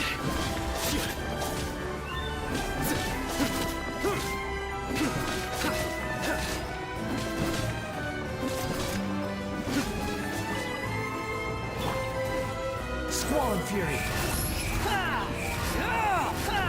That's far enough.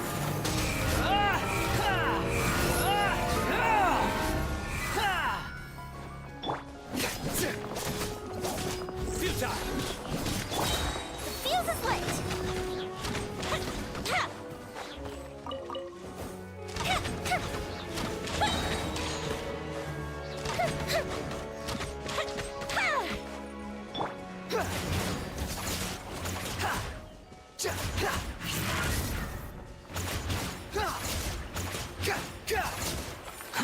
Too slow.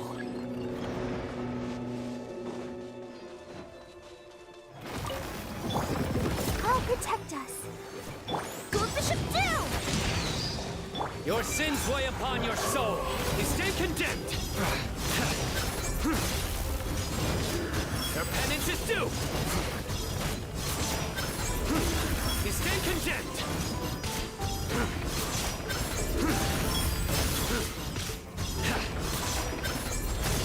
Your penance is due.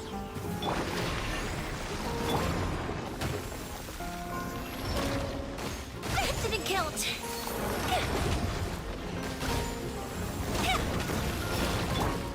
You're dead. Ready, steady, go! Yeah. The wind rises.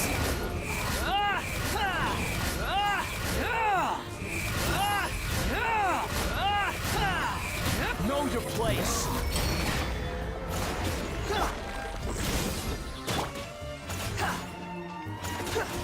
How amusing. Behold. I'm used to this.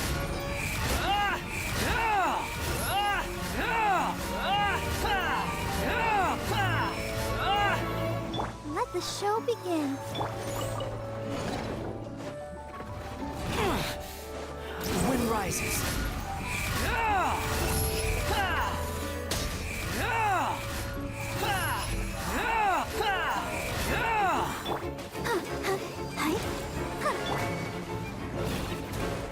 You're dead. Squall and Fury.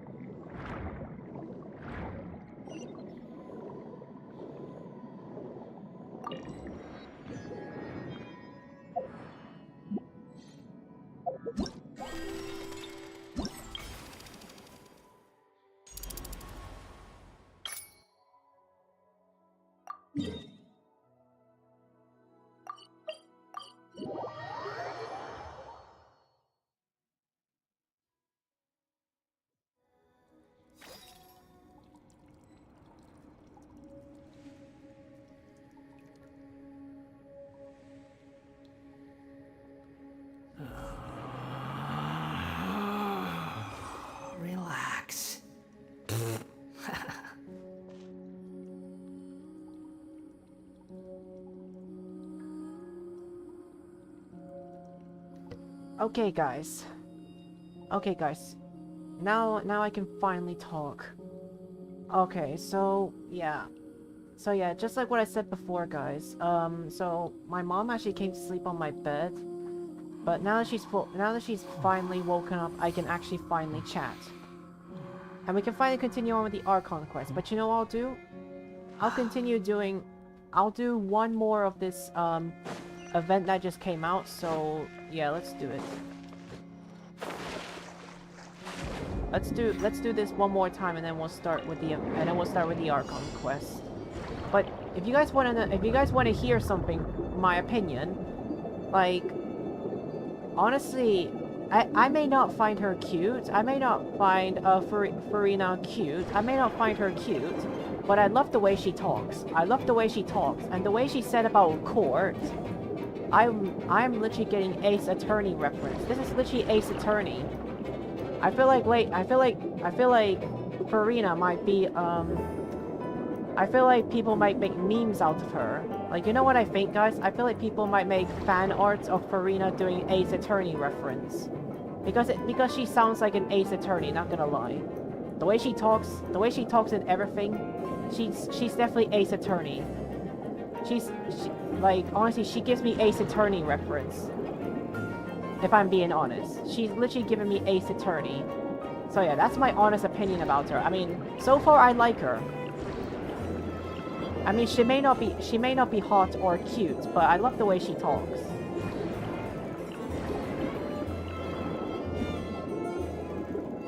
I love the way she talks. And she also considered Paimon sus. And I like it. I like it when people consider Paimon sus because she is. That's my honest opinion about her. I love Farine.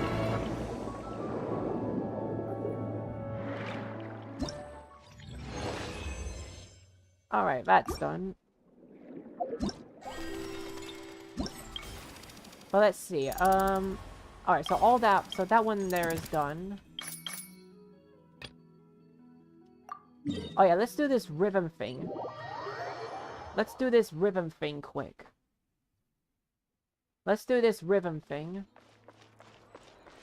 Let's do this rhythm thing and then for sure we'll go back. Oh, what? Oh, this is a side quest. Oh my god. Oh yeah, this is the event quest, but I'm not interested, please. I'm just not interested.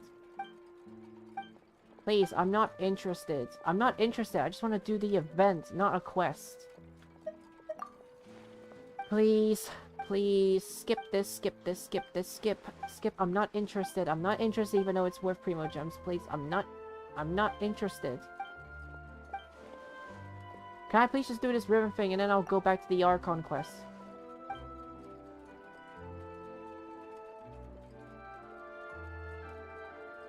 Please stop talking and just move on.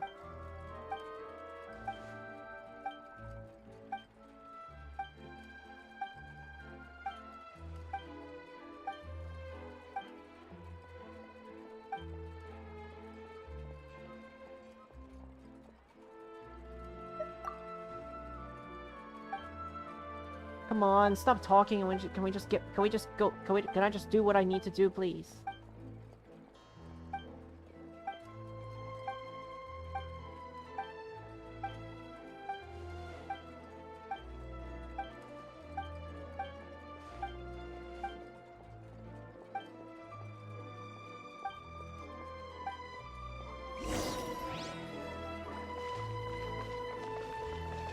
Okay, let's do this okay, I want to do this rhythm thing and then I want to do this rhythm thing and then we'll actually go to the and then we'll go back to the Archon quest, promise. Okay, so when face toy green slimes, tap left and right arrow keys stimulously to initiate a wide range attack. Only wide range attacks can damage.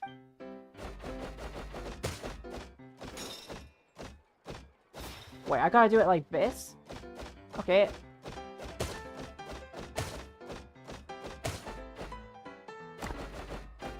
Wait, I missed it. Oh, no, no. We're going full combo. No. No, guys. I promise. I'm gonna go full combo on it. I need to go full combo on this. This is a rhythm game after all.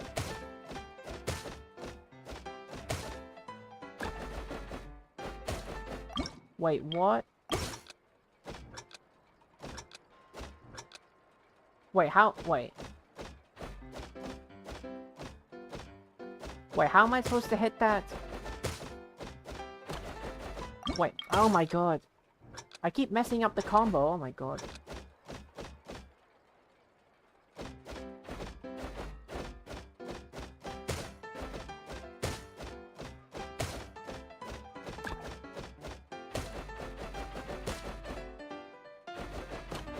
Oh, I see the problem here. I'm supposed to hold it. Oh yeah, I forgot. I forgot I'm supposed to hold. I'm supposed to hold the button. Okay, that's... Okay. Okay, I know now.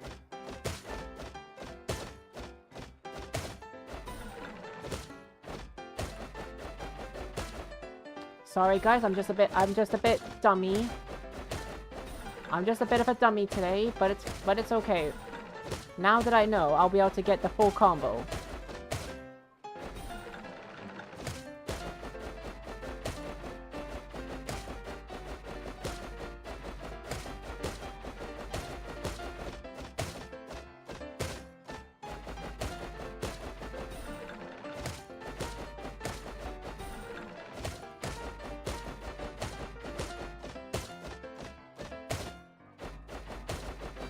I want that full combo.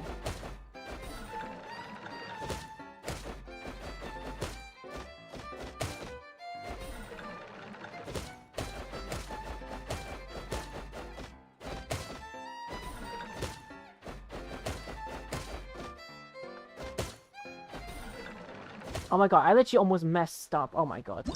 Full combo, let's go. We got... Nice, nice. We got me a full combo.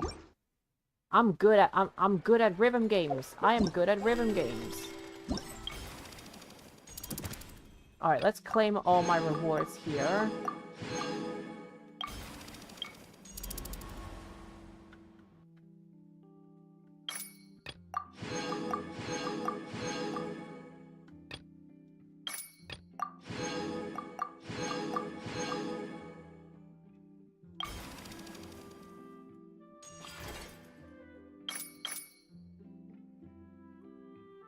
Oh yeah, I have to do this quest, but I'm not actually gonna do it. Also, I'm gonna do, also look here. Here's a free Bennett. Alright everyone. Do please come to this event. If you do this event, you get yourself a free Bennett. Like, for example, last time on the summer event, there was Lila. You were able to get Lila for free. But you know what? Come here, Bennett. Yeah, I'm gonna take Bennett. I mean, I don't see why not. I don't see why not. This event, Mega Mecha Melee, is actually like worth it. Like, not only for the Primo Gems, but you actually get yourself a free Bennett as well. Can we play Banger next time? Alright, so now that we're done, let's go back to the Archon quest. Let's go back to the Archon quest, shall we? I'm getting Ace Attorney reference from Farina. Like, Farina, like with Farina, I get Ace Attorney reference. I literally get Ace Attorney reference. And speaking of Ace Attorney, I might play this game. The lift is running. Come on, lift, hurry up.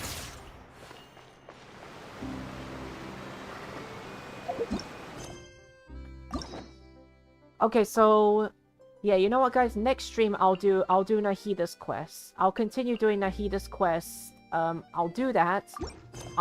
But first, I'll do it next stream.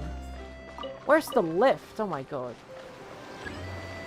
It says the lift is running, but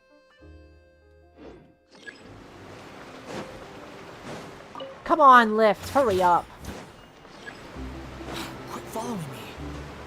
The game literally says that the lift is running, but it's just not there. Oh wait, or do I need to go on the lift? I don't know. Alright, alright, let's offer my hydro balls.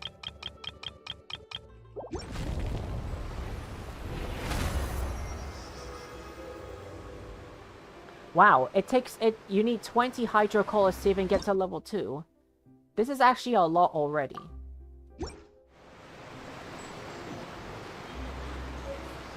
I got a Shrine of Depths key.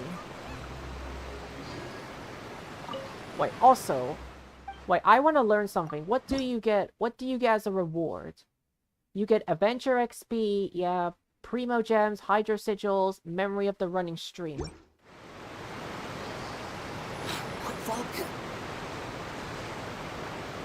Whee!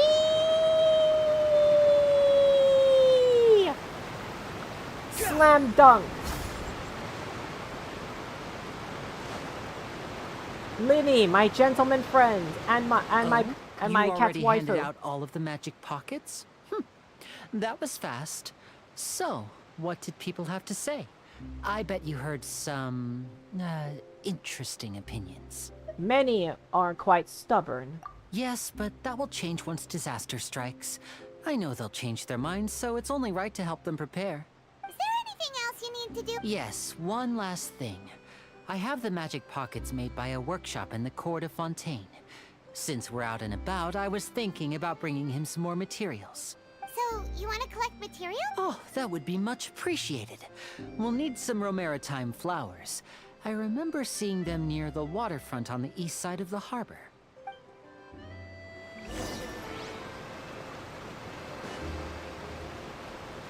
Like guys, I feel like the Fontaine might actually be like a very great region, but here's the only like, okay guys, I need to say a fun fact here. I need to say a fun fact.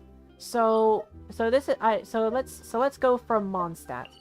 So here's the thing. Mondstadt is based off Germany. Mondstadt is based off Germany. Liyue is based off China. Liyue is based off China. Inazuma is based off Japan. Sumeru is based off I don't know. That's a fun fact. Sumeru is based off I don't know. But seriously though, I don't know what Sumeru is based off. And Fontaine is basically based off France. It's based off France. Like, yeah. I mean, you can sort of tell it's based off France because the characters actually speak. They kind of speak French words, and the people, they're even dressed in French people. Behold!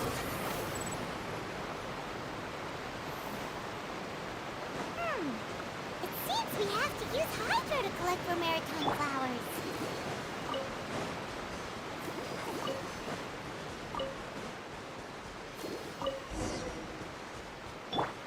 Squall and Fury. Squall and Fury.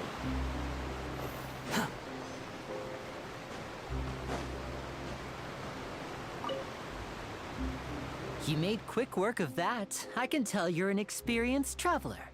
I've also finished collecting a few here. Maybe next time you'll feel like helping too, Lynette. No way.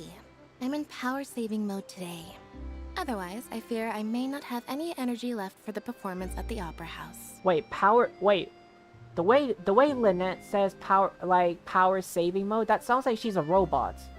But Lynette is just a cat's waifu. That's how I see her. Lynette is just a cute cat's waifu. Fine. Though the performance is still a long way off. Now that we're finished here, we should get ready to head back to the court of Fontaine. So, we're going to the court of Fontaine before... Shut up, Paimon. I need you to betray me, Paimon, so I can kill you for all the things you've done to me. Have you noticed that person over there? The young girl. Huh? What's wrong? She's obviously a thief. A thief? Magicians and thieves practice similar methods. We divert attention, and a distracted audience is one that won't discover what you're really doing. Watch her movements carefully. Okay. Oh, I see. Oh, I see. You pickpocketed him. Oh, he's right. Nice.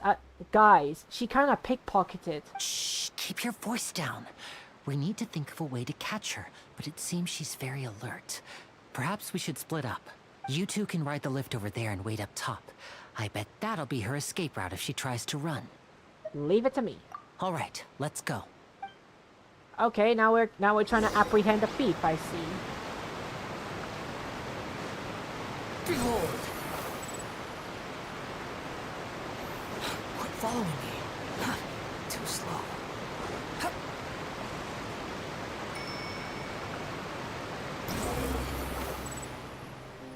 Wait, but also, why can't we just go after her? Why can't we just go after her normally? Quit following me. Come on, lift.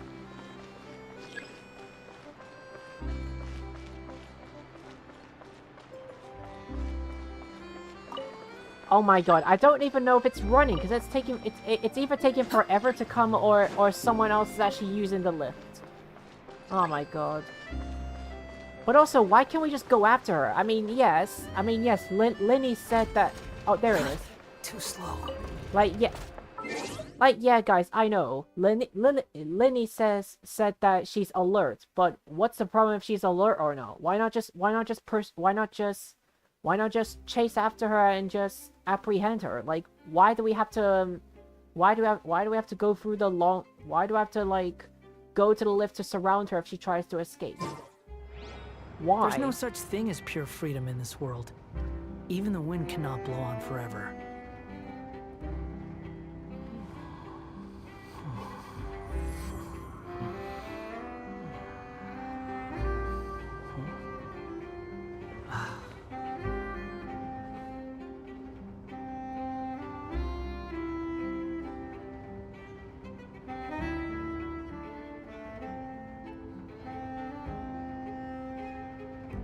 You think I've got a sharp tongue? I just tell it like it is. Wow, geez, that's a long If lift. someone can't handle it, maybe that's their problem. Wow, geez, that's literally a long lift. Oh my god, that is legit a long lift. This is the spot where Linny wanted us to wait. Oh, there's the thief. Oh, look! Isn't that her? Alright, time to make the arrest. Oh, she's getting away. Oh, no. Did she notice us? What should we do? Should we chase her? Well, duh. Oh wait, we're supposed to be... Wait, but why do we have to block her path? Why do we have to block her path? Wouldn't it be easier to just arrest her? Why? Like, we could just go after her. We're just kind of letting her get away. You're right. She might also... But then again, Linny said that... Nothing's happened for a while now. Paimon wonders if Linny caught the thief. Let's go find Linny. Yeah, let's go find Linny. My gentleman magician.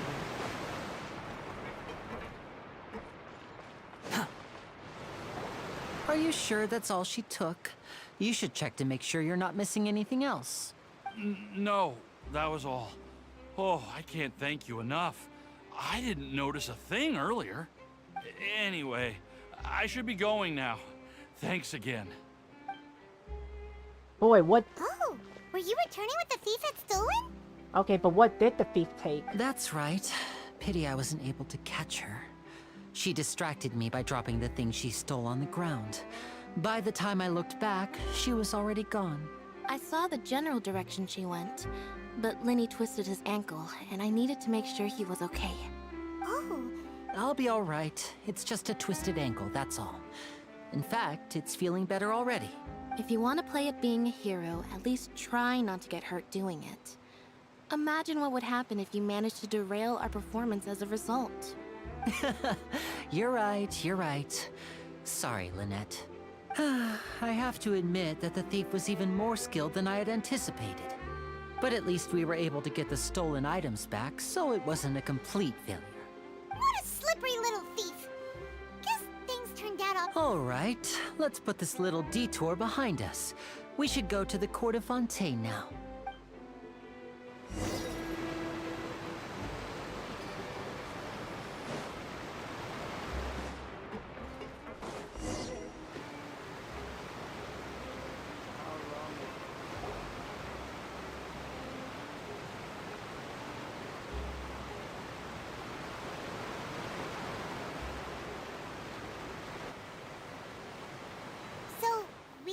this thing to go into the city?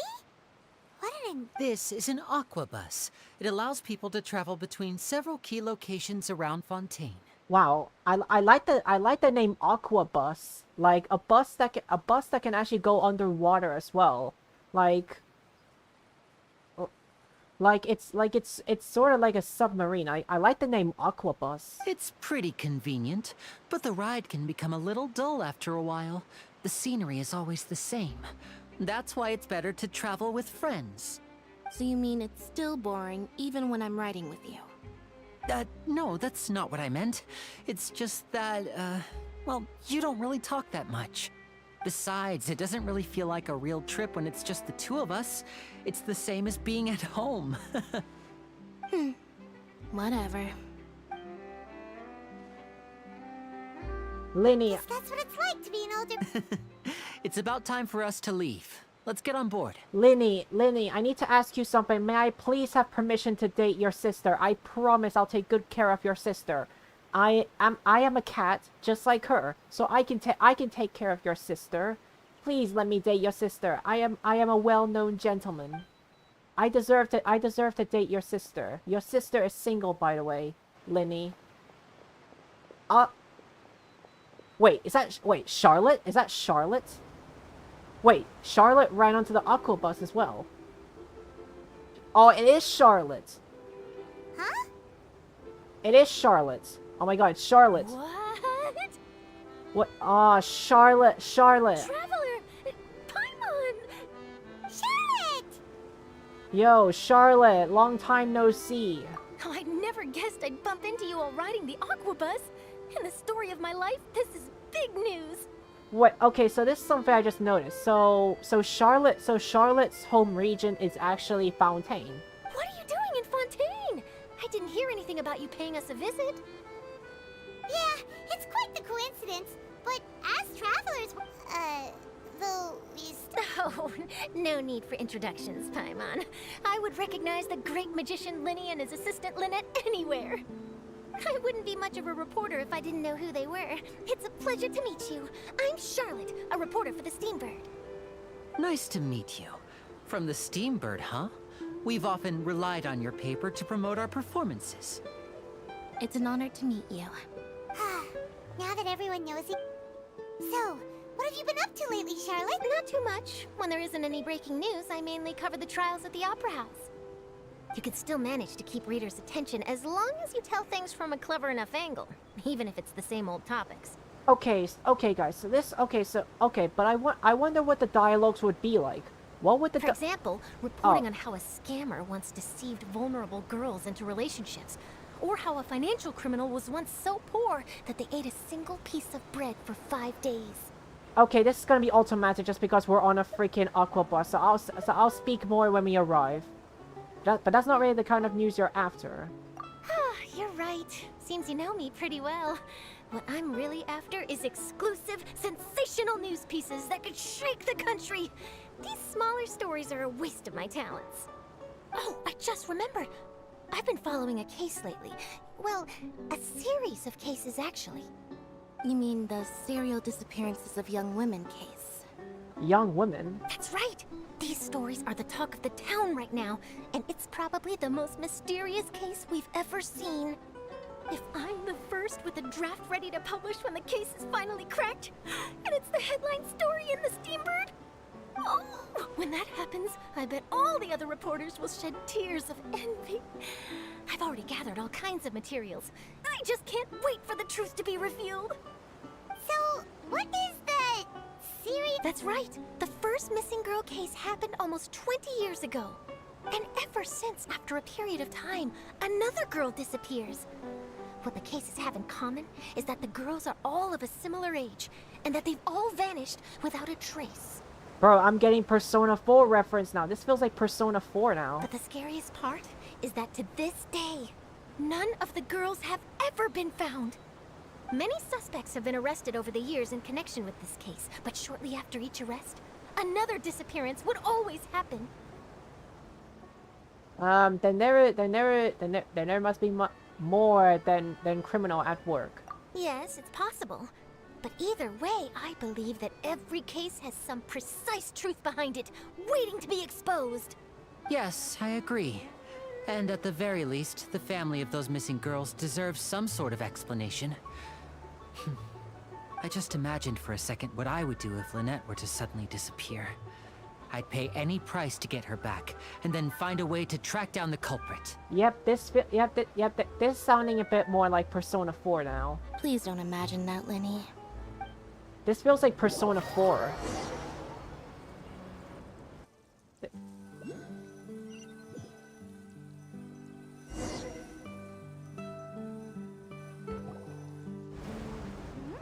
Hey, we're almost there!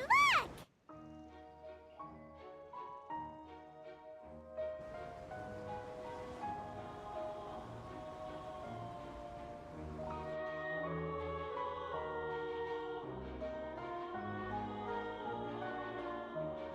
Not gonna lie, I really love Fontaine. Fontaine feels like it's like one of the best regions so far. Like the design and everything looks so impressive. I love the new Fontaine.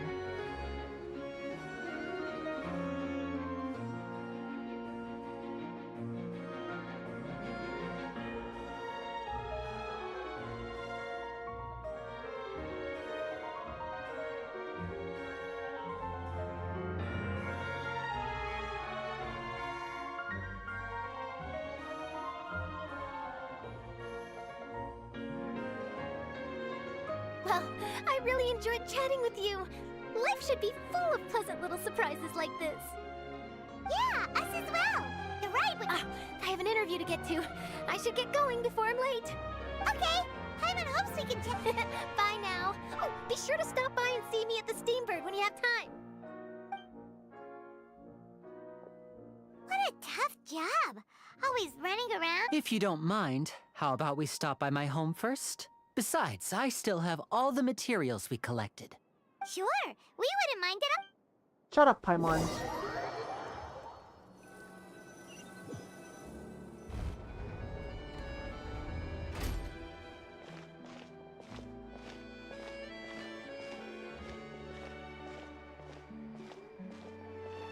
Wow, bro, I love the design.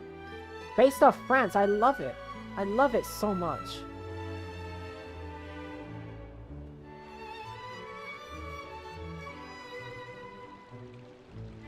This is actually so far the best region design I've legit ever seen.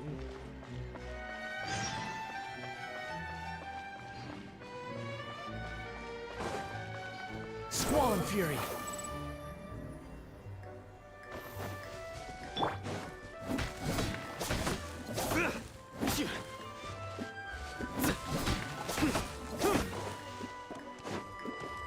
Surrender.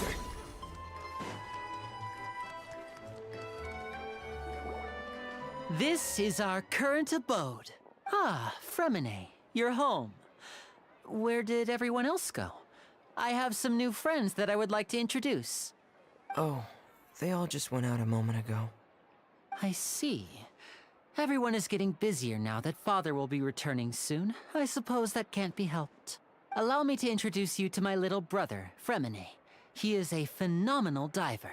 Oh, okay, so now you have, another little brother. Wow, geez, Lenny. Geez, Lenny, you have a little sister, and now you have a baby brother.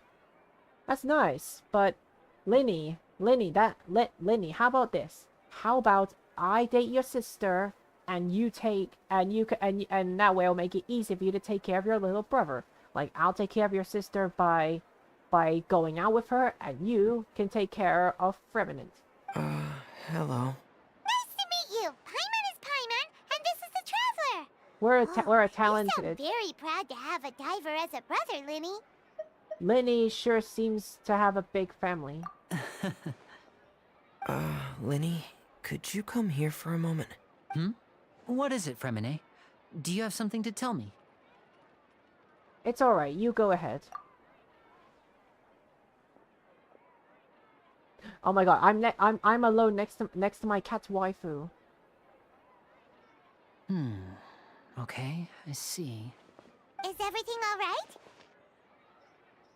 Oh, it's nothing. We were just discussing a little housework. Sorry for the interruption. Oh, before I forget, the Traveler and I collected more materials to make magic pockets. Were you able to get any, Fremine?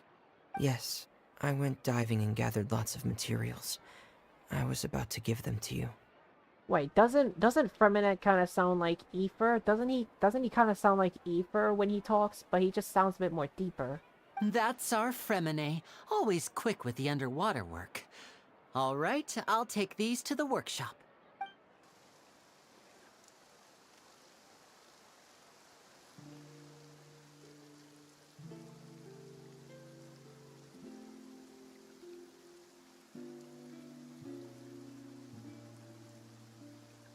Oh my god, Linny! Oh my god, Lynette! I literally got...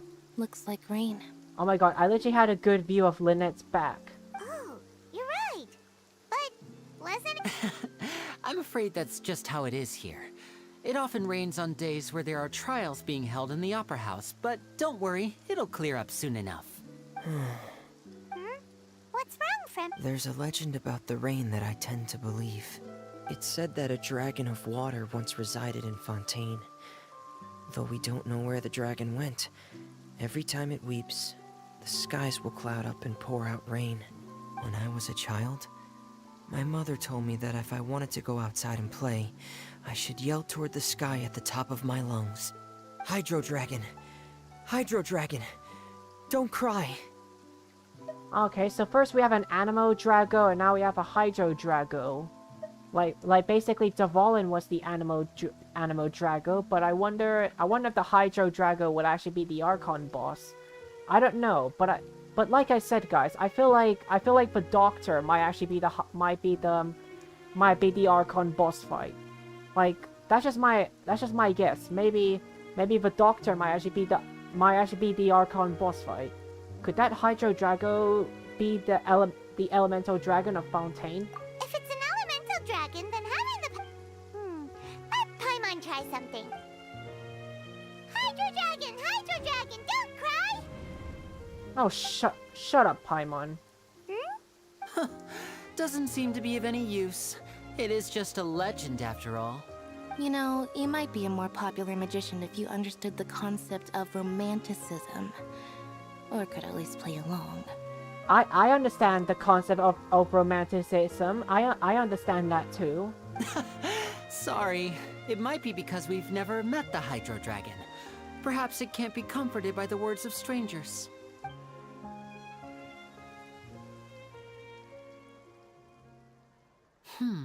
It rained for longer than I suspected. Oh, it's already getting late. Was there something you needed to do? Yeah, some preparations for the show at the Opera House. I need to find a way to catch the last aqua bus of the day. On the day of the performance, just ride the aqua bus to the island of Araneus. I'll have Lynette meet you at the fountain in front of the Opera House. See you at the performance. Oh, are you leaving now? What is it, Fremine? I'm in a hurry.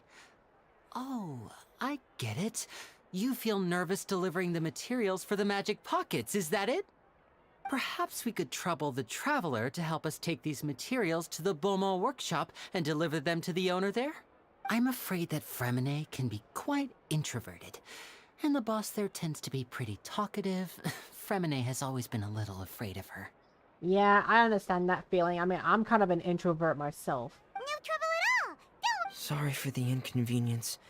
I'm quite useless when it comes to such tasks. I'll think of a way to make it up to you. Oh, no need!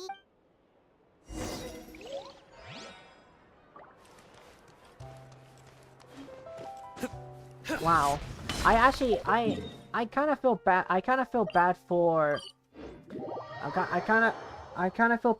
Fremine. I kind of feel bad for the little man. I kind of feel bad for him. Like, introvert, and he's actually kind of a sad person as well. Also, guys, you know what the good news is? Guys, you know what the good news is about this workshop thing? Look who it is. Look who it is. It's not... Like, look. It's not a man that's working there. Oh, hello there. New customers? Looking to buy, or do you need something made? Or perhaps you're just looking for a chat with me. Look, guys, the workshop person is actually a female, not a man. Oh my god, I love this so much. This is actually a huge blessing. I never knew that this game would actually put blacksmiths as females. That's actually never seen before. Like Mondstadt was Wagner, and Liyue was I forgot his name, and Inazuma, I forgot his name. Sumeru, I forgot his name. But look, we have a female actually working at the workshop. Oh my god.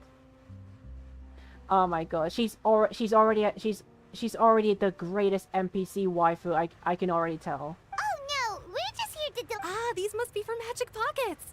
I could tell right away. I've already made several orders worth now. Do we need to pay? No need. They've already prepaid several batches worth. When they told me what they'd be using them for, I even offered them a discount. But they insisted on paying the full amount, saying that I had a business to run. It seems both their hearts and their pockets are made of gold. Wow. So... I can't say for sure, but who knows? Maybe there's good money to be made being a magician in Fontaine. Hey! Is this machine... Why use your hands when a machine can do the work? It would be a waste not to use the latest technology. And wasting is a kind of crime. But where does a big machine like... Well... It's a little complicated. I'm not sure I can put it in layman's terms for you. But basically, everything we usually use here in the city is powered by indemnitium. It's a type of energy that's produced from trials. Huh? How can Well, I'm not completely sure of all the details myself, but when a trial is in session, the Oratrice Mécanique d'Analyse Cardinale harvests people's belief in justice and converts it into energy to be used all around Fontaine. Wow, the English voice actors are literally so talented the way how they speak. The way how they speak in the French thing. Oh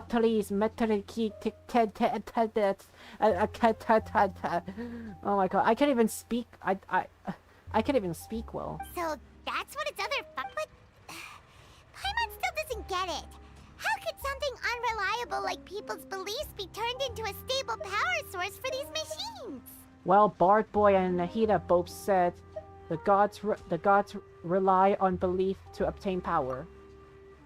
Oh yeah! So that means the Hydra... Even though I've never heard anyone really put it that way before, it sounds like it makes sense. Besides indemnitium, we have another type of energy called pneumosia. It isn't produced by the power of the archon, but it is unstable by nature. Even now, it still cannot be widely used by civilians. I thought I'd find you hard at work, but here you are chatting the day away. Since you're already talking, I'm sure you wouldn't mind a few words with me. Whoa, his voice. You again? Didn't I already promise you that I'd have the more I owe to Confrérie of Cabriere by next month? Why are you hounding me now? Yeah, but how do we know that you won't go running off by the end of this month? I want 50% today. Wait, no, 70%. Wow. Oh, we got a more grubber. Huh? You. Seems business isn't so great for the workshop. We've already finished our job and delivered the materials. Maybe now's a good time to leave? Sounds like a usual case of someone owning somebody else's money. Hey, hold on. Before you go around trying to collect payments, why don't you settle your own debts first? Yo, child! Oh my god, child, you're here! If Confrérie of Cabriere wants to poach clients from Northland Bank, that's fine. But I'm afraid you still owe the bank a hefty sum of mora. So why don't we work things out between us first, before you get back to your little conversation here? Bro, child, my dude! Oh my god, Child, I missed you. Child. I haven't even seen you since that story quest. You're from Northland Bank. But we said we'll pay everything we owe next month. Why are you hounding me now? Oh wow, that's exactly what she said. That's what she said. Traveler, Paimon! I didn't think I'd run into you here in Fontaine. What are the chances? Aw, child, I missed you so much. We're surprised to see you too! What are you doing here in Fontaine? You didn't want to stay in Snezhnaya? Fontaine really is a curious place. Long story short, I've already been in Fontaine for some time now, and honestly, things have been pretty boring. But it seems that fate brought our paths together today. Not only will I have some good friends here now, but ones who always seem to find trouble. Either way you look at it, it seems things are going to get a lot more interesting now.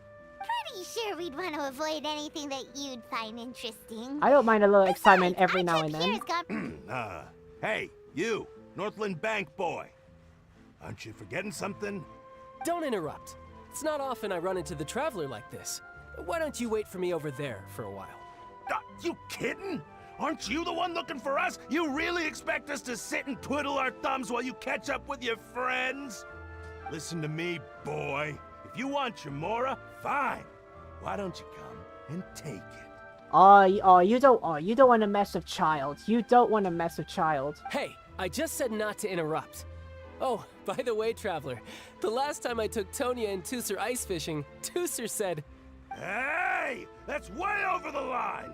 All right, boys, let's see who has to pay up now! Oh, you don't want to mess with Child. Can you at least let me finish one sentence? Fine. Though the bank told me not to get rough with our clients, you're the ones who started it. This is an act of self-defense. You two will have to be my witnesses, okay? Go ahead. Go ahead. They're all yours. I'm unsure this... I mean, can't I help out Child too?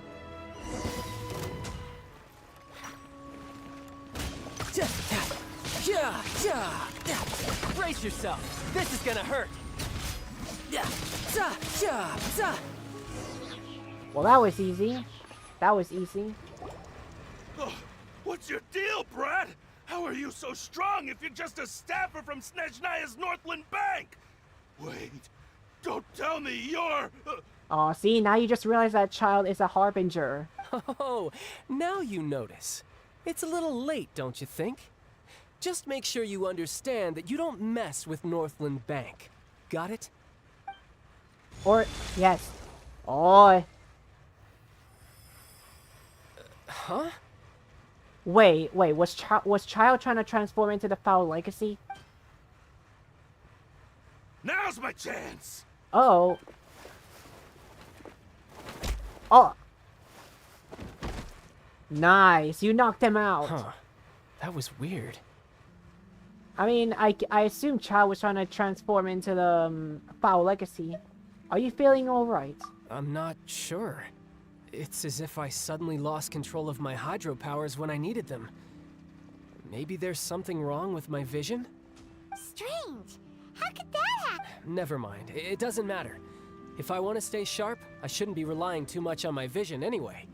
Besides, I always have my delusion in case I need it. You better not use your delusion too often. So what are you doing in Fontaine, Child? Well, I guess it's because I've been in a bad mood lately. A bad mood? Huh? What kind of reason? I don't know. Maybe I still have a lot to learn about myself. But recently, there seems to be some sort of restless power stirring inside of me. And I don't know why, but every now and then I feel like I'm in a terrible mood. Maybe you... That is a possibility. Do you have any idea where it came from? I can't remember if I ever mentioned it before, but when I was 14, I fell into some unknown abyss. It was during that time I learned nearly all of my abilities. The one who took me under her wing and taught me was named Skirk. She was always quiet and very mysterious. Nobody knew where she came from or what she had been through, and she was always very strict when teaching me combat techniques. One time, I asked her why she was willing to take me on as an apprentice. From what I could make of her answer, it was because I had awakened it, and traces of it remained on me. She said that all my combat training would be useful in the future. But what is it? She never explained that, but my guess is that it's related to a dream I saw when I had just fallen into that abyss. In my dream, I was in the deepest depths of the sea, and the boundless seabed was all around me. But in front of me appeared a whale that was so massive, I felt like I couldn't breathe. A whale? Oh, that sounds... That's just an abstract form of a whale that I create using my elemental powers. It takes that shape because the scene I dreamt of the whale has always been stuck in my mind. I'll never forget it. So you used the whale as inspiration for one of your moves? Huh. Seems a little twisted to Paimon. The power inside you is connected to your incident in the abyss. So why don't you just go after— You make it sound so easy. Ever since the incident I experienced there, I've never stopped searching for Master Skirk and that unknown abyss. But it's been years now, and I've still found nothing. There isn't even a trace of the place where I remember falling into the abyss. Oh, it sounds like— Yeah, I'm out of leads at this point, but there's nothing more I can do. It seems that strange encounters in this world tend to be elusive like that. Oh, seems the time really flies when I'm talking with you. I just remembered I have somewhere else I need to be, so I should get going. What? More work for the North— No, it's more of a personal appointment. Lately, I've been sparring with some of Fontaine's official champion duelists whenever I'm feeling bored. Official champion duelist? Yep, in Fontaine, before a criminal goes to court, they're given one chance to defend their honor by requesting a duel with an official champion duelist. The champion duelists are all powerful fighters selected from among the nation's best, and the duel itself is a no-holds-barred fight with no specified stopping point. So engaging in such a duel is regarded as a symbol of defending your honor. If a criminal manages to win the duel, they'll be acquitted, but if they lose, they'll have no choice but to stand trial. And the worst case scenario is that you're simply killed in the duel. Wait, simply killed in a duel? Though it's Oh, wow. rumored that Fontaine has a death penalty, from what I can tell, no one has ever been officially sentenced to death. Oh, wow. This is actually— wow. Wow, okay, then. If you lose, you get sentenced to death.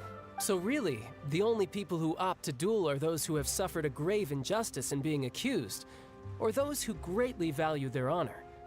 Otherwise, why gamble with your life? So, do many people actually— Apparently, it's exceedingly rare for anyone to actually win. Fontaine probably enacted this system as a way to show that the nation respects the honor of its citizens.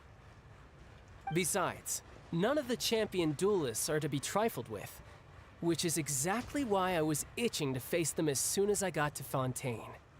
Apparently the one I'm meeting today, Clorinde, is the strongest of the champion duelists. I had been asking her for some time before she finally agreed to face me today.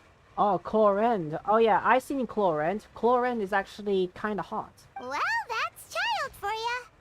Paimon feels like we heard that name somewhere before. Clorinde. Huh. When we met the Hydro Archon. Oh, before I forget, I want you to have this. Huh? You're— I'm just worried that it could become uncontrollable again. I'd be pretty upset if it got in the way of my duel, so I think I'll be better off without it for now. Okay, okay, but then if I have the vision, what would it be like if I actually have a vision? Because Traveler can actually like use elemental powers without a vision, and I have a vision. So will it be anywhere different? Besides, I just need you to hold on to it for a short while. I'll come retrieve it when I have some time later. Paimon knows what you're up to. You just wanted to— Whatever gave you that idea? I'll be in touch later. Just shut up, Paimon, like you know. Just shut up, Paimon. Just shut up, like you know. That sneaky guy. He said he's been feeling— well, since we do— Just shut up, Paimon. Just shut up. You know I hate you a lot. Wow! Who could have seen that coming? The reporter who was barely around for most of the story was the murderer all along! It's rude to spoil the mystery for everyone else. Sorry. Paimon was just surprised, that's all. Whew. Paimon never saw that twist coming. The murder mystery novels here are amazing! Never thought I'd see the day when Paimon would enjoy reading. The whodunits here in Fontaine? It's so exciting to reach the moment when the mystery is uncovered. I'm good. Oh, sorry if, hey. Shut up, Paimon. I don't want to hear you talk. The opera house is on there, yes. Paimon, shut up. Shut up, Paimon. Shut the F up. Shut the F up. Stop talking, Paimon. Just shut up. The wind rises.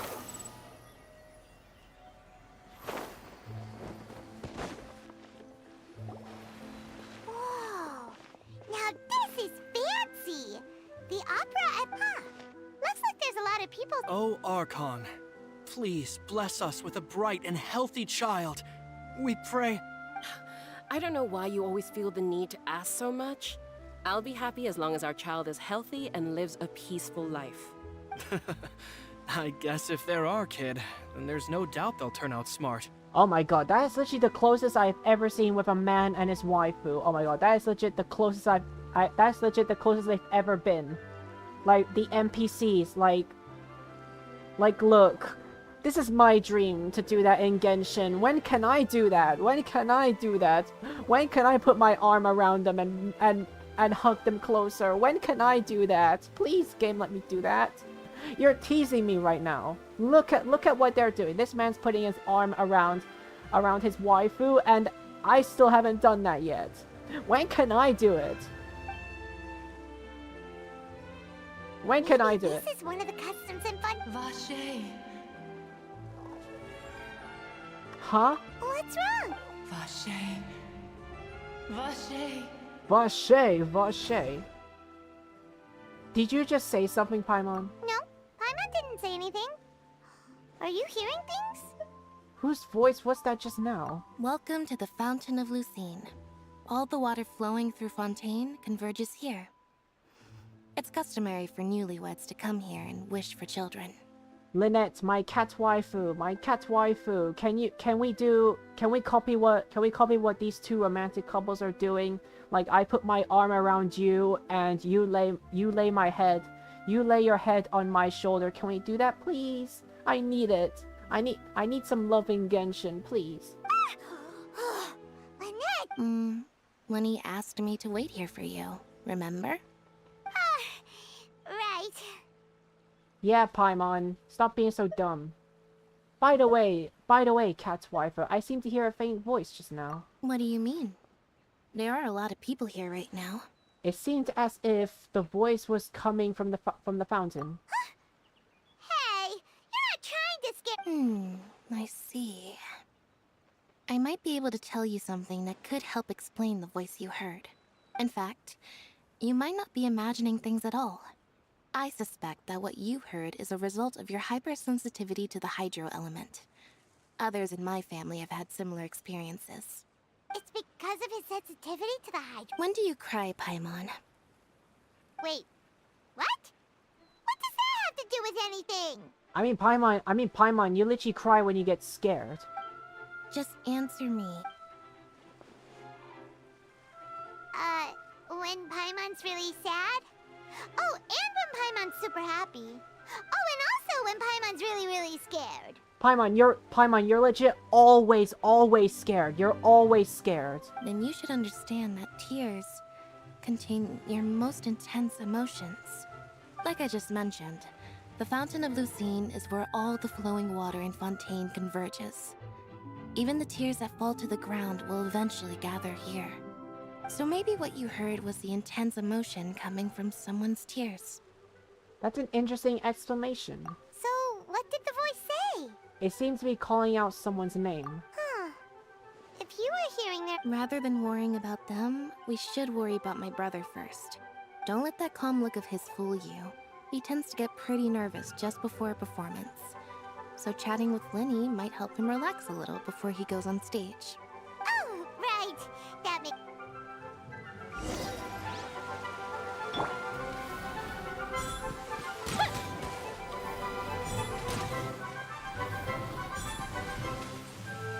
Oh, I got that burb, nice.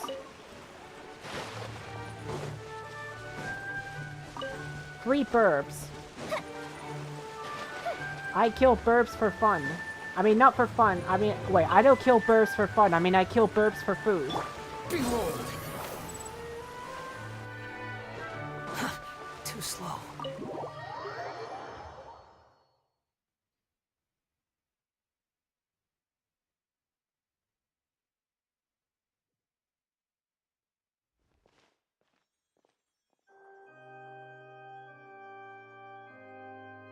Traveler and Paimon, good to see you. I knew you two would come. Are you kidding? We wouldn't miss it. I can tell, judging by how early you've arrived. But you're actually right on time. The audience still hasn't started entering the venue yet, which means now is the perfect chance for us to take you to the best seats in the house. Wait just a moment, I'll fetch the tickets.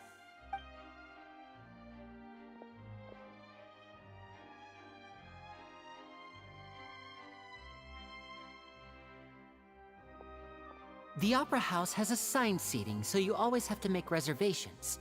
I've already reserved your seats, and here are your tickets. Ooh, front row. Don't mention it. There's no need to keep thanking me. Hey, Lenny! Could you come over here and take a look at this?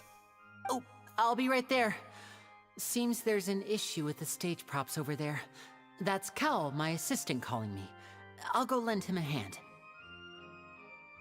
Okay, sure. Yeah, we'll just go to our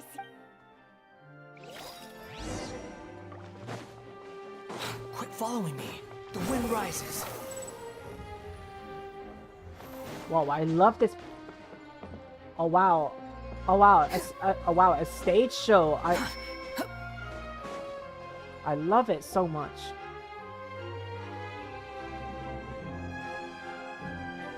Oh, these should be our seats. Paimon, you don't even sit down. All you do is float. Paimon, what do you mean take our seats? You don't even sit down. All you do is float. Oh. Wait, who's this? Triple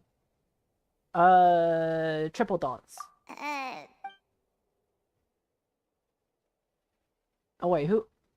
Hey, traveler. Maybe we should strike up a conversation with the person next to You're us. up.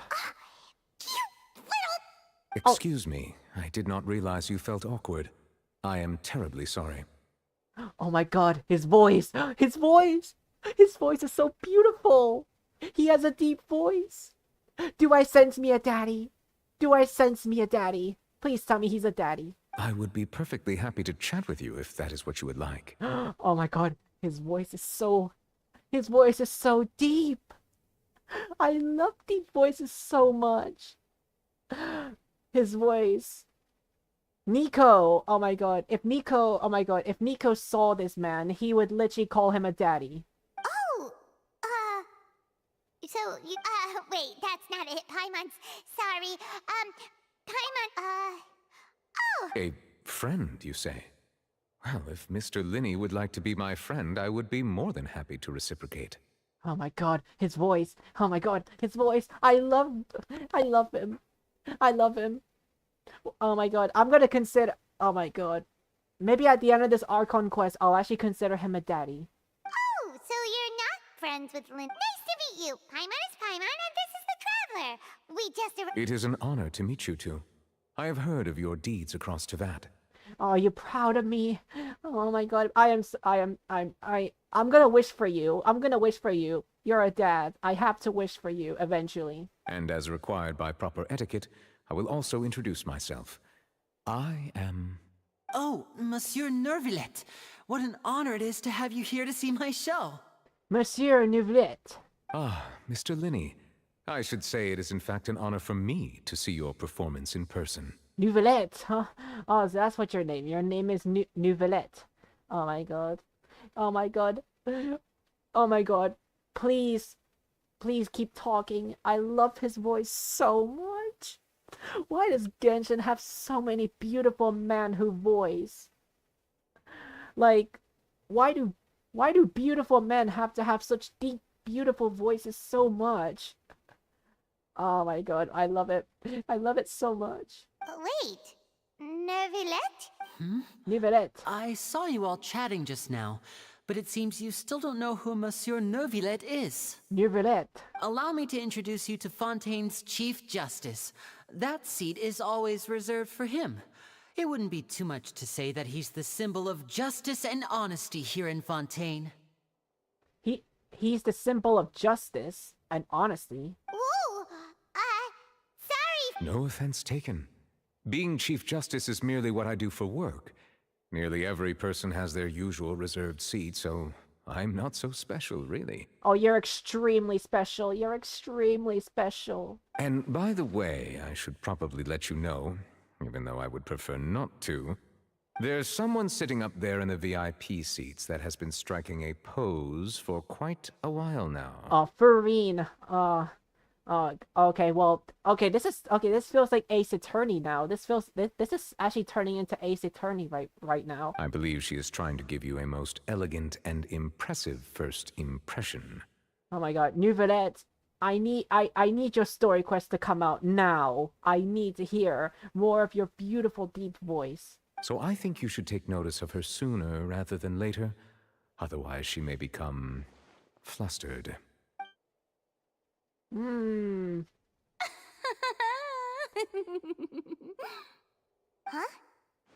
Oh, it's Farina. Very good. That is for the best. No need to pay her any more attention. We may now enjoy the show. Wait, I thought this was like a court or something, but but I forgot it was actually just a show. Huh? So is this what things are like between the Chief Justice and the... All right, please wait just a moment longer.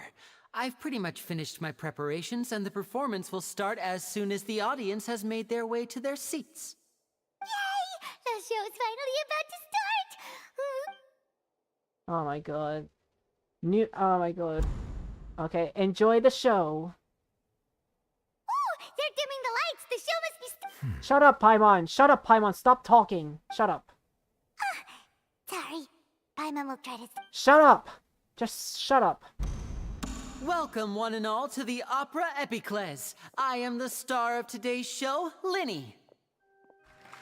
And over here is my sister, Lynette, who will be working as my wonderful assistant. Please, let's give her a warm welcome.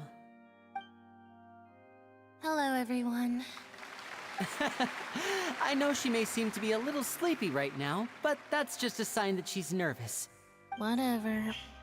Now, some of you may be thinking, two vision holders who can freely manipulate elemental powers performing magic is not true magic at all. So, I would like to take a moment to assure you that elemental powers will have nothing to do with what you will witness on the stage today.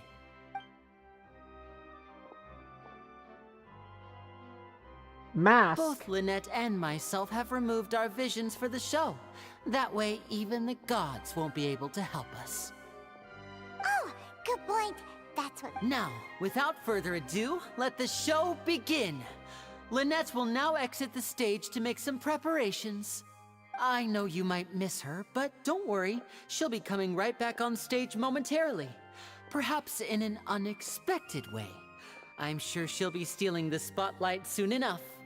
Oh, and before I forget, there's one more thing I should say. You never know what can happen in the blink of an eye. A magician's greatest skill is making things disappear or appear. The possibilities are endless.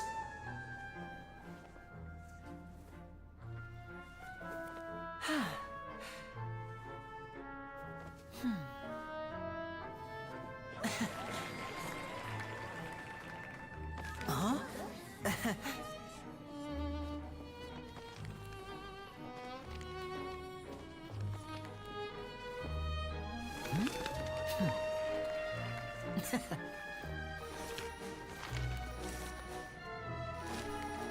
But this isn't what you came for.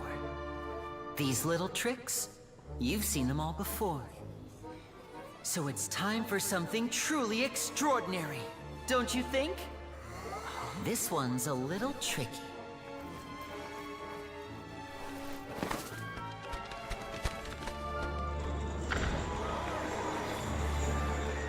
Using this water tank, I shall make my sister vanish completely, right before your very eyes.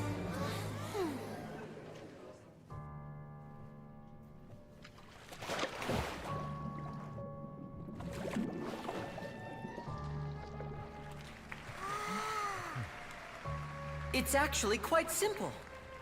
She'll just turn into air bubbles and float right out of the top.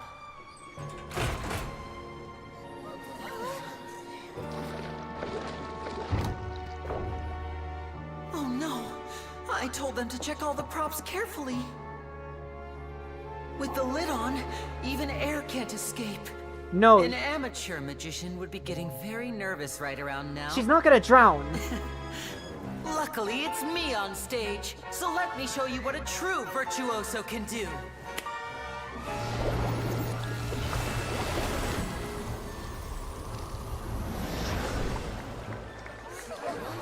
What?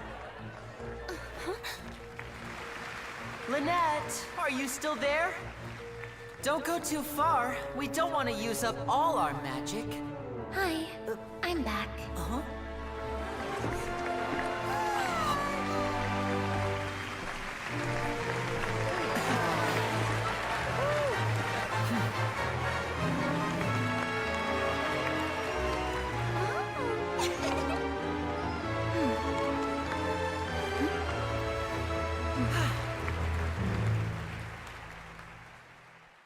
Oh my god.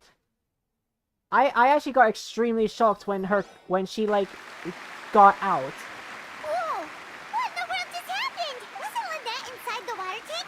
How did she disappear and then reappear What a out of what a nowhere? what a If we show. could see easily through his tricks, then that would mean that his skills are still lacking. To appreciate magic, you should focus on the show happening on stage, rather than getting caught up in trying to see that which has been intentionally hidden. Guess you're right. I'm not gonna. Thank you, everyone. I'm glad you enjoyed that performance. Guys, I'll be honest. I actually got extremely shocked when he literally just got Lynette out of the tank box, but her clothes were still in. Her clothes are still in, but then suddenly she just walks out and her clothes are like back on. Like how did she get her clothes back? But our magical journey has only just begun. I've prepared even more astonishing surprises for everyone here. The magic of transformation and disappearance can go far beyond what you've just seen. I'm sure many of you are thinking that escaping the water tank was impressive enough. But Lynette is still my assistant after all. In which case, I have ample time to make all necessary preparations. So, for my next trick, I will require the participation of one lucky audience member. Please, if my assistants could bring out the magical boxes now. There are 2 boxes and only 2 boxes. One is here, and one is there in the aisle among the audience. I'm sure many of our clever audience members have already guessed our next magic trick. A swap! A swap? Our lucky audience member and I will each enter a magic box. After 1 minute, we will each emerge from the opposite box. Now please, everyone pay very close attention to the box you see here. Don't give me any chance to make a move. Wow! How's he gonna... Hey, do you think this is all magic tricks, or does Lenny have actual superpowers? Paimon, just shut up. The lucky audience member will be generated by this random number selector. It selects numbers entirely at random. Even I don't know who will be chosen to participate. Now then, let's begin.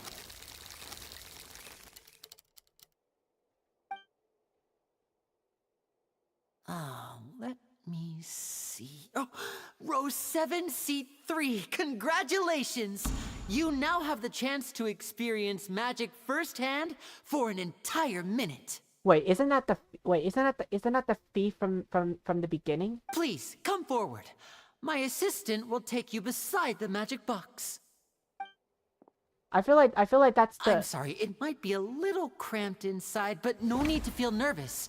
We've carefully arranged everything for you to be as comfortable as possible. I feel like that's the thief from the start of the Archon quest. You don't need to do anything, but no matter what strange things may happen, don't come out of the box. If the magic is interrupted, who knows where you might end up? You might even find yourself in the Fortress of Meropide. Fortress of Merrepeat? Oh, okay. All right. Before I enter the magic box, there is one more thing I need to ask the audience to do. Could you all give me a countdown? Like this. 60, 59, 58. Just keep counting down. You can go a little faster or slower if you like. I won't be able to see anything in the pitch black box, so I'll be relying on your voices to know when time is up. Oh, and no tricks now. If you quickly count from 60 in just 30 seconds, then I'll be in a tough spot. Ooh! Paimon kinda wants to count faster after hearing him say that! With the whole crowd counting together, you wouldn't even if you wanted to. No, that won't do. I can see it in your eyes. You still can't be trusted. Let's practice together. Come on, repeat after me. 60, 59, 58. 60, 59, 58! That's right, perfect. Keep it going. All right, I'll see you all on the other side once you've finished counting. 54, 53, 52? Why aren't you counting now? I am counting in my head. I think things are exciting enough in here as it is. Merely a consequence of my identity and personality. Do not worry about me. Just enjoy the show. I do love your voice, though. That's all I have to say. Oh, alright. You look so serious that— 40, 39, 38! Mr. Linney, are you all right in there? Is everything ready? Yes, I'm fine. I'm just double-checking the direction of the magic. It would be a disaster if we get sent to the wrong places.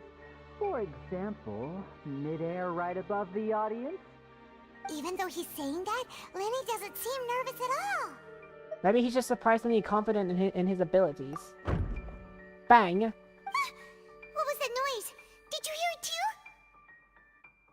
too? Maybe it was just to divert our attention. Not sure. Anyway, it doesn't— 25! 24! 23! What's wrong, Mr. Linney? I can still hear you moving in there. I seem to have accidentally knocked over a decoration. I'm trying to fix it, but it's pitch black in here. I can't tell left from right. Never mind the decorations. There's no time for that. The show is what's important. No, that's unacceptable. I want my show to be perfect. Don't worry, we still have 20 seconds. Hear them counting? 19, 18, 17! It seems things aren't quite going as planned. I apologize, everyone. It feels like you're all starting to count faster, but that's all right. I know it can be tiring to do such a long countdown. 10 seconds and change is still plenty of time. 10! Almost there now. Whew. Swapping two people is harder work than you might think. Even a master magician like me can't guarantee I'll get it right the first time. Hey, wait! Is this the back one? I can't tell. They both look the same inside. Huh? No, that's not it. I'll try again. 7! Hey, slow down! Honestly! 5! 4! 3! Whoops! That doesn't count! 0!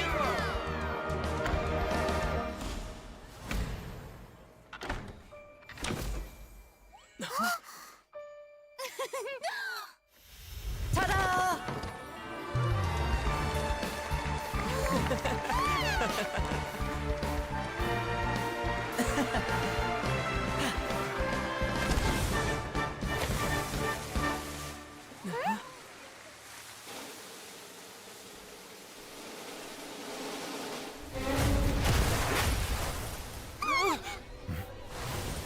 Whoa! Was this all part of the show? Was this all part of the show? What happened? Okay, it's not part of the show then. Oh, okay, it's not. Some dude just got crushed. Mask reveal. Face reveal? Are we gonna get a face reveal from that dead man? Huh? Is this part of the show? That's exactly what I said earlier. Mr. Lenny, you're going to use magic to fix the stage now, right? What happened? Oh no. Maybe this isn't part of the show. The girl was— This performance is over. Medical staff with me. Guards, secure the scene and detain all the performers. Seal the exits. No one is allowed in or out at this time. Yes, that's right. If this was just an accident, then we must investigate the cause. But if this was all part of some scheme, then those accountable will not escape the judgment of the God of Justice! No need to be alarmed, you two. We'll get to the bottom of this soon enough.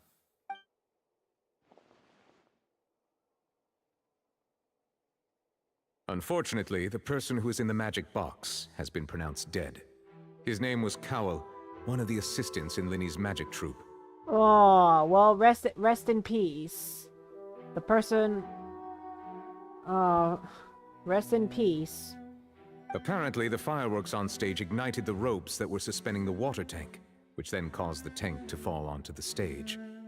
As of now, we are still not sure why we found Cowell in the box, rather than the guest from the audience. And after an initial search of the area, the guards have confirmed that the girl is nowhere to be found. It appears that this incident was not merely some mishap with the performance, and there are many indications that it is connected with the case of the serial disappearances of young women. The serial disappearances case? That's the case that Charlotte mentioned before!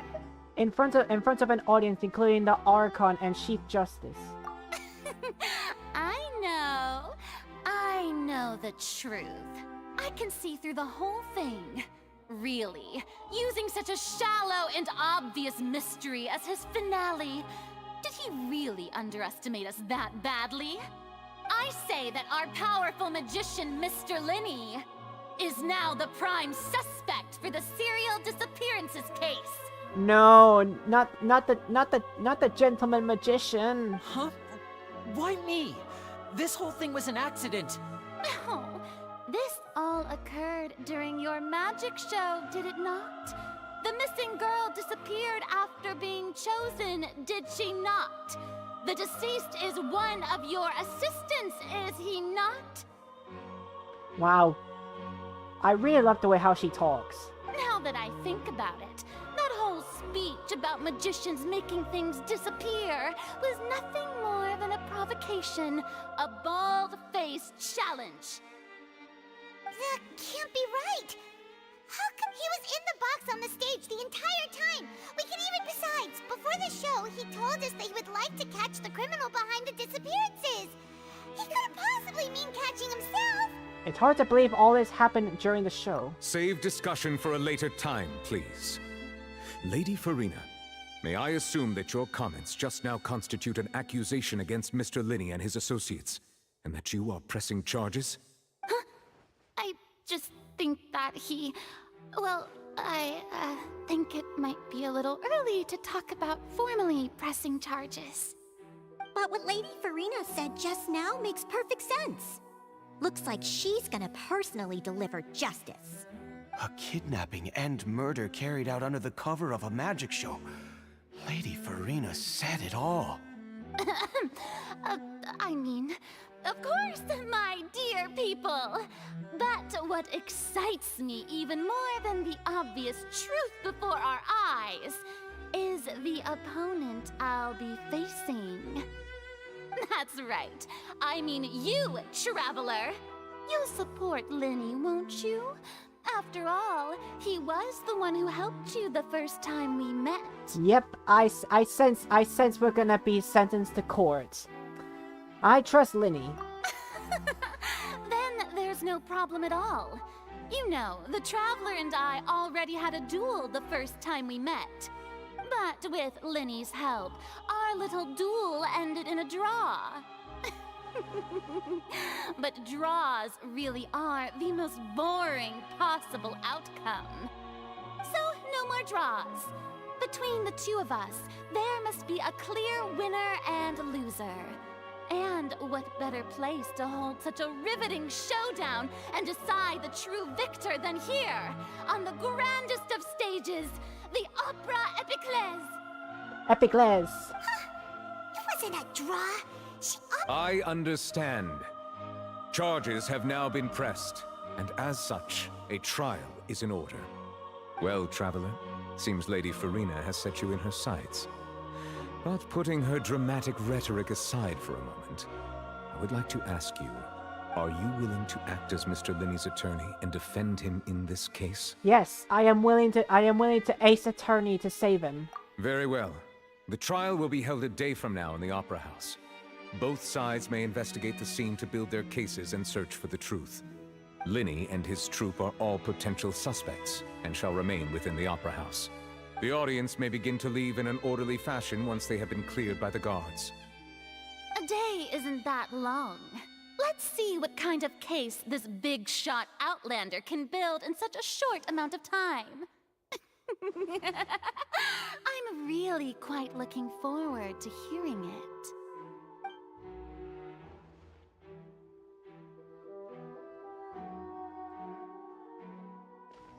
Lenny! Sorry about everything that happened just now. Were you frightened? Of course! Who wouldn't be scared of— Yeah, I'm a little shaken up myself.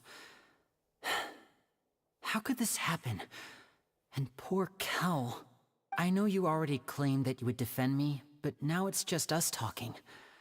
Tell me, do you think I could possibly be the murderer? No way! You're a gentleman magician. There is no way. There is no way a gentleman magician like you would be the murderer. No. Good to hear. Thank you so much for trusting me. I'm sure everyone sees me as the biggest suspect at this point. But if you ask me, the whole thing is mysteries layered upon mysteries, such that all that's left is confusion. I don't know whether what happened there on the stage was purely an accident or not, and I don't know why poor Cal was in the box. As for how that girl chosen from the audience could suddenly disappear, I'm afraid I don't have any answers either. If someone tampered with my performance, then we need to figure out what they did. Even a skilled and knowledgeable magician like myself couldn't pull all that off in just 1 minute. Yes, it is indeed very strange. Which is precisely why we need to investigate! As this book says, the impossible could not have happened. Whatever happened must have been that which is possible. Whoa, Paimon, where did you get those glasses? Paimon bought them when we were reading at the bookshop in the city earlier. Pretty cool, huh? But wait, Paimon, when you mean by bought them, do you mean you actually have Mora on you? Don't worry, Paimon used her own savings to buy them. It wasn't from our travel funds. Ah, okay, you know what? I've always been bugged by Paimon of how she always demanded food, but I guess she can actually save up her own Mora. You know what? If Paimon could actually save up her own Mora, she better buy her food from now on. I think they look cute on you, Paimon. Lynette, don't say that. You have good taste, Lynette! That's the right attitude. Feeling depressed isn't going to help me now. I need to get back to my normal self. Lynette, Cat's waifu, I understand you're being nice, but don't call Paimon cute. That is... No, you can't call Paimon cute. That's legit an insult. That's an insult to me. But with the guards watching our every move, it's going to be especially difficult for Lynette and I to prove our own innocence. Good thing you agreed to be our attorneys. Thanks for that. We'll be counting on you. Yep, I'm gonna be your ace attorney. Yes, thank you so much. I'm used to this sort of thing. Yeah, just leave. Since we're going to start investigating. Oh, well, I'm afraid that would involve some of our essential trade secrets as magicians.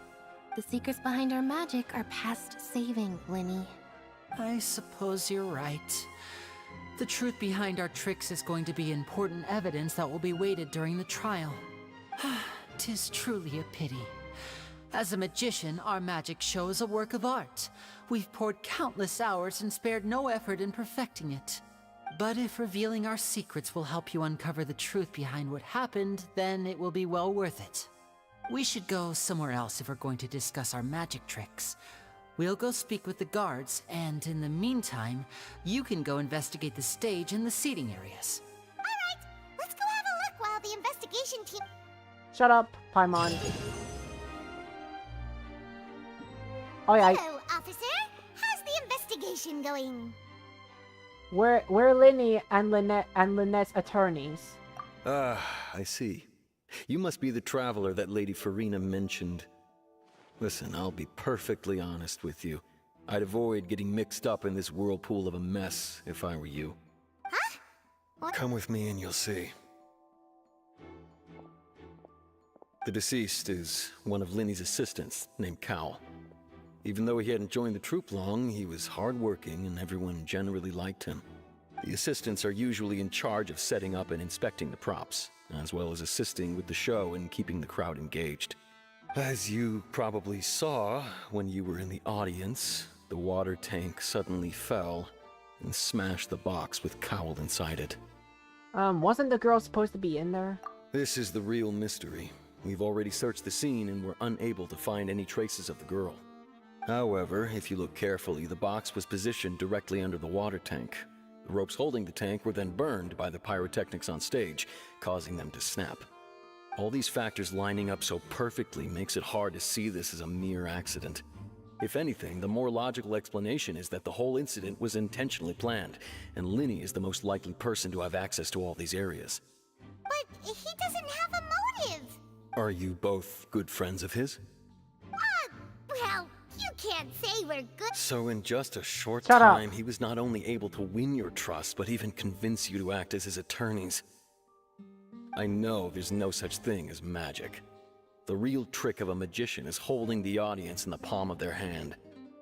I've seen a lot of cases, and I can tell you that people are the least reliable kind of evidence.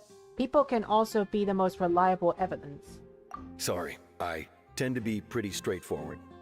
Just know that I'm warning you for your own good. Anyway, you may investigate the scene of the crime yourselves if you're curious. Who knows, maybe you'll be able to come up with some new evidence. You can use case records to confirm your current evidence and clue collection, situation, and sort cases related information. You can check as yet undiscovered evidence and clues in the case record. Then investigate the corresponding area to locate them. Use perception skill to find evidence and clues that can be investigated within the certain radius around yourself. This will advance your overall progress. Okay. The deceased. The deceased is one of Linny's assistants named Cowell. He was well trusted by all of his colleagues. His job was setting up and inspecting the props, as well as assisting with the show and keeping his crowd engaged.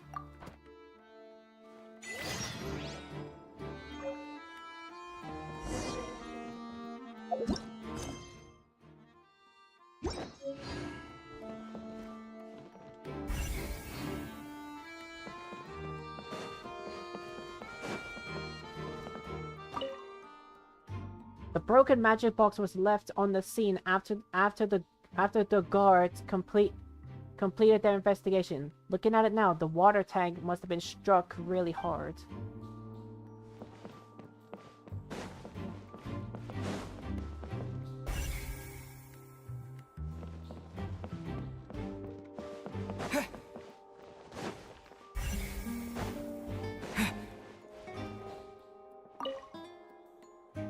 It looks like an ordinary box, but Linny somehow moved instantly from the stage to be inside of it. How did he do it?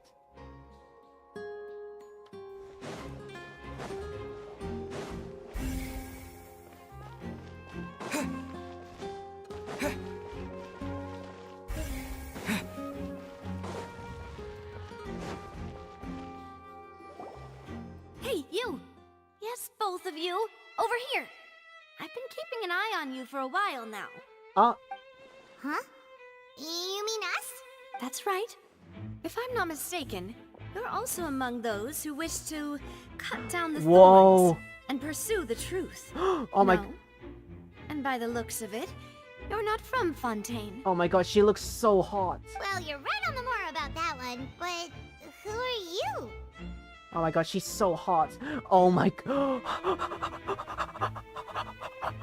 Oh my god, she's so hot. Look at her. Have you never heard of the Spina di Rosula? From mediating disputes and providing protection to solving conundrums, you name it, Spina di Rosula does it. Spina di Rosula. And I, Navia, have the honor of being its renowned president. Oh my god, she's so hot. Oh my god. Oh my god. My god. We have another hot waifu. Oh my god. Oh my god, guys. We have another hot waifu joining the party here. Yep, I'm gonna simp for you from now on.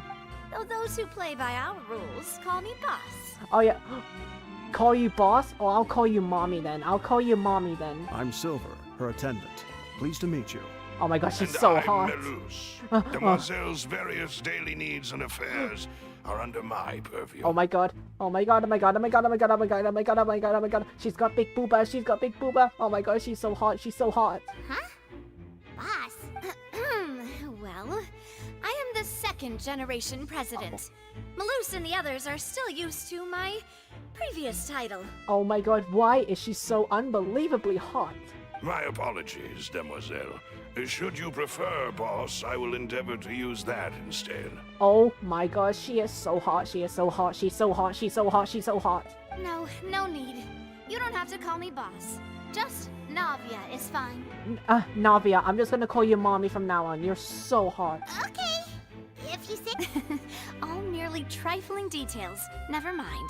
Now, back to the situation at hand. Oh my god. Oh my god. Oh my god. Oh my god. Oh my god. Oh my god. Oh my god. Oh my god. Oh my god. Oh my god. Oh my god. Oh my god. Oh my god. Oh my god. Oh my god. Oh my god. Oh my god. Oh my god. Oh my god. I cannot stop looking at how beautiful you look. She's so beautiful. She's so beautiful, Navia. Oh my god, she's so beautiful. She's so beautiful. Oh my god. Oh my god. I can't believe I'm simping that hard. Oh my god. Oh my god, guys. She's so hot. You're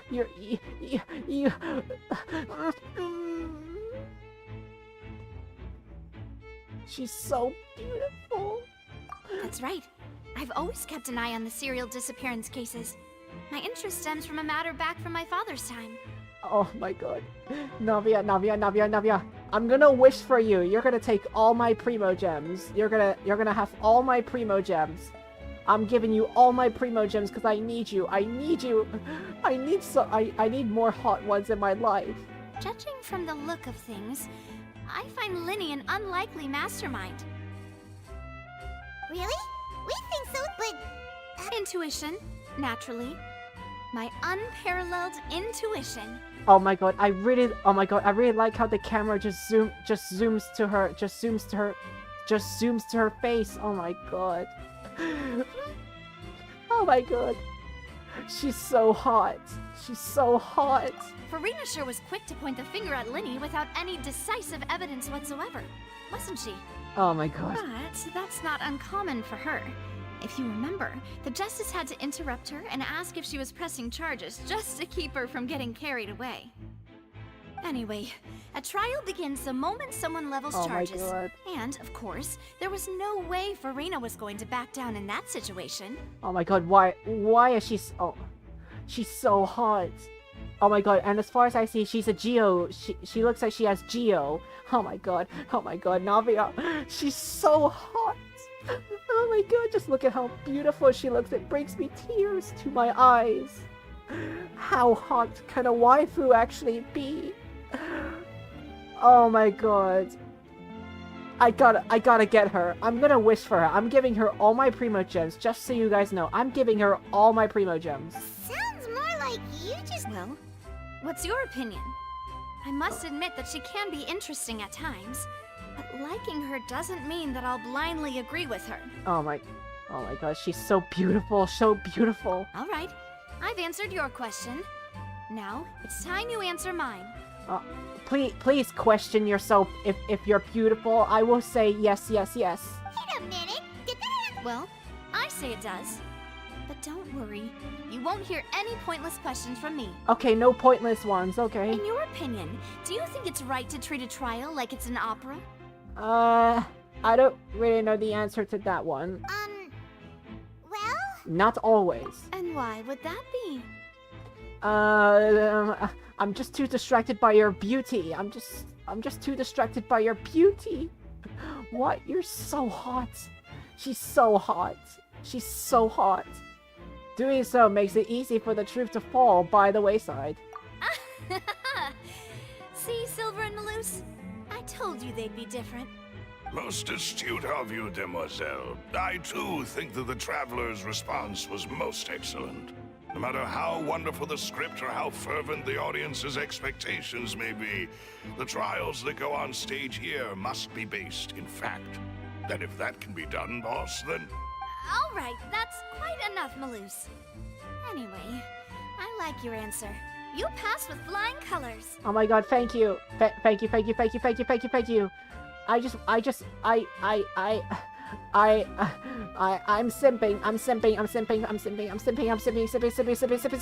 Now, I need to make some preparations, following which our joint investigation shall commence.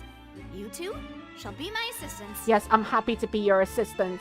Yes. Wait, since when did we become assistants? Oh, shut up, Paimon, shut up. Do what the hot ones say. Shut up. Oh, well, I can be the assistant. Sure. Or your companion, if you like. I'm really not that fussy. No, let me be. No. I want you to be my mommy. I want you to be my mommy. Please. Not companion. That's more like it. Oh, shut up, Paimon. Shut up. You just ruined it. Paimon, you just ruined everything. I'm gonna send you to the pit of hell one day, Paimon. Far be it from me to brag, but I believe that Demoiselle's intuition will be instrumental in uncovering the truth. You wish to save a friend from false accusations, and we wish to unravel the disappearances. In this sense, our goals are aligned. You have a point. You're quite... And what about you over there? What do you think? You seem like you've got... I have nothing to add. Oh. We'll be making some preparations first. Just be sure to let us know if they start revealing Linny's tricks. Thanks! Oh my god. You're so hot. Could I please sit next to you? Can I please sit next to you? Oh my god. She's so beautiful. Why is she so hot? She's so... Oh my god. I need to be punished by you. I need to be punished by you. Wait. I need to use the memento lens quick. Wait. Can't use in current area? Oh, come on, game. Okay, but what if I just use a picture then? What if I just use the camera then? Oh my god, she's so beautiful. She's so beautiful. She's so beautiful. I can't help it. I gotta get a good view of her. Oh my god, I need it. Hold up. How do I get a good view of her if she's literally sitting down? How do I get a good view? I don't know how to get a good view. Actually, maybe this might be a good view. Oh my god, she's so beautiful. I'm simping for her. I don't care what you guys say. I'm simping for her whether you like it or not. I'm simping. Oh my god. Oh my god. Oh my god, I can even see her back from here. Oh my god, I can even see her back from here. I gotta massage her back. I wanna massage her back so bad right now. Oh my god, the beauty. How would that be? That would be such beautiful art piece. That would be such beautiful art piece. Just thinking about it just makes me want to touch her back. It just fills me with joy and pleasure.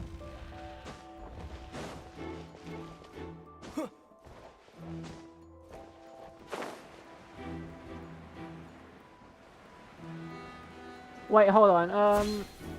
Actually, no, I'm not done with her yet. I gotta talk to her more.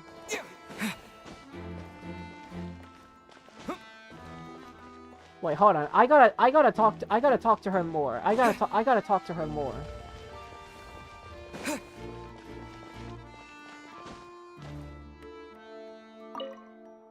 Speaking of that, No, I don't see that. Maybe I should try to learn some magic. If I could make things disappear, cleaning my room would be a cinch. Wait, I can almost see her back. Look at her back. Such beautiful detail. Look at her back. You know I love you. You know I love you, Navia. You know I love you. You know I love you so bad right now. You know I'm down for you. I'm gonna give you all my primo gems. I'm gonna wish for her whether I like it or not. I'm gonna have to, I'm gonna keep her as a Geo because I can see that her vision is Geo. You need not worry about such things, demoiselle. That falls under my duties. Oh, right. Oh wait, I can get a better view of her back when she turns her head because her hair is literally blocking her back. Oh. Okay, oh my god, I can kind of see her back from here. Oh my god. Oh my god. Sorry, but no one can freely enter or exit the Opera House at the moment. If you wish to leave, you must register your identity with us first. No, we're not. Were you always got... Yes. After the Chief Justice gave the order, everyone coming in or out must undergo a strict inspection. So, the missing girl couldn't have left from here. At least, not from that point on. What about during the show? I doubt there was much opportunity then either. How can you be so sure? Well, because I was in charge of security near the entrance at that time. I couldn't see Linny's performance from here, which was quite a shame. Just my luck. But still, I did not abandon my post. And I stayed put no matter how loud the applause was. If someone had so much as even approached the door, I would have noticed it, let alone if they had tried to leave. We Melazines are good at that sort of thing, you know. So, it's safe to say the girl... Alright, thank you for your help. This will be useful in... Entrances and exits to the Opera House. No one left the Opera House during the magic show. After the incident happened, only those who had their identities cleared by the guards could leave.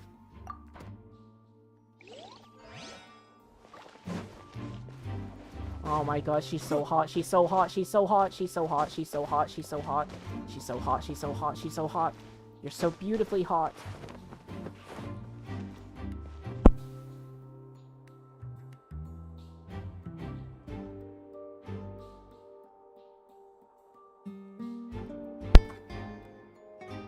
Oh my god, so hot, so hot. Guys, I can't help it. She's literally so beautiful. She's so beautiful, and she has kind of good booba too. Number one, great waifu and a mommy. I need her. I need her so bad. I need her.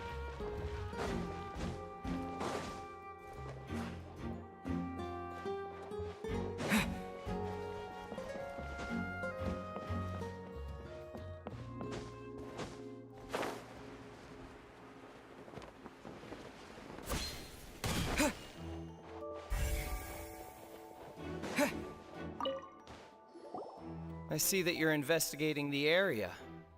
Well, it just so happens that I'm interested too. If you find any new and interesting leads, be sure to share them with me, alright? We don't have too many thoughts. Then why don't I tell you my hypothesis first? The way I see it. And I'll start it with that loud thud. The thud? Oh, you mean the sound that happened during the countdown?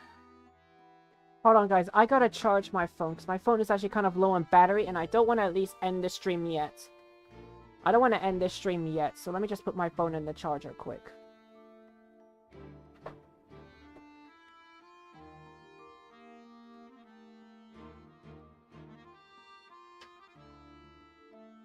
Okay guys, so my phone is in the charger, so I don't want to end the stream just yet. Yes, exactly. It wasn't terribly loud, but I suspect that most people heard it. It's just that everyone was awaiting the results of Linny's trick with bated breath, so no one paid it much mind. But now that the incident has happened, the thud has become an important clue. That makes... I'm of the opinion that it may have been the sound of Linny's accomplice. Lynette, perhaps. Jumping atop the water tank, or something like that. And when the pyrotechnics went off, she cut the rope, sending the water tank crashing down. Wait, wasn't the noise... Perhaps the balance wasn't right, leading to a particularly rough landing. Then wouldn't the water tank have started to swing a bit in that case? Oh, that's true. I suppose I must reconsider. That does remind... Strange sound during the magic show. During the switching performance, there was an audible thump that many audience members heard.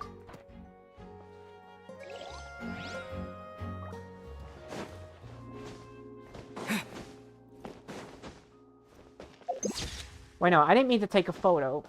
Oh.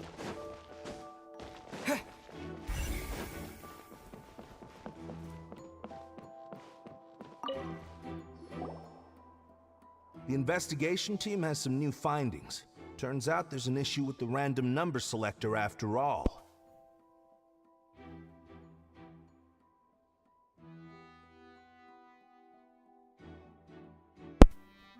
See, I told you. What if the machine picked some big guy's seat? You think the murderer would have still made his move then?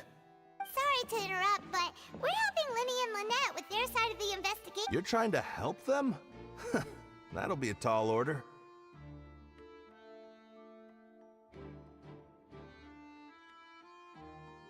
Linny used the machine to pick a random member of the audience during his performance, right? The lucky girl that later disappeared. Well, we thought there might be a serious problem with the machine, so we had it taken away for further inspection.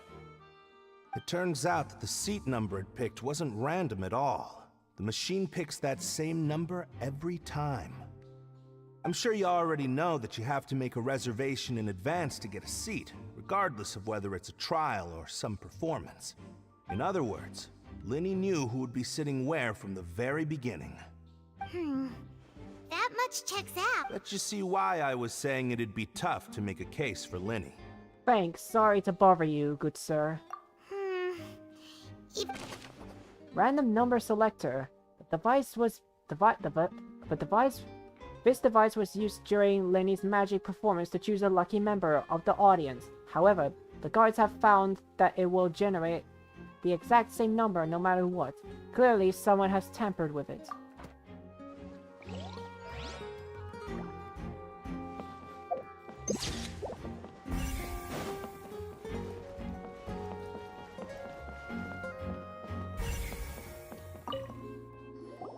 Hello there. What are you... Oh, this location has also been cordoned off because the Magic Troop members are currently considered prime suspects. The investigation team is still collecting evidence. The seats were all booked in advance, so we were able to deduce the missing woman's identity by checking the guest list. We're Linny and Lynette's attorneys. Sure, it's not like this is confidential information. We will publish it later anyway when we petition the public to help us find the missing person. Her name is Halsey. She's a painter from Fontaine who's made a bit of a name for herself. Halsey? Apparently, she wasn't a regular at the Opera House, but she'd been feeling some pressure with her work lately, which made her decide to come see the magic show. The Magic Troop members all claim not to know her. We have looked into her social connections. It seems that she has no personal grievances or conflicts of interest with the suspects. Simply put, she wasn't related to the Magic Troop at all, which matches the features of the previous serial disappearances. Were the victims of... That's how it seems to us, in any case. Apart from the fact that they were all young women of around the same age range, there really weren't any other connections between them. Okay then. Thanks for letting us know all this. No need to be so formal. If you do happen to see the missing girl, please be sure to contact us. It is of utmost importance that we get to the bottom of these disappearances. Information about the missing lady's identity. Halsey is the missing person. She's a famous painter and came to watch the magic show in order to take a break from her own creative work. She isn't known to have been entangled in quarrels with any of the members of Lenny's magic troupe.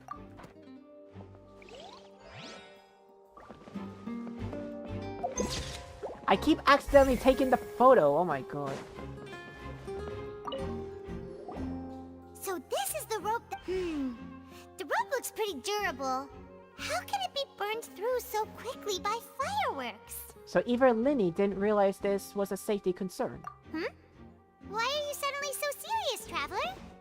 Paimon, Paimon, can you stop asking dumb questions? We're in the middle of a crime investigation. Of course I have to act serious. Paimon, can you stop asking dumb questions? I'm just looking at where the rope snapped. Whoa.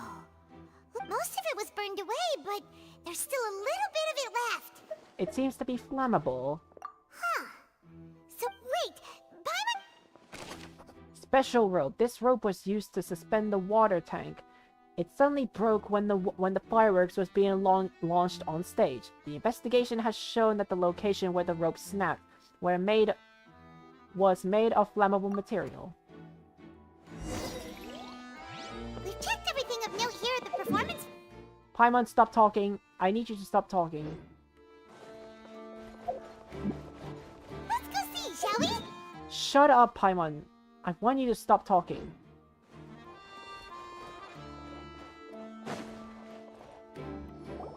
Understood.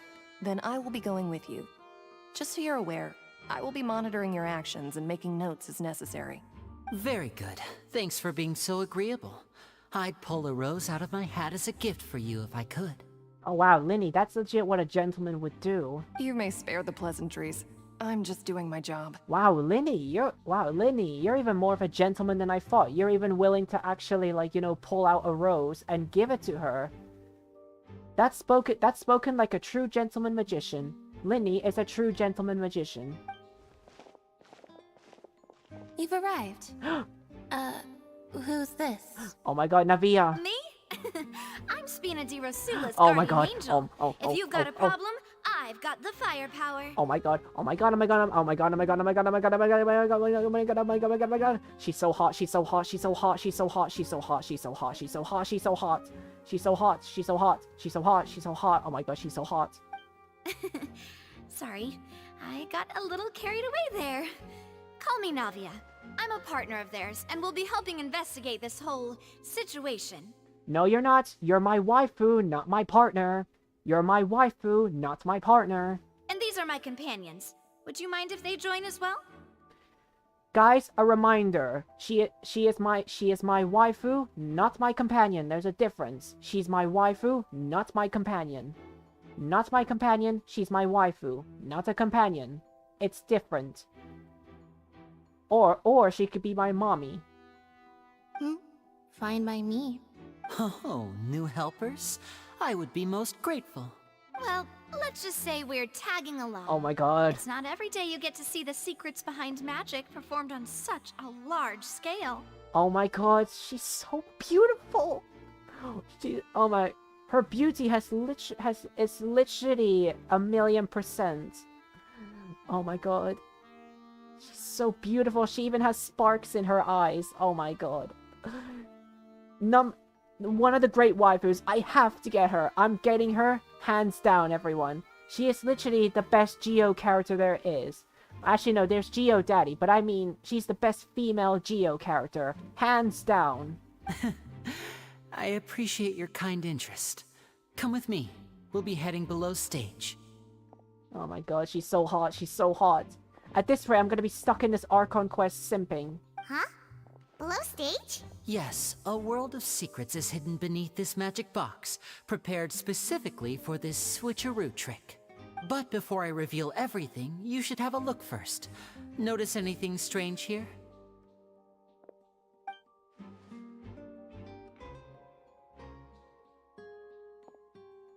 I'm not trying to be dramatic. Remembering the details of a trick will help you understand the methods used to perform it more easily. Huh. Weren't there balloons and other decorations here? Where did all that go? Ah, good eye. That said, you're still far from discovering the answer. The back of the door isn't the same. The back? Very good indeed.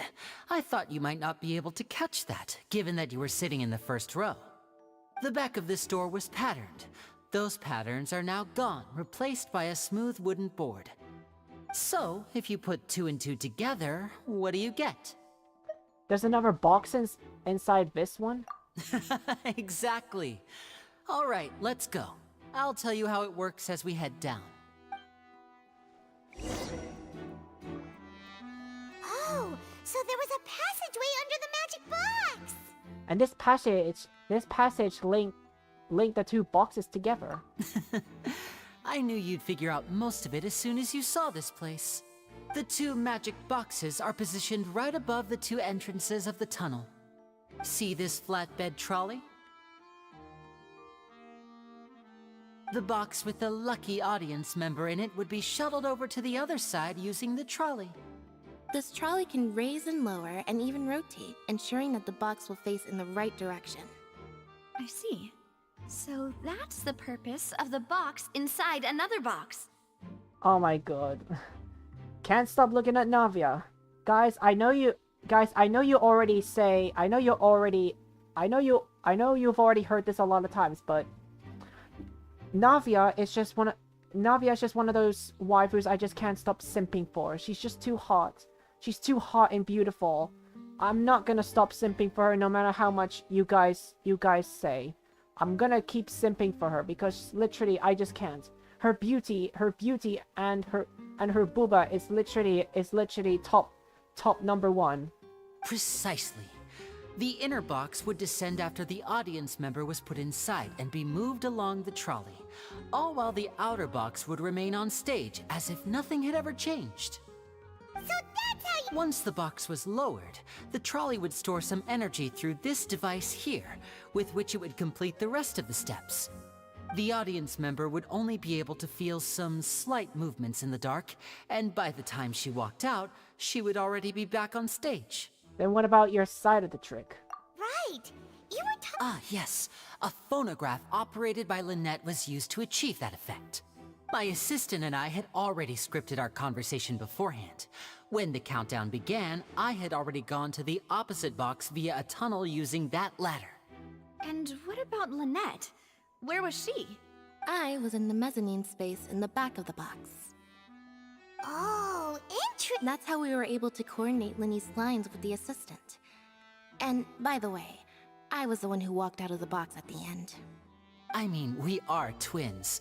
All it takes is a change of clothes and no one can tell who's who. Actually, Linny, I don't want to break it to you, but if you and Lynette actually were twins, then you would be a cat boy. You would be a cat boy as well. You would be a cat boy, but the way how I see it, you're not really a cat. I mean you possess the same abilities, but then again, you're not a cat. Yeah, like both of you are like magicians, but then again, you're not a cat. So that doesn't really make you twins. Not 100%. And that's my favorite part of this trick. Only Lynette and I can perform it. So that's how it all worked! Wow! Every detail you revealed was more amazing than the last! I could tell a lot of thought was put into this.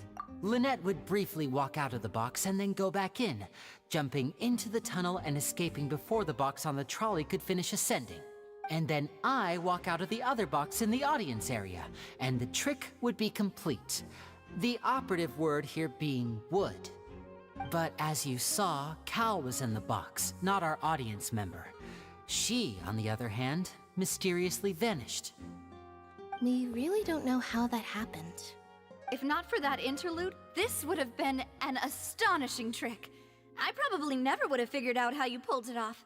Oh my god, Navia, I can see your back. Oh my god. I wanna massage her back so bad. Let me massage your back. Let me massage your back for you, mommy. Let me rub your back with my delicate hands as I massage your hand. Let me massage your back for you. Let me massage your back for you, so that way you can feel comfy. So you can feel comfy. Let me please massage your back. Navia, please let me. And yet, to think that someone was able to use this magic trick to commit a crime. Could we have a look around? I think we can come up with some more leads.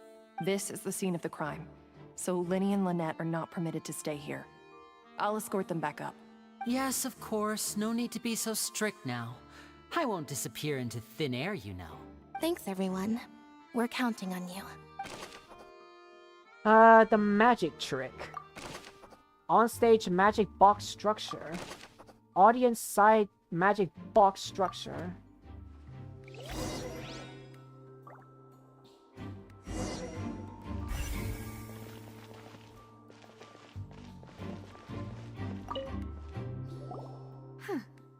What's this? Looks like a hook tied to the end of a rope. Huh? There's all kinds of odds and ends here. Linny did mention this earlier. Perhaps it was a prop for a different trick. But why would it have been left here? Whatever it is, Dropped hook rope. A rope that's fallen to the ground. A metal hook that's been tied to one end of this rope. Its use is unclear.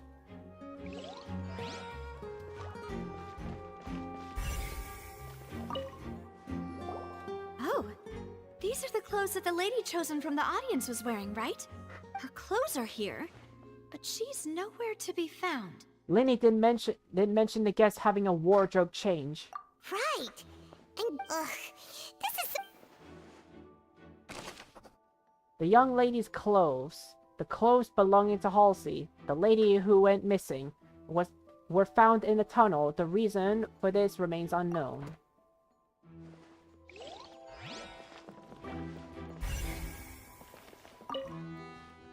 High precaution is required to complete the magic show, and tracks are perfect for making the trolley stay in its designed course.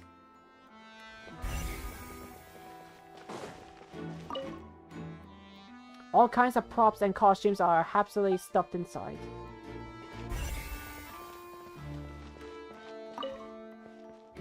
The trolley is crucial for transporting the magic box to the other side. The culprit must have used this to execute their plan. A vent? What is this place? It looks like a vent. It seems someone could fit through here. Huh. Could this have been the suspect's escape route? Oh my god, you're so beautiful, you're so beautiful. I can't stop simping for you. You're extremely hot. Alone, perhaps. But if they had to pull another person with them, the space would be too narrow. But there are no other ways in or out of here. And Linny and Lynette were in the two magic boxes. Oh, you're right. Let Paimon right. Shut up, Paimon. Tunnel vent.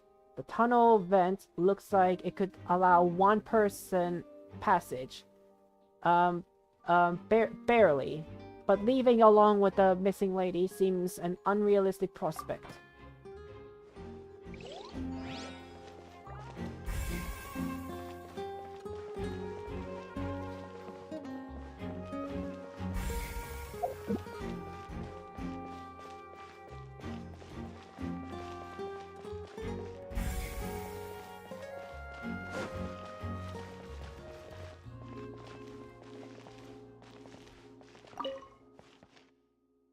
You don't know why there's a hook. Oh wait, I already examined that one.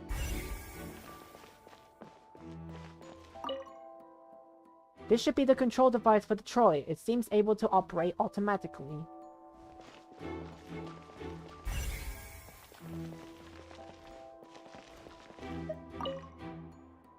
A ladder is required in order to return to the magic box above. The floor is wet. Please be careful not to slip. Speaking of which, why would there be water here? Maybe it was for a trick? Oh, Paimon knows. And here's a broken vase. That can't be. Oh my god. The trolley moves along tracks from start to finish. It couldn't have hit the vase at this distance. Oh my god, why? So beautiful. Look, your face is so legit, so beautiful. Broken flower vase. There are many pieces of a broken flower vase on one side of the tunnel. All the water within has been spilled. Judging from the distance, it seems unlikely that it was knocked over by the trolley meant to transport the magic box. Seems we're just about done investigating down here. Yes, let's head back up. Navia, you're so beautiful. Well, we've ascertained the state of the crime scene.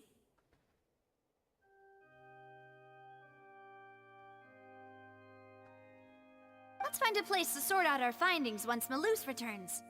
It seems to me that there are several things that don't add up here. Apologies for the wait, demoiselle. So, what did the guards say? Did the criminal escape through the vent? They believe the odds of that are very low, since the vent leads to the Opera House's basement. The guards have checked the area carefully. No one left through the basement during the performance or after the incident, and no one was found hiding there.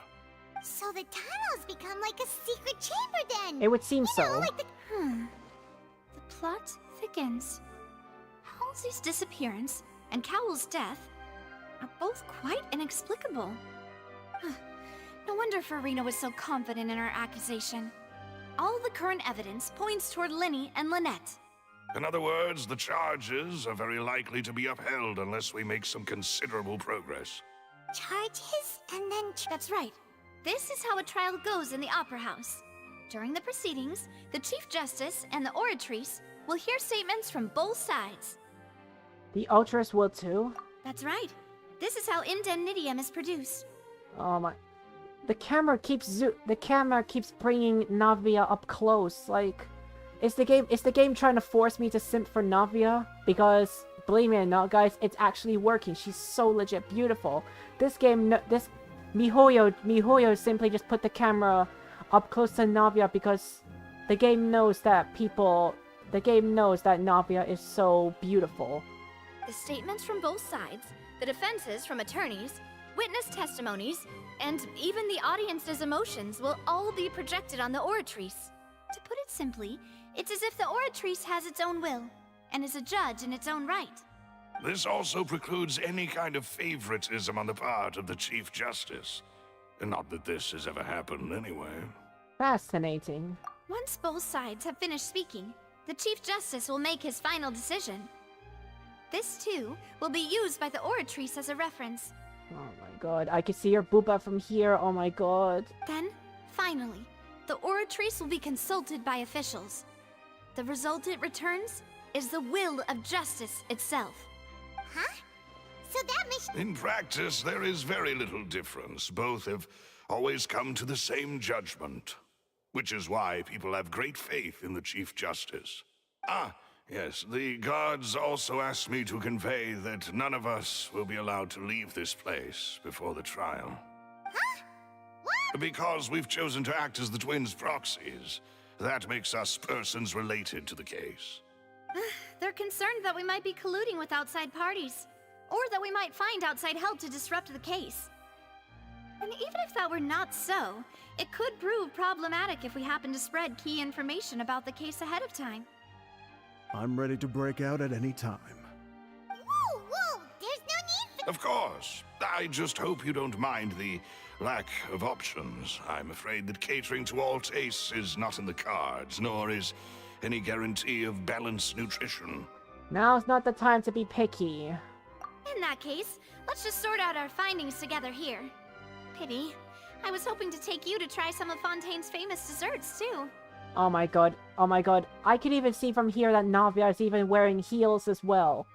Mihoyo, you're literally forcing me to simp for Navia.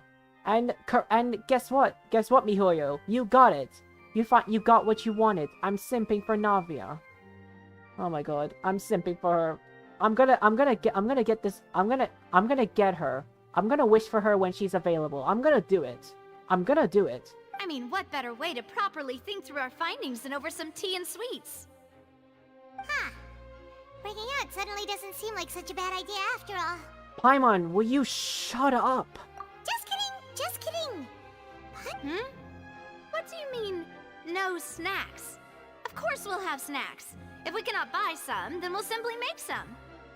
Oh my god, Navia, please don't give any snacks to Paimon. Don't give any snacks to Paimon, just you and me. Huh? Understood, demoiselle. Everyone, please come with me. Do not give any snacks to Paimon, only me and you, mommy. Only me and you. We can have snacks together as a date. Wait, you're carrying... Yes, I must be prepared to meet the demoiselle's baking needs whenever the fancy strikes her. I have eggs, sugar, and almonds at the ready. Good work, you two. Then I'll get to it. Please sit tight for a moment. You'll get to taste my awesome snacks soon enough. These three are quite the interesting group. Must be the Spinateros thing.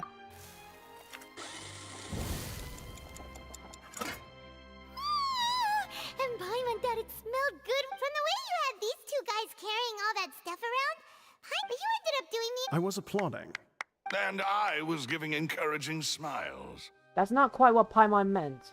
Paimon was just thinking. Aren't you...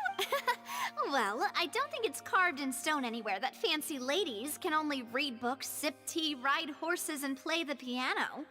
I just really enjoy making snacks. Oh, okay, so that's why... Okay, I guess that makes sense. Because Navia is a Well, that proves my point, guys. Navia is even more... Navia feels like a mommy because she likes making snacks. She likes making snacks for others as well, so... That makes her a mommy. Guys, if you guys are objecting me, hands down, I make the choices here. Don't underestimate beating egg weights, by the way. It's a real arm workout. You also need to beat them to just the right consistency, or your macarons will crack. Anyway, give these a try, fresh out of the oven. There's 3 for each of us. Only 3? Well, eating too many sweet treats might send all that sugar to your head. You wouldn't be able to think clearly about the case on a sugar rush, would you? Tea is ready to be served as well. This is Demoiselle's favorite, strong black tea with a floral fragrance that clears the mind and lifts the spirit. Arigato. No need for concern. I'm merely doing as I should. I mean, I just said thank you, but okay. All right then. Down to business. As Paimon mentioned previously, the tunnel seems to be something of a secret chamber. However, we can assume that Linny and Lynette were not alone within it. Some criminal also occupied its sealed confines. The magician twins could have committed the crimes, of course, but they lack any logical motive. Exactly! Why would they do such a thing right when everyone was watching? We're left with 2 other people, the missing girl and the deceased. The flower vase and the thud we heard during the performance could indicate some altercation between Halsey and the criminal in the tunnel, resulting in the shattering of the vase, the discarding of her clothes, and her abduction. Perhaps the criminal thought that since she was chosen from the crowd, she would be too easy to identify if she was still wearing the same clothes. Paimon thinks that makes sense, but the real trouble is... There's no evidence that this third person even exists. True. None of the clues we found thus far support the existence of this third person. But the only people left to consider are both technically victims, whether it's the missing girl, Halsey, or poor Cowell. Huh. Could Halsey have secretly made modifications to the magic props in order to murder Cowell before making her escape? But she had no way of knowing how the magic trick worked. That's right. And even if she had tampered with the setup, she would need to understand the entire trick to pull it off. Nor does she have any motive. The guards said that she has never had any dealings with the magic troop's members. Were we not? From the sound of things, your macarons are... They are my specialty after all. And I see you've already had 5 of them. What? 5? Oh... Please don't worry about it. At my age, a few less sweets might actually be a good thing. No. Being greedy is one... Besides, Paimon knows that if she ate too many, then others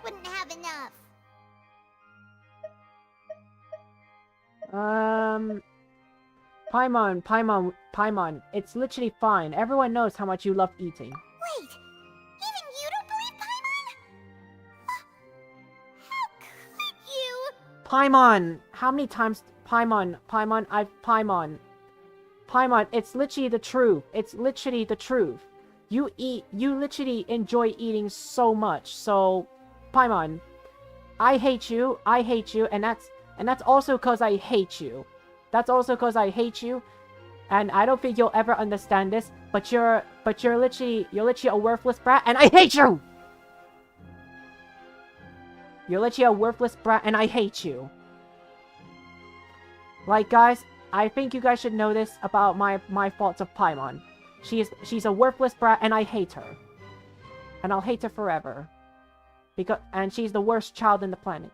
If Paimon ate those 2 extra macarons, then may they turn into stone in her stomach!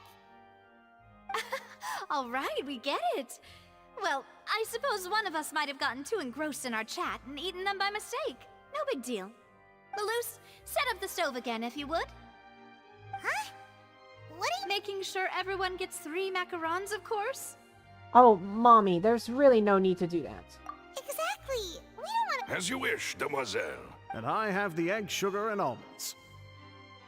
Well, this...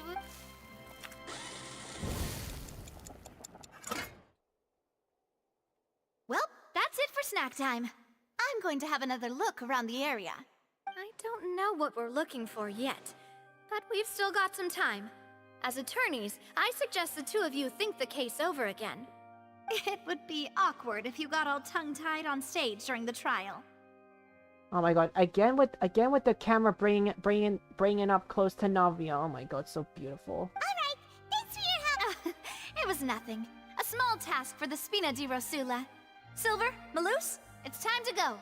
Okay, bye, Mommy. I'll be back if I find anything new. Bye, Mommy, for now, but I want to see you again. Probability of the third person being involved. Alright, it's time to put our heads... Shut up, Paimon, stop talking. Oh, it's probably gonna be a... Shut up, Paimon, I want you to stop talking. Here, take Paimon's note. Shut up. Are you done talking? Thank you.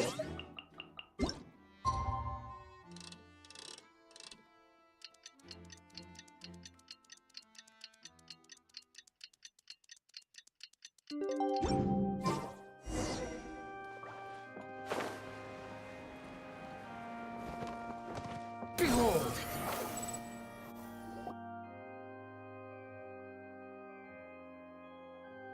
What do we do? The whole situation is so confusing. I do have some thoughts. Good plan. Just relax. Even if everyone else suspects Lenny and Lynette, at least we will be supporting them from the stands. Besides, I doubt Farina understands any more about what happened than we do. Thanks, Navia. Well? Best of luck to you.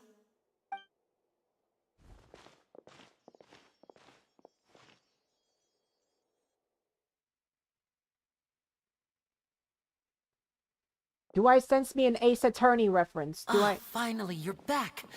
Well, how did your investigation go? To be honest, you might... No. We're already very grateful that you were willing to help. Well now, don't you all look disappointed? Don't tell me that your investigation came up empty-handed. I do sense me an Ace Attorney reference. That was to be expected, of course. The guilty can never produce proof of their innocence. But don't let that stop you. I shall be terribly disappointed should you, my most anticipated foe, concede so easily. Just you wait. Since both parties are present, I declare that the trial regarding the magic show incident is now in session. Firstly, in order for the audience to understand the causes and results of the incident, could we please have Mr. Linney explain the trick? Yes, of course. I will explain while Lynette demonstrates on stage. All the necessary items have been prepared.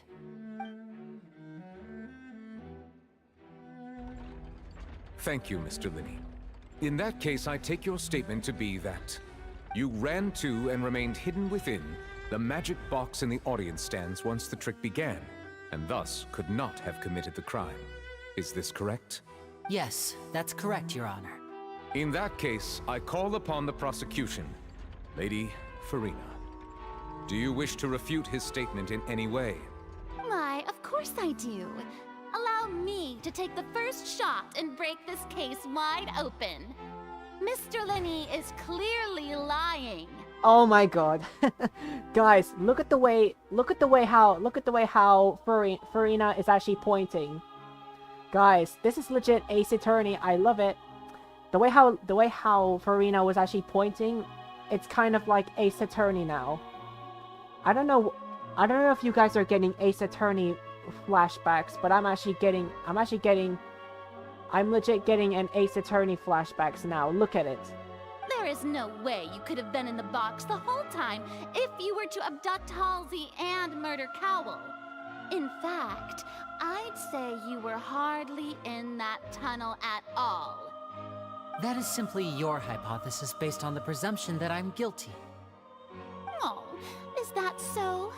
And if I may ask, what did you hear while you were inside your box? Wow, I really like the way how it just went split screen. The roaring countdown of the crowd, of course.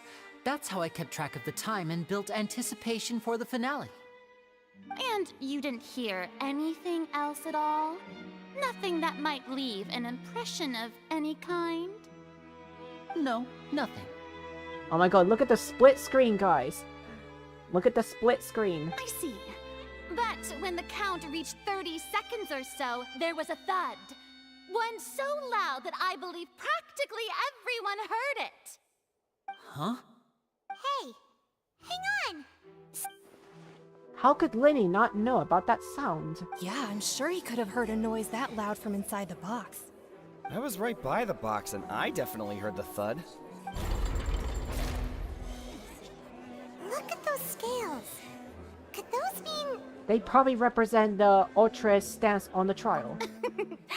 Well then, ladies and gentlemen, allow me to use the words of the magician himself. You never know what can happen in the blink of an eye. Indeed, it seems his alibi can also collapse in the blink of an eye. Of course, I have armed myself to do far more than smash your alibi. Confidence cannot go unfounded, and my foundations are rock solid. Tell me, aren't you and Lynette actually from the House of the Hearth? Whoa, look at... Oh my god. This is turning into Ace Attorney. The House of the Hearth? They're Fatui? Wait. No wonder they did something like this. What? So the serial disappearances were the Fatui's doing. Now it all makes sense. What? My mind is blown. I'm just... What? I've got a feeling that what happened on stage probably wasn't just an accident. Oh my god. Oh my god. That's irrelevant. Our identities have nothing to do with what happened. Indeed. Then perhaps you could tell us everything that happened during that 1 minute. Your first priority is to prove yourself innocent after all. I'm sure there is little that needs to be kept secret now. Unless your script already has holes in it. Ooh. Whoa. Wow, Farina's... The Outlander is speechless. My, oh my, don't they look flabbergasted? Now comes the infighting and discord, I suppose. This was almost too easy. Wow, Farina is literally owning us. Good thing I made all those preparations. Seems the all-nighter I pulled last night is really paying off. Wow, jeez. Wow, oh my god. I'm getting flabbergasted. My mind is just getting blown right now. Hey, Linny, why didn't you... Linny and Lynette are Fatui. Order! Order! Mr. Linney, allow me to re-establish the facts. Lady Farina has raised 2 points. First, when the thud was heard in the Opera House, you were neither in the box nor the tunnel. Second, you and Ms. Lynette are both members of the House of the Hearth. Are these claims true? Is it? Wait, no. The gentleman and the cat's waifu can't be the Fatui, right? There's no doubt that a magician's ability to con others, given how Linny has concealed his identity, there could have been set up beforehand. Plus Child is here in Fontaine alone with other house operative. There must be some scheme at work here.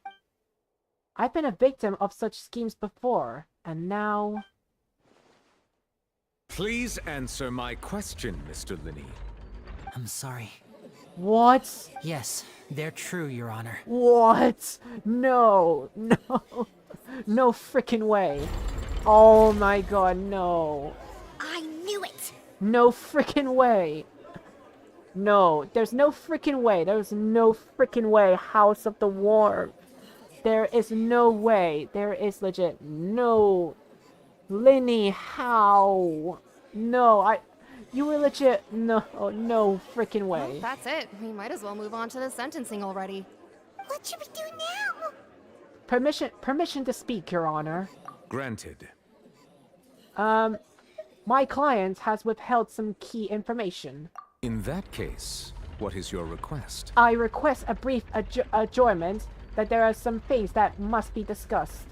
Is that really necessary? They're already as good as guilty. The defendant deceived their own attorneys. What is there left to discuss? Order! Order, I say! Your request is reasonable, and we shall adjourn. This trial will reconvene in 1 hour. So you would stick to Mr. Linny's defense even after knowing what you do now? You certainly have more professionalism than I thought.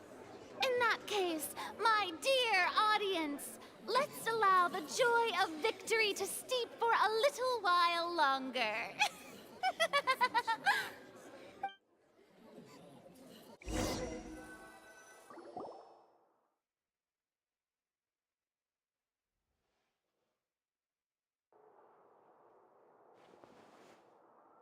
Bro. Well, this is awkward. I didn't think the Hydro Archon would dig all that up. I'm sorry, Traveler and Paimon. Bro. Linny, I trusted you. I literally marked you as a 100% great gentleman magician. But now here you're saying like you two are Fatui. Yeah. Sorry. Oh my god. And even you, cat's waifu. Paimon just we based our entire reasoning on the assumption, not to set the wrong tone or anything, but I'm very sorry. I know you're angry, and reasonably so, but please, let me explain. I know you've clashed with the Fatui several times before. I wouldn't be surprised if just hearing the word is enough to make you upset. But our organization is very, very large, and the Harbingers have very different personalities and goals. Right now, we want to save people. As many as we can. That's right. I'm sure we're on the same page when it comes to this nation and the disaster that its people might face. I knew if it weren't for our respective identities, we could become good friends. I do want to become good friends with you, Linny. I still want to. I still believe in friendship. And Lynette, I still believe I can still date you, and I still believe I can still date you. That's why I didn't wish to flat out lie to you, but chose to hide some details instead. The truth is very important, but being completely transparent about everything would see us spending more effort than we need to.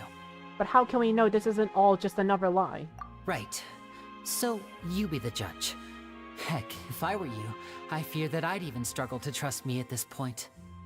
You met a Fatus who works as a magician, a trickster by trade. All by coincidence, too. A trickster? But still, I'm asking you to trust me. I am no criminal. At least, not in this case. Sorry. Please forgive us.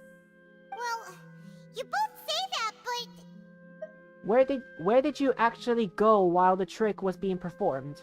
right. Let's hear you. Of course. I'll answer any question you ask.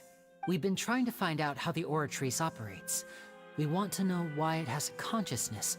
Why can it deliver sentences accurately? During our investigations, we learned that the machine's core is beneath it.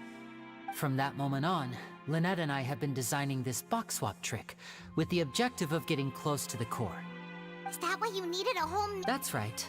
In truth, the audience would take about 75 seconds to count down from 60, while I would only need 15 to get to the opposite box. So, after jumping into the tunnel, I accessed the Opera House basement via the vent, and went to investigate the room in which the core is stored. That air vent was created during the construction of the tunnel specifically to execute this step. And what did you find? Well, nothing. As soon as I reached that room and was about to investigate, I heard someone's voice. Which should have been impossible, of course. I was quite certain that I was the only one in the room. That voice seemed to recognize me and tried to speak to me. I chose to err on the side of caution and retreated the way I came. On the way back, I saw the broken vase and the clothes on the ground, but the countdown was almost finished, so there wasn't time to give it any thought. After that, the homicide occurred just as you saw. Well, that explains why you didn't hear the thud. But why do you want to understand how Ultrasis operates? Because of that prophecy I told you about, of course. We must know all we can about this nation's secrets in order to deal with that prophesized crisis. That's the only way we can save everyone. So, there you have it. The whole truth. I swear, I didn't hide anything from you this time. It was never my wish to proceed under this cloud of mistrust either. But like I said earlier, you can be the judge. If you want to leave because you don't trust the Fatui, there's nothing I can do to stop you. Well, Traveler, you decide. Paimon will follow your lead however you choose. I believe in the facts. I will defend you from these charges. Okay, thank you.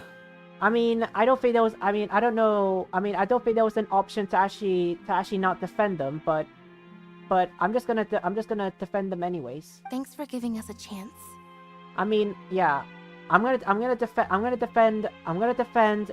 the magician. I'm not gonna call him Gentleman Magician just because he's actually a Fatui, but I'm still gonna call Lynette Cat Waifu. I'm still gonna call her Cat Waifu. The current problem is that the skills... If we want to refute the Hydro Archon's accusations, we're gonna need a seriously watertight defense. Actually, we already have the key evidence we need. Huh? The adjournment is almost over. Let's go back. Linny's statement. Linny claims that he headed to the chamber containing the Ultras core upon entering the tunnel and did not witness the crime taking place and thus did not hear the thud.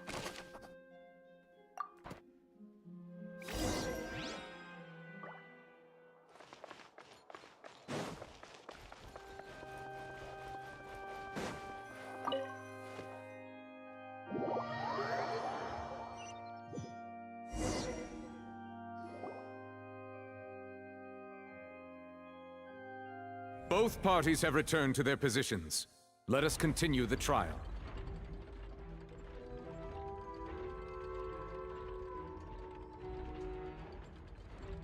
When last we left off, Mr. Linney acknowledged the new evidence presented by Lady Farina as fact. Therefore, Lady Farina may continue stating her reconstruction of the events. That took long enough. Now then, if everyone would lend me their attention. At this stage, let's revisit that scene from Linny's perspective. Oh my god. The Ace Attorney, just like what I said at the start, just like what I said back at the start, the Archon quest. This feels like I knew Farina would be an Ace Attorney. Would do it like an Ace Attorney reference there. But guys, if you have any if there are any, I wonder if there's any fan arts of Farina doing the Ace Attorney reference, because that's what she's doing now. I wonder if there's any fan arts. Based on the opposition's accounts of events, you can identify loopholes in their statement. Use evidence and clues obtained during the investigation to refute any erroneous associations of fact and replace them with new interfaces. Use your refutations to convince the audience to obtain more support from the people. When you find and refute all incorrect content, you can complete the cycle of the revision and unveil the truth. Oh my god, I don't even know how this works. As the countdown began, he entered the tunnel. When the flatbed trolley passed, he opened the box and got into an altercation with Halsey, which caused the loud thud. He did not realize that the sound could be heard by everyone in the opera house, which is why he claimed earlier that he could not hear the sound. Finally, he used the vase to knock her out, before making her change clothes to prevent others from recognizing her. At this time, Cowell arrived in the tunnel, having heard that strange noise, and caught Linny red-handed. So Linny proceeded to knock him out too before stuffing him into that box. Afterward, Linny passed the unconscious Halsey to his accomplice through the magic box in the audience stands, before operating the devices such that Cowell's death would be ruled an accident. And there you have it. That's the truth behind what happened. Does the defendant's side have any objections to Lady Farina's description of the events? The key to refuting Lady Farina is the order of events, what Linny experienced, and what he saw.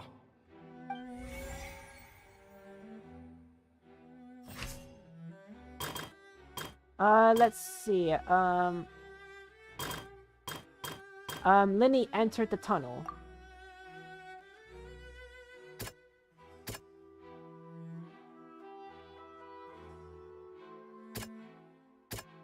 Linny's statement.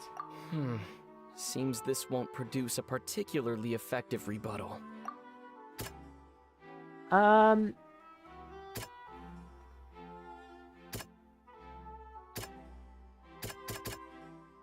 Entrances and exits.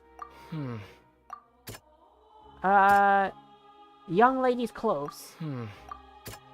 Strange sound during the magic show.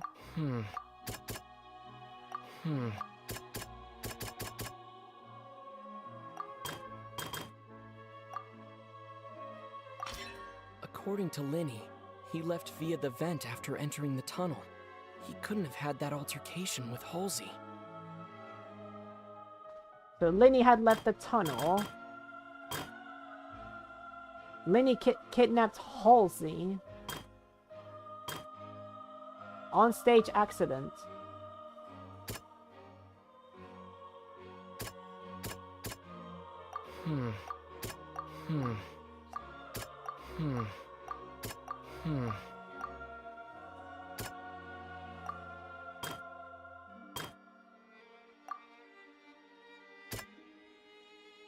Entrances and exits. Linny went to the room that contains the Oratrice's core. This is the actual truth.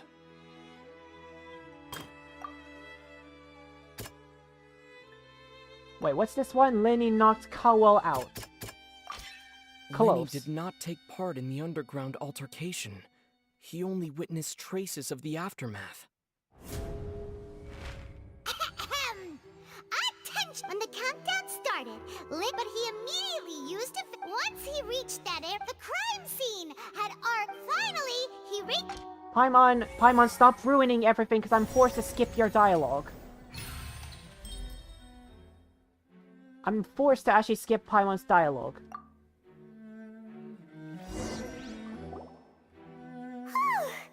Paimon did it! In other words, you believe that he knew nothing of the incident? That's right! Moreover, I believe my opposition's reasoning is flawed.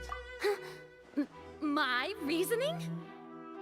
However, you say that Cowell bumped into Linny by chance. If that's the case, then assuming that white... Oh, they have a point. That's right, you tell him!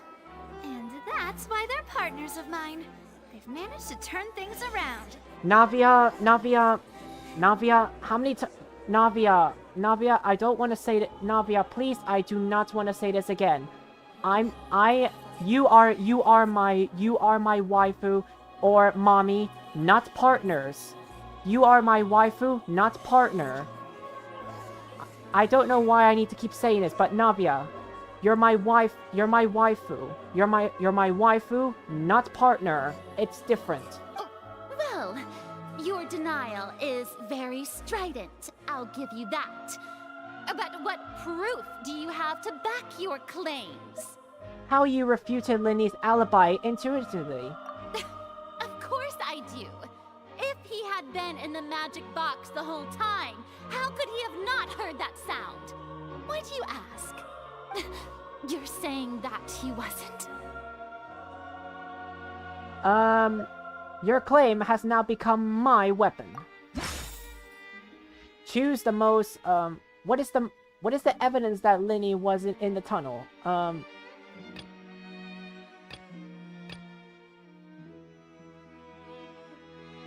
Strange sound. That's right! Linny, this means that the same clue you used. Well played. To think you'd use such logic. Well then, if it wasn't Linny who committed the crimes, then who was it? The murderer was... You select the gear icons in the interface to check the corresponding case questions. Some questions and fill all the empty gears to verify the correctness of your deduction. If you have made mistakes, you can make another selection. Once you have answered all the questions correctly, you can complete the logic chain.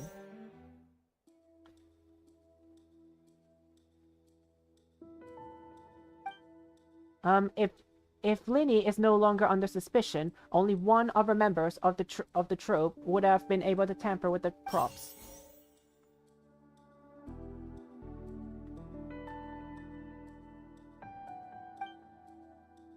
Having changed her outfit, Lynette and her assistant would have charge of a non-stage interaction. The clothes of belonging to Halsey, the lady who went missing, who were found in the tunnel. The reason for this remains unknown.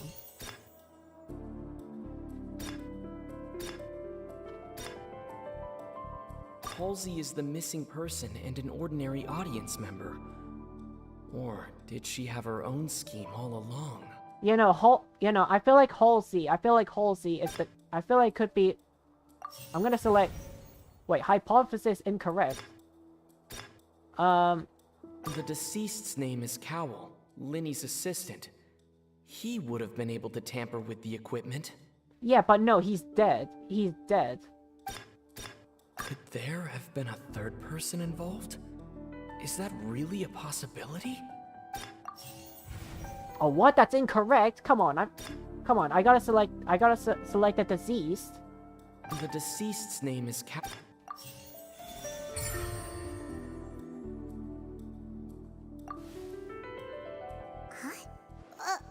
That can't...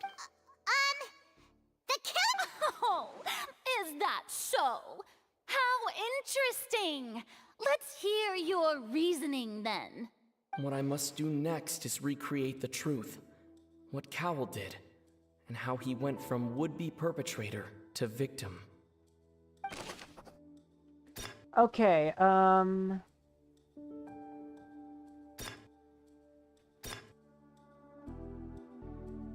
The sound we heard may have come from a clash between the missing Halsey and the criminal.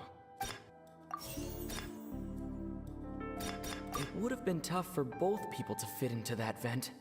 They would likely have bumped into Linny as well. No one entered or left the Opera House through its entrances. The deceased's name is... Linny was not in the tunnel at that moment. Halsey's clothing was in the tunnel. Oh wait, I got one correct. No one entered or left the Opera House through its entrances.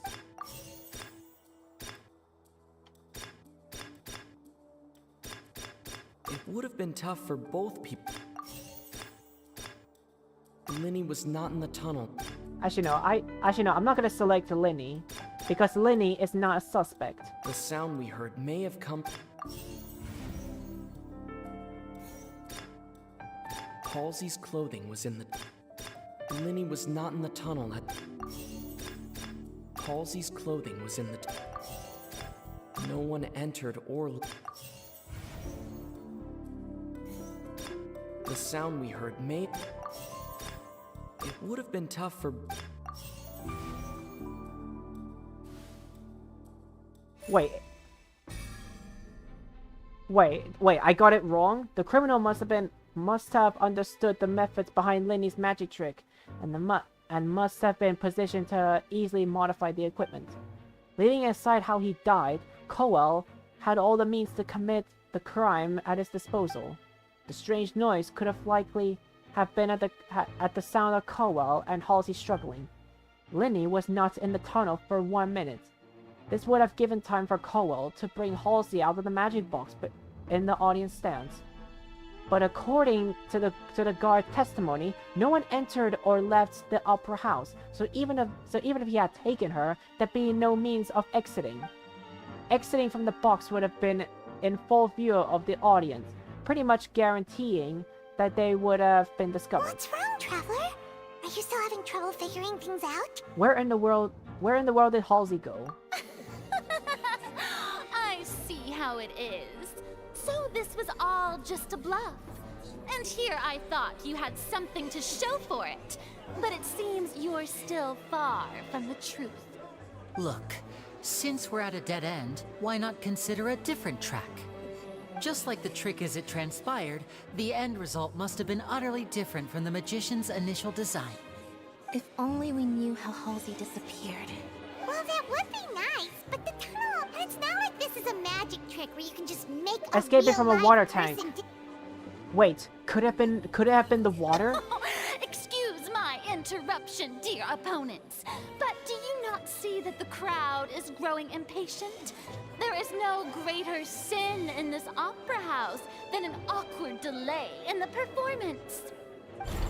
Oh no, this is bad, this is bad, this is bad, this is bad. If the defense is unable to make further effective arguments, we will move on to the next stage of the trial. Hold on a second. I object.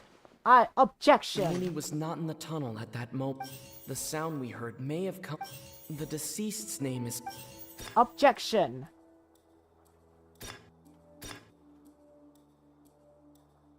The vase was not broken by chance.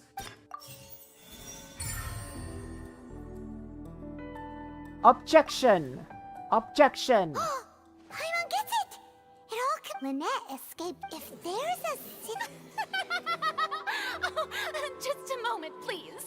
I do hope you know how preposterous you sound at the moment.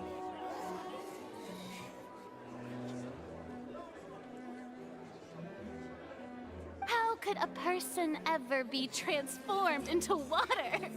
This is reality we're talking about here, not some magic trick. I request that we examine Caldwell's personal effects. Must we really?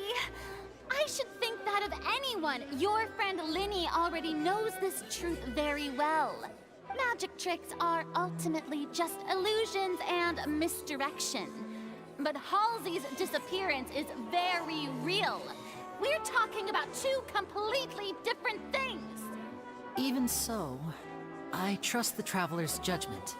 The truth must be out there somewhere. Perhaps some new line of reasoning may open if we try to gather all the focal points that don't make sense. Since Cal was the deceased, we haven't placed much attention on him. But given that we aren't making much progress with the case, it wouldn't hurt to have a look at his belongings, would it? People really do come up with all sorts of harebrained schemes when at the end of their rope. The way I see it, your suggestion that we broaden the scope of our investigation is nothing but a tactic for stalling the trial. Nevertheless, I believe that this is a reasonable request on the part of an attorney. Since the trial does indeed appear to be at an impasse, I believe that additional evidence may help us make more progress. Guards, please step into the lounge and examine the personal effects of the deceased, Cowell.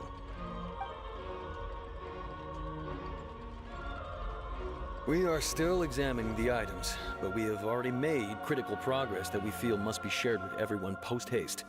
We discovered several test tubes of fluid within Cowell's baggage, each labeled separately. The notebook in his backpack claims that these fluids are water from the primordial sea. The primordial sea. The note's contents also indicate that Cowell belonged to an organization that sells illegal drugs and that he had an accomplice. The notebook has many entries concerning safe usage of these fluids, in which the keyword dissolve appears many times. One of these tubes was labeled Opera Epiclese, along with yesterday's date. It is empty. The notes also state that these dissolution properties work exclusively on people from Fontaine. It's likely that Halsey was chosen as some sort of test subject. Test subject. As such, we believe that the defense's hypothesis is, in fact, supported by sufficient evidence. You've got to be kidding! People dissolving into water? Could something so ridiculous actually be true? Wait a moment. This reminds me of a certain prophecy, but it's just a coincidence, isn't it? Huh. If people can become water, does that mean that the water tank's real use was as a means to hide water stains? And if Cowell was targeting that girl... Wait just a minute. Whoa. Could that mean... You two, with me, quick! Demoiselle, wait! What about your partners? Let's go. Just trust me. No, no, for the last time, she's my waifu, not partner. She's my waifu, not partner. Waifu, not partners. Order! Order! It is undeniable that further examination of the deceased's personal effects has yielded some surprising results, but we cannot yet verify the veracity of these clues. Still, let us assume that these clues are indeed authentic, albeit with the understanding that Ms. Halsey has yet to be found. Guards, please continue examining the items along these lines. Mr. Linney, it appears your hypothesis is supported by the evidence, so please continue speaking. Of course. Thank you, Your Honor. If we uphold this hypothesis, I believe that many of this case's seemingly unrelated clues can be connected together. Right! Like the metal hut! Let's think about this. Cowell's methods must have something to do with that. Shut up, Paimon. Water from the primordial sea.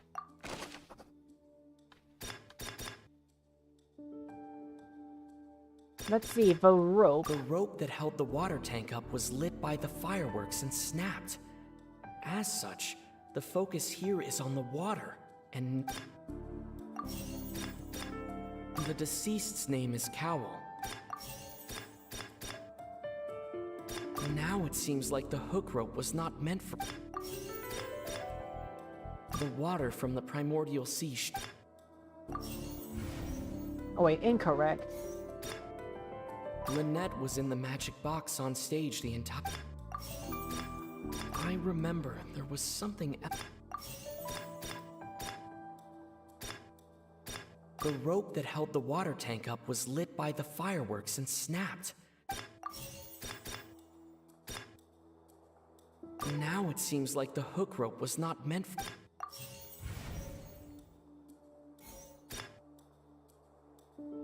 The deceased's name is Cowell.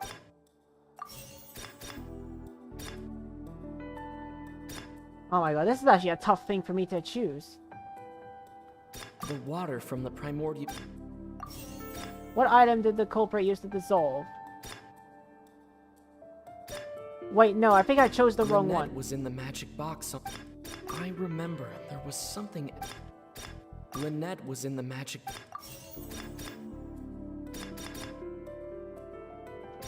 I remember there was something else within the... The rope that held the water tank. Hold on, I got one correct. Wait. What item did the culprit use?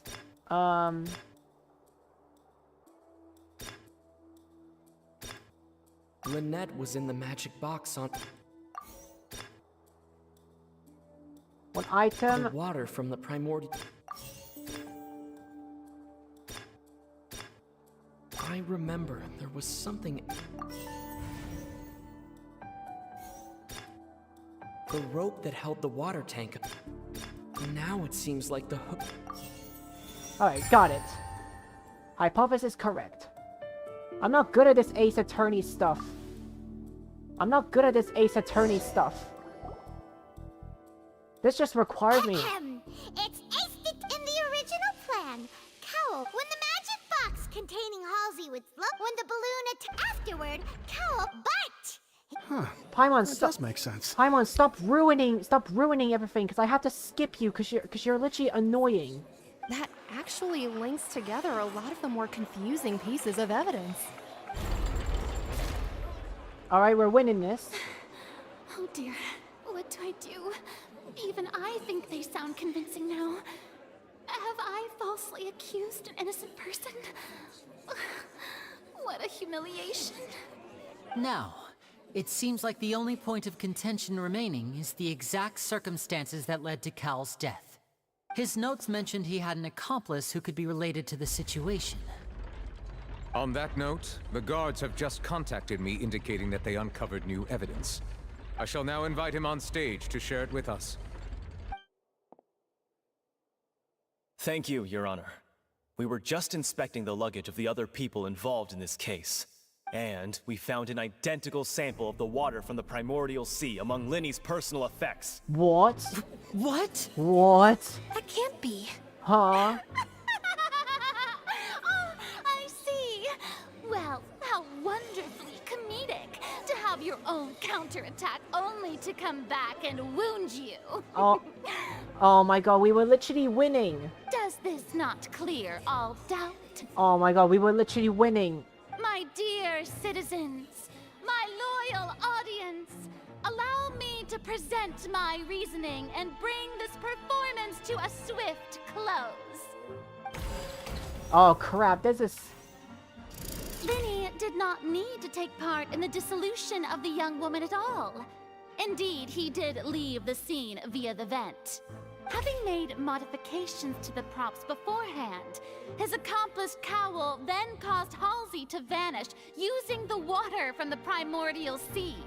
But upon his return, in cruel avarice, Linny desired sole credit and prepared to do away with his partner in crime. Ultimately, he knocked Cowl out, and the tool meant to cover the crime up also became a murder weapon. Now, as much as I regret having come to such a viciously straightforward conclusion, it does seem that the famed Fatui is quite the cold-blooded and ruthless organization. Okay guys, my phone is actually charged enough, so let's just get back. Okay, now I can be able to look at chat perfectly fine.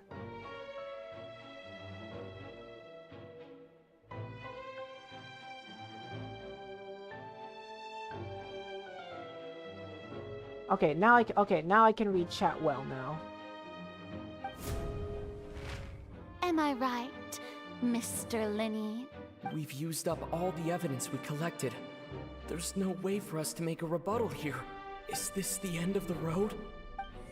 Oh my god. Oh no. Seems using. I think we've all seen enough now. And we have ample witnesses to my flawless reasoning. Oh no, don't tell me we're done for. I believe this is indeed the finale. Now then, my good, noble Chief Justice, should we not, in your view, move... Excuse me, everyone, but I must interject. Whoa, Mommy's defending us? Miss, I must ask you not to shout, and to respect the ongoing legal proceedings. Oh, come on. Don't be hasty. I have a good reason for interrupting, you know. Now, would anyone here like to take a little break from all this debate and see a little magic? Wait, see it? What? Oh wait, is she trying to distract? I'll show you an amazing trick. One that can bring a young woman who has disappeared back in the flesh, right before your very eyes. Yes. Please, do the honors, Mr. Linny, if you would be so kind. Oh my god, Navia's distracting. Navia's trying to distract with her beautifulness. What in the world is she saying? She's distracting with her beautifulness. No offense, miss, but miracles like that are beyond my scope as a magician. Come on now, don't be silly. Magic is all about misdirection, isn't it? It often conceals the truth while presenting a fascinating illusion. But once everyone believes the illusion, can't magic reveal the truth to them once again? And wouldn't such a trick be the most marvelous finale to today's performance? Come on, Lenny and Lynette, give it another go. Don't worry. Spina di Rasula has made the necessary arrangements on your behalf. But as the magic makers and stars of the show, I think I should leave the final performance to you. I understand. Oh my god. Oh my god, Navia's a smart waifu. She's a smart waifu. Voila. Voila.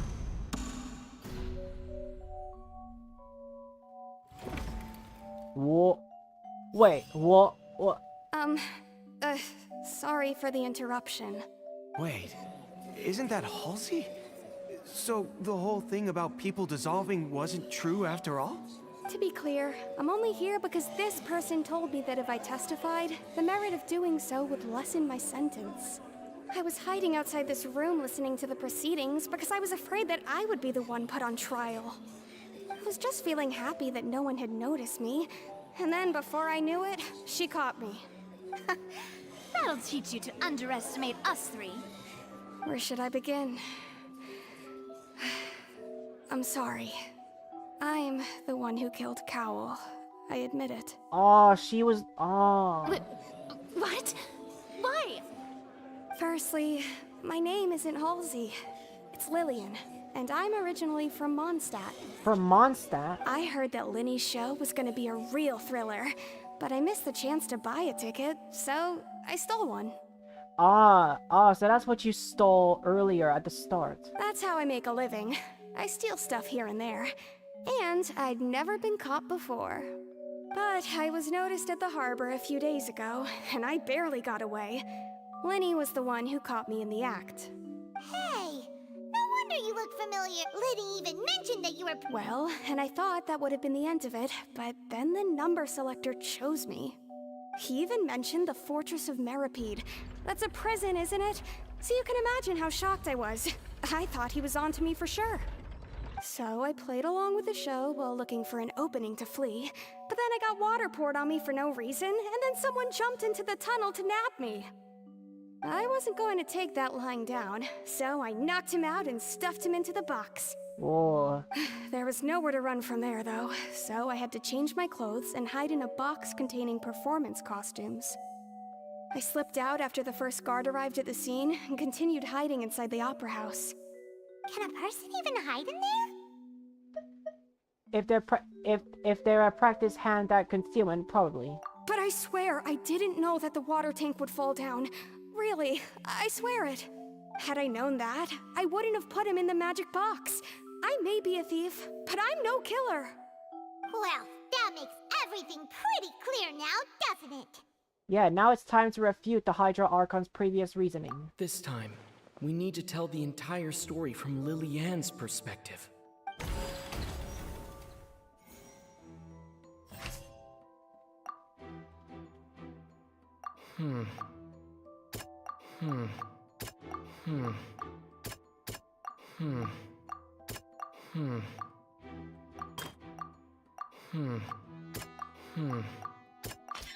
The strange sound wasn't from a fight. It was Lily-Ann's attempt to break out when she was frightened.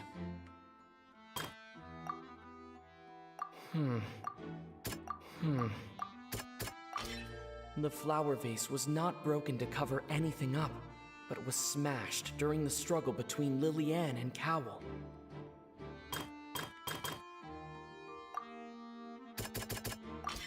Lily-Ann was afraid that she would be recognized if she left, so she changed clothes and hid, biding her time. Just what one might expect of an experienced thief. And it's having been selected out of her panic only intensified. Shut up, Paimon! Shut up, Paimon! Shut up, Paimon! Mistakenly believing the two broke the flat with no way of escaping. Shut up, Paimon! Stop talking!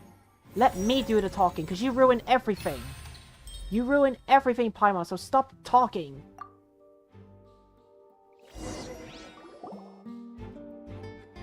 She knew that she would have to She had already become desperately hungry by the time we were chatting over macarons. So, she swiped 2 of them right under our noses. Talk about a sneaky thief. At this point, all the events that— Ah, so that's the whole story. Bravo! Bravo! Now then, Lady Farina, do you wish to speak against the defense's statements? Please answer the question, Lady Farina. Also, if I may add, the trial has not yet ended.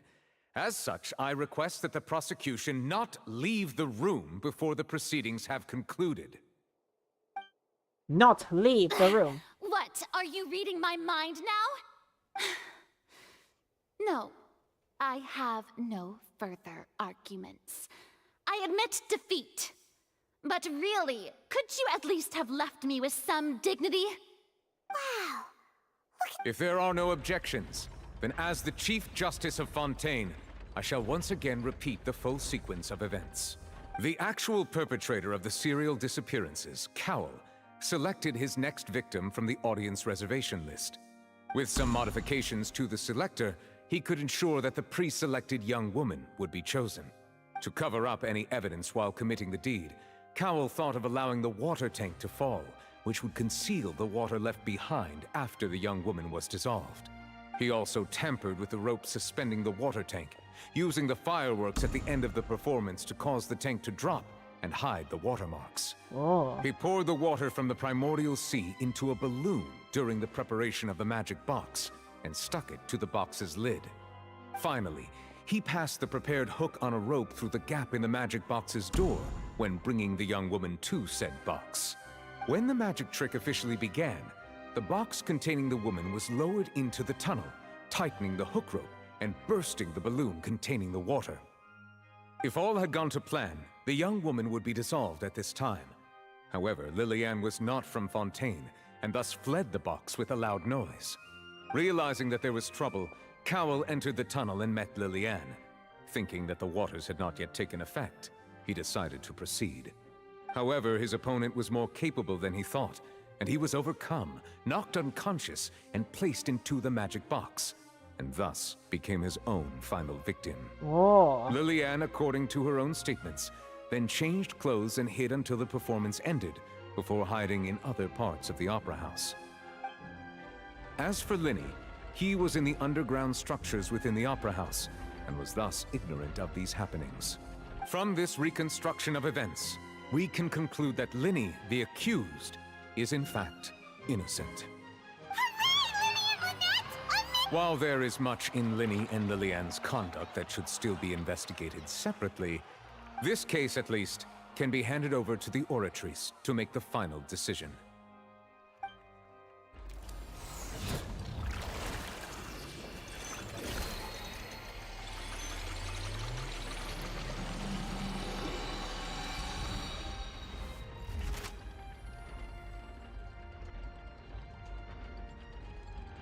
As such, Linny and Lynette are officially declared not guilty. Not guilty. Great work, partners. Paimon, shut up. It's not victory for you. It's only for Linny and Lynette. Shut up, Paimon. Thank you all. Thank you so much. Let's not celebrate just yet. Next, I think we deserve an explanation, Guard Vaughn. How did you find the water from the primordial sea in Linny's baggage? Right! Your discovery caused me to make a serious mistake, you know. Or was that not a discovery, but false evidence that you dared to bring before this court? I suspect that the accomplice mentioned in Cowell's notes was not Linny, but you, yes? I'm sure you know what you must do to lessen your sentence. Speak quickly! Unless you want to earn yourself a one-way ticket to Coupon Town. I was just following orders. We were supposed to place blame for the serial disappearances onto Linny, and thus cause suspicion to fall on the Fatui. The higher-ups said this was the best opportunity to do so. And now that your plan has fallen through, and the secrets of the water have been revealed, you have become a liability to said higher-ups, yes? Therefore, you would be wise to tell everything you know, and seek the protection of the guards. Yes! I'll tell you everything I know. Our boss discovered that the water can cause people to dissolve. It can also be made into a potion, which when extremely diluted, can cause people to experience unforgettable exhilaration. We've been in this business for a while now, and have made decent mora off it. The disappearances were also the boss's idea. I mean, this is the boss we're talking about. Whoa, whoa. Oh my. Oh my. Oh my. What? He turned into water. Oh, bro. And now he can no longer talk. Bro, did Farina just turn him into water? Such ruthlessness. I shouldn't have expected any less of them. Bro, did Farina just turn him into water? An outrageous act. All present, please submit to inspection immediately.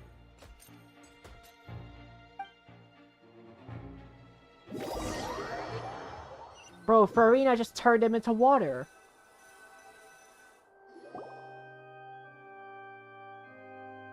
So, we're just going back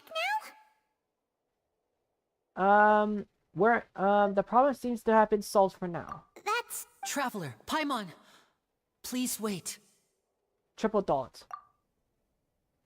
Lenny... I know you may not want to speak to me right now. Maybe you don't even want to look at me. I do want to look at you. I want to look at you and my cat's waifu as well. But still, let me thank you again for defending me to the end. Even after you learned that I'm a member of the Fatui. I just wanted to be sure, I just didn't wish to see anyone be falsely accused. I just wanted to be sure that we're square. I guess. But regardless, I'd like the opportunity to set things straight. I didn't approach you with any ulterior motives or ill intent. I've spoken to you as myself, just plain Linny this entire time. Please, myself, come on, myself in the game. Myself in the game, can you please forgive Linny and forgive Cat's waifu as well? As for why I'm a Fatus, it's because the goals of the House of the Hearth align with those of an orphan like me. That's all. That was how Father, who you might know as the Knave, approached recruiting us back then too. The Knave? The one who can... That's right. And since we're here, I was wondering, would you mind hearing a story? It's about my past. Back when our parents first died, Lynette and I were left wandering the streets. To survive, I took to surreptitiously observing an older street performer who did magic. It took me several days to figure out how he pulled off his amazing tricks. I took my sister through several streets until we found a crowded corner, and we began to perform magic tricks there. To my surprise, we proved to be pretty popular, and we could at least stop worrying about where our next meal would come from for a time. But I didn't want my sister to remain a street rat together with me forever. Before long, an aristocrat came to me and claimed that he wished to take us in after watching my performances. So you went from orphans to nobility? That was how we felt at first too. As if fate was on our side and we could say goodbye to those painful days. But I gradually discovered that while we were called foster children, he was really after my talent for magic tricks. He would constantly take me to all sorts of banquets to garner attention, which he would then use to expand his social circles. That doesn't seem too bad either. It took a while for me to realize just how dark his heart really was. After one particular performance at a banquet, I discovered that Lynette was not on the same return vehicle as me.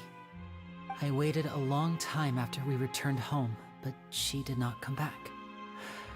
I went to that noble's bedroom and asked him about her whereabouts. The answer he gave me was, she caught the eye of the most eminent person at the banquet, so I sent her over as a gift. I mean, you'll be able to perform your magic regardless of who your assistant is, yes? Oh no. So he was... But wouldn't Fontaine's law... As far as outsiders are concerned, this is a relationship akin to adoption or foster care, and they have their ways of escaping the eye of the law. So what happened after that? I managed to ferret out the location of the mansion of that so-called eminent person and hurried through the night. But by the time I leaped over the walls, avoided the guards, and made my way in, all I saw was the moonlit ground covered in blood, and the knave standing there in the darkness. So, That's right. She had rescued my sister before she could come to any harm, and had even discovered several girls hidden in a basement, all of them orphans. Father, I mean, the knave, might have seen something in me, and so she made me an offer. The House of the Hearth welcomes you, for your interests align with ours. Here, none will ever betray you. Indeed, betrayal shall never be permitted here. I was hesitant to trust her. I mean, I had just been betrayed by nobles. But she was also quick to destroy the noble who had taken us in at first, giving us back our freedom. Oh, so that's how the two of you joined the House of the Hearth. The knave is after the Gnosis, isn't she? She has her own plans. She has gained permission from the Tsaritsa to first use the Gnosis's power once she obtains it. She plans to use it to find a way to break the prophecy and save Fontaine. To save Fontaine? So... That's right. The whole House of the Hearth is currently working to combat that crisis. Today's case has also proven that people from Fontaine can indeed dissolve into some sort of water, thus further supporting the prophecy. All of us house members here, Lady Arlecchino herself included, are from Fontaine. We won't give up on defending our homeland. To us orphans, the only connection we have left to this world, apart from our family, is our homeland. So, from small deeds like distributing magic pockets to huge schemes like stealing a Gnosis, everything is aimed at dealing with that prophecy. Oh my god, I can't believe I'm gonna say I'm sorry, but I still can't completely trust you. It's all right. I understand. The only thing I can do is relate all this to you. I just hope you can understand that even as a member of the House, I have never stopped making my own decisions, and that I believe what I'm doing is right. If you should need anything at all in the future, feel free to find me. I will do my best to help you, as plain Linny. I understand, Linny and my cat's waifu. I understand. But no, I don't want to walk away like that. Bye, Linny! Oh, come on, I don't want... Oh, come on. Wow. I can't believe I have to... Oh, wait, what if I just go back? Too slow. Oh, I know, they're just not there. Aww. Come on, Lynette is Cat's waifu. At least forgive her. She's Cat's waifu. I mean, I still forgive her just because she's a cat. Ooh. Hey there. What was with the disappearing act you pulled right as the trial ended? Navia. The one waifu I needed to see. Were you looking for us now? Well, this whole thing isn't exactly over, is it? I do feel that we're getting closer to solving the serial disappearances case, though. Don't you think so, too? I'm sorry, Navia. Huh? What's wrong, my dear partner? Well, here's the thing. I'm not... You're my waifu, not my partner. Oh my god. Guys, I'm gonna have to keep saying that a lot. I have to keep saying that a lot. Navia is not my partner. She's my waifu, not partner.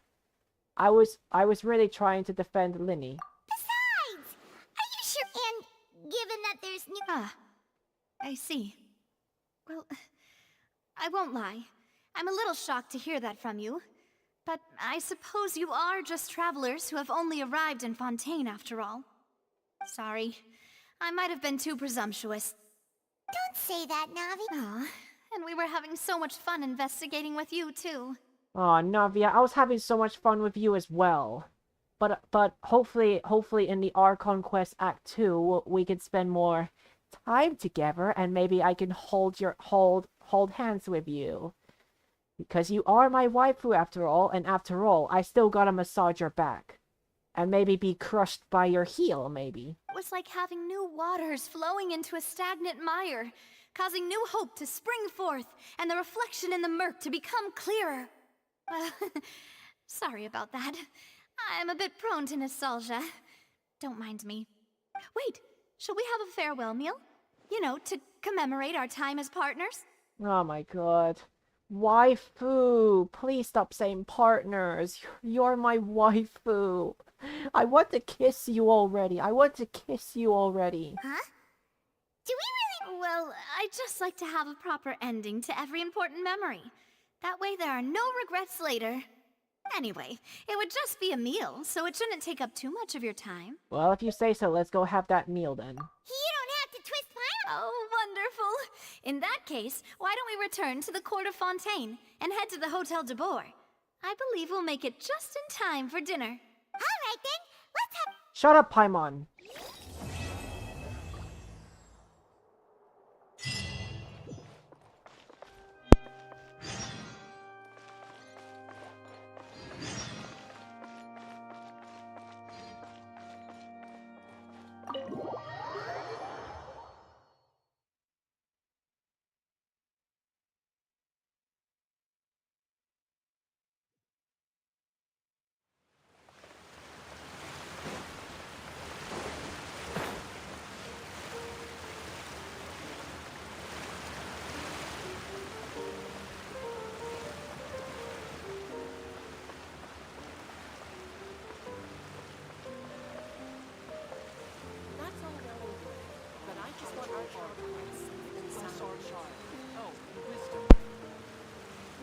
Well then. Oh yeah, Act 2. Oh yeah, so Act 2 is... okay, so they already made Act 2, I see. Wait, go to the workshop.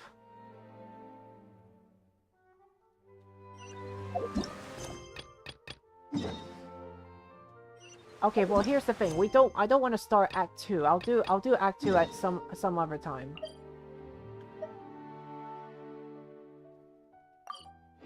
Yeah, I'll do Act 2 some other time. I'll do Act 2 some other time, literally. I was actually also not expecting it to be out so soon.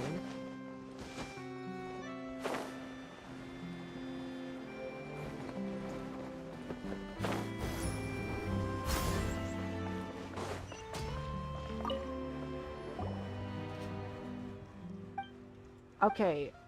I wonder if you have like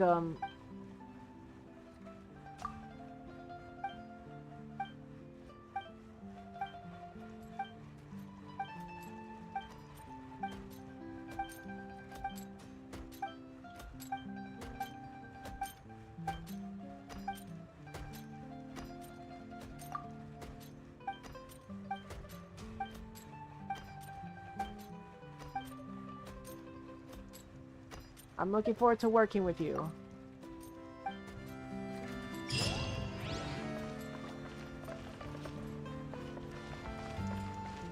Oh wait, you're just interested in working with me. I thought there'd be like a bounty. I thought there'd be like bounty stuff available if you complete one Archon quest.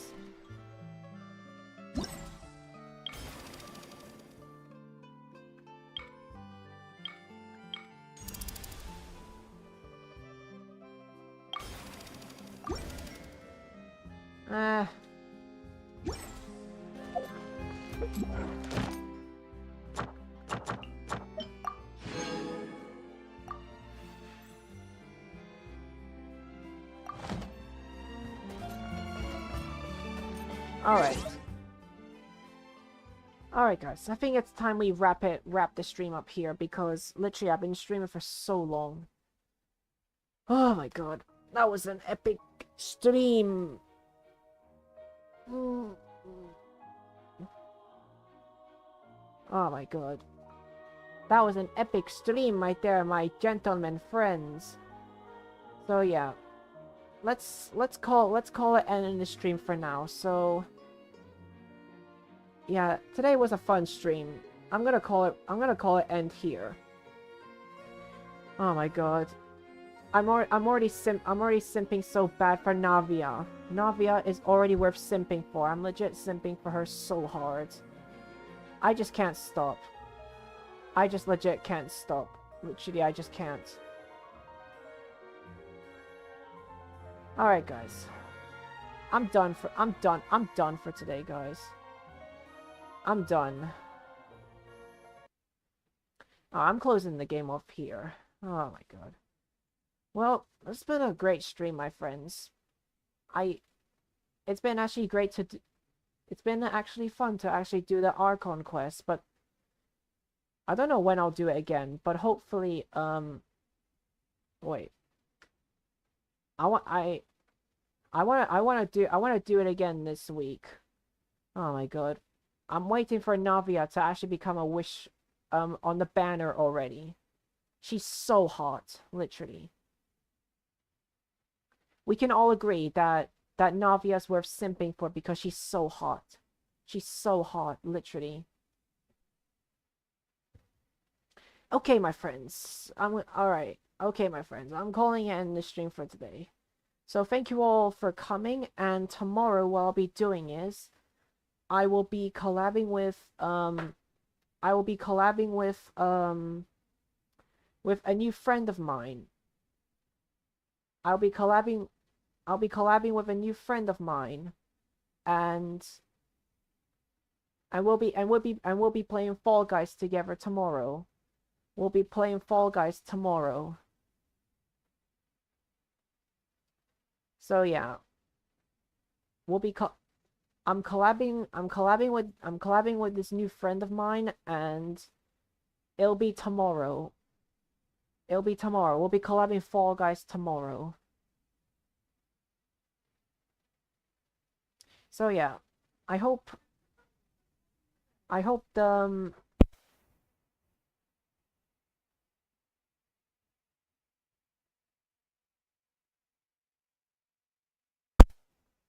yeah, we'll be collabing Fall Guys tomorrow, and I feel like tomorrow might be a bit of a chaos stream, just because usually when I do collabs they're actually a bit loud and chaotic. So yeah, we'll be doing that. We'll be doing that tomorrow. So yeah, I'll be heading out now, guys. So yeah, take care, my friends. I will see you all tomorrow. And peace out, my friends. See you all tomorrow. Oyasumi, and good night, my friends. Good night, my friends. I will see you all tomorrow.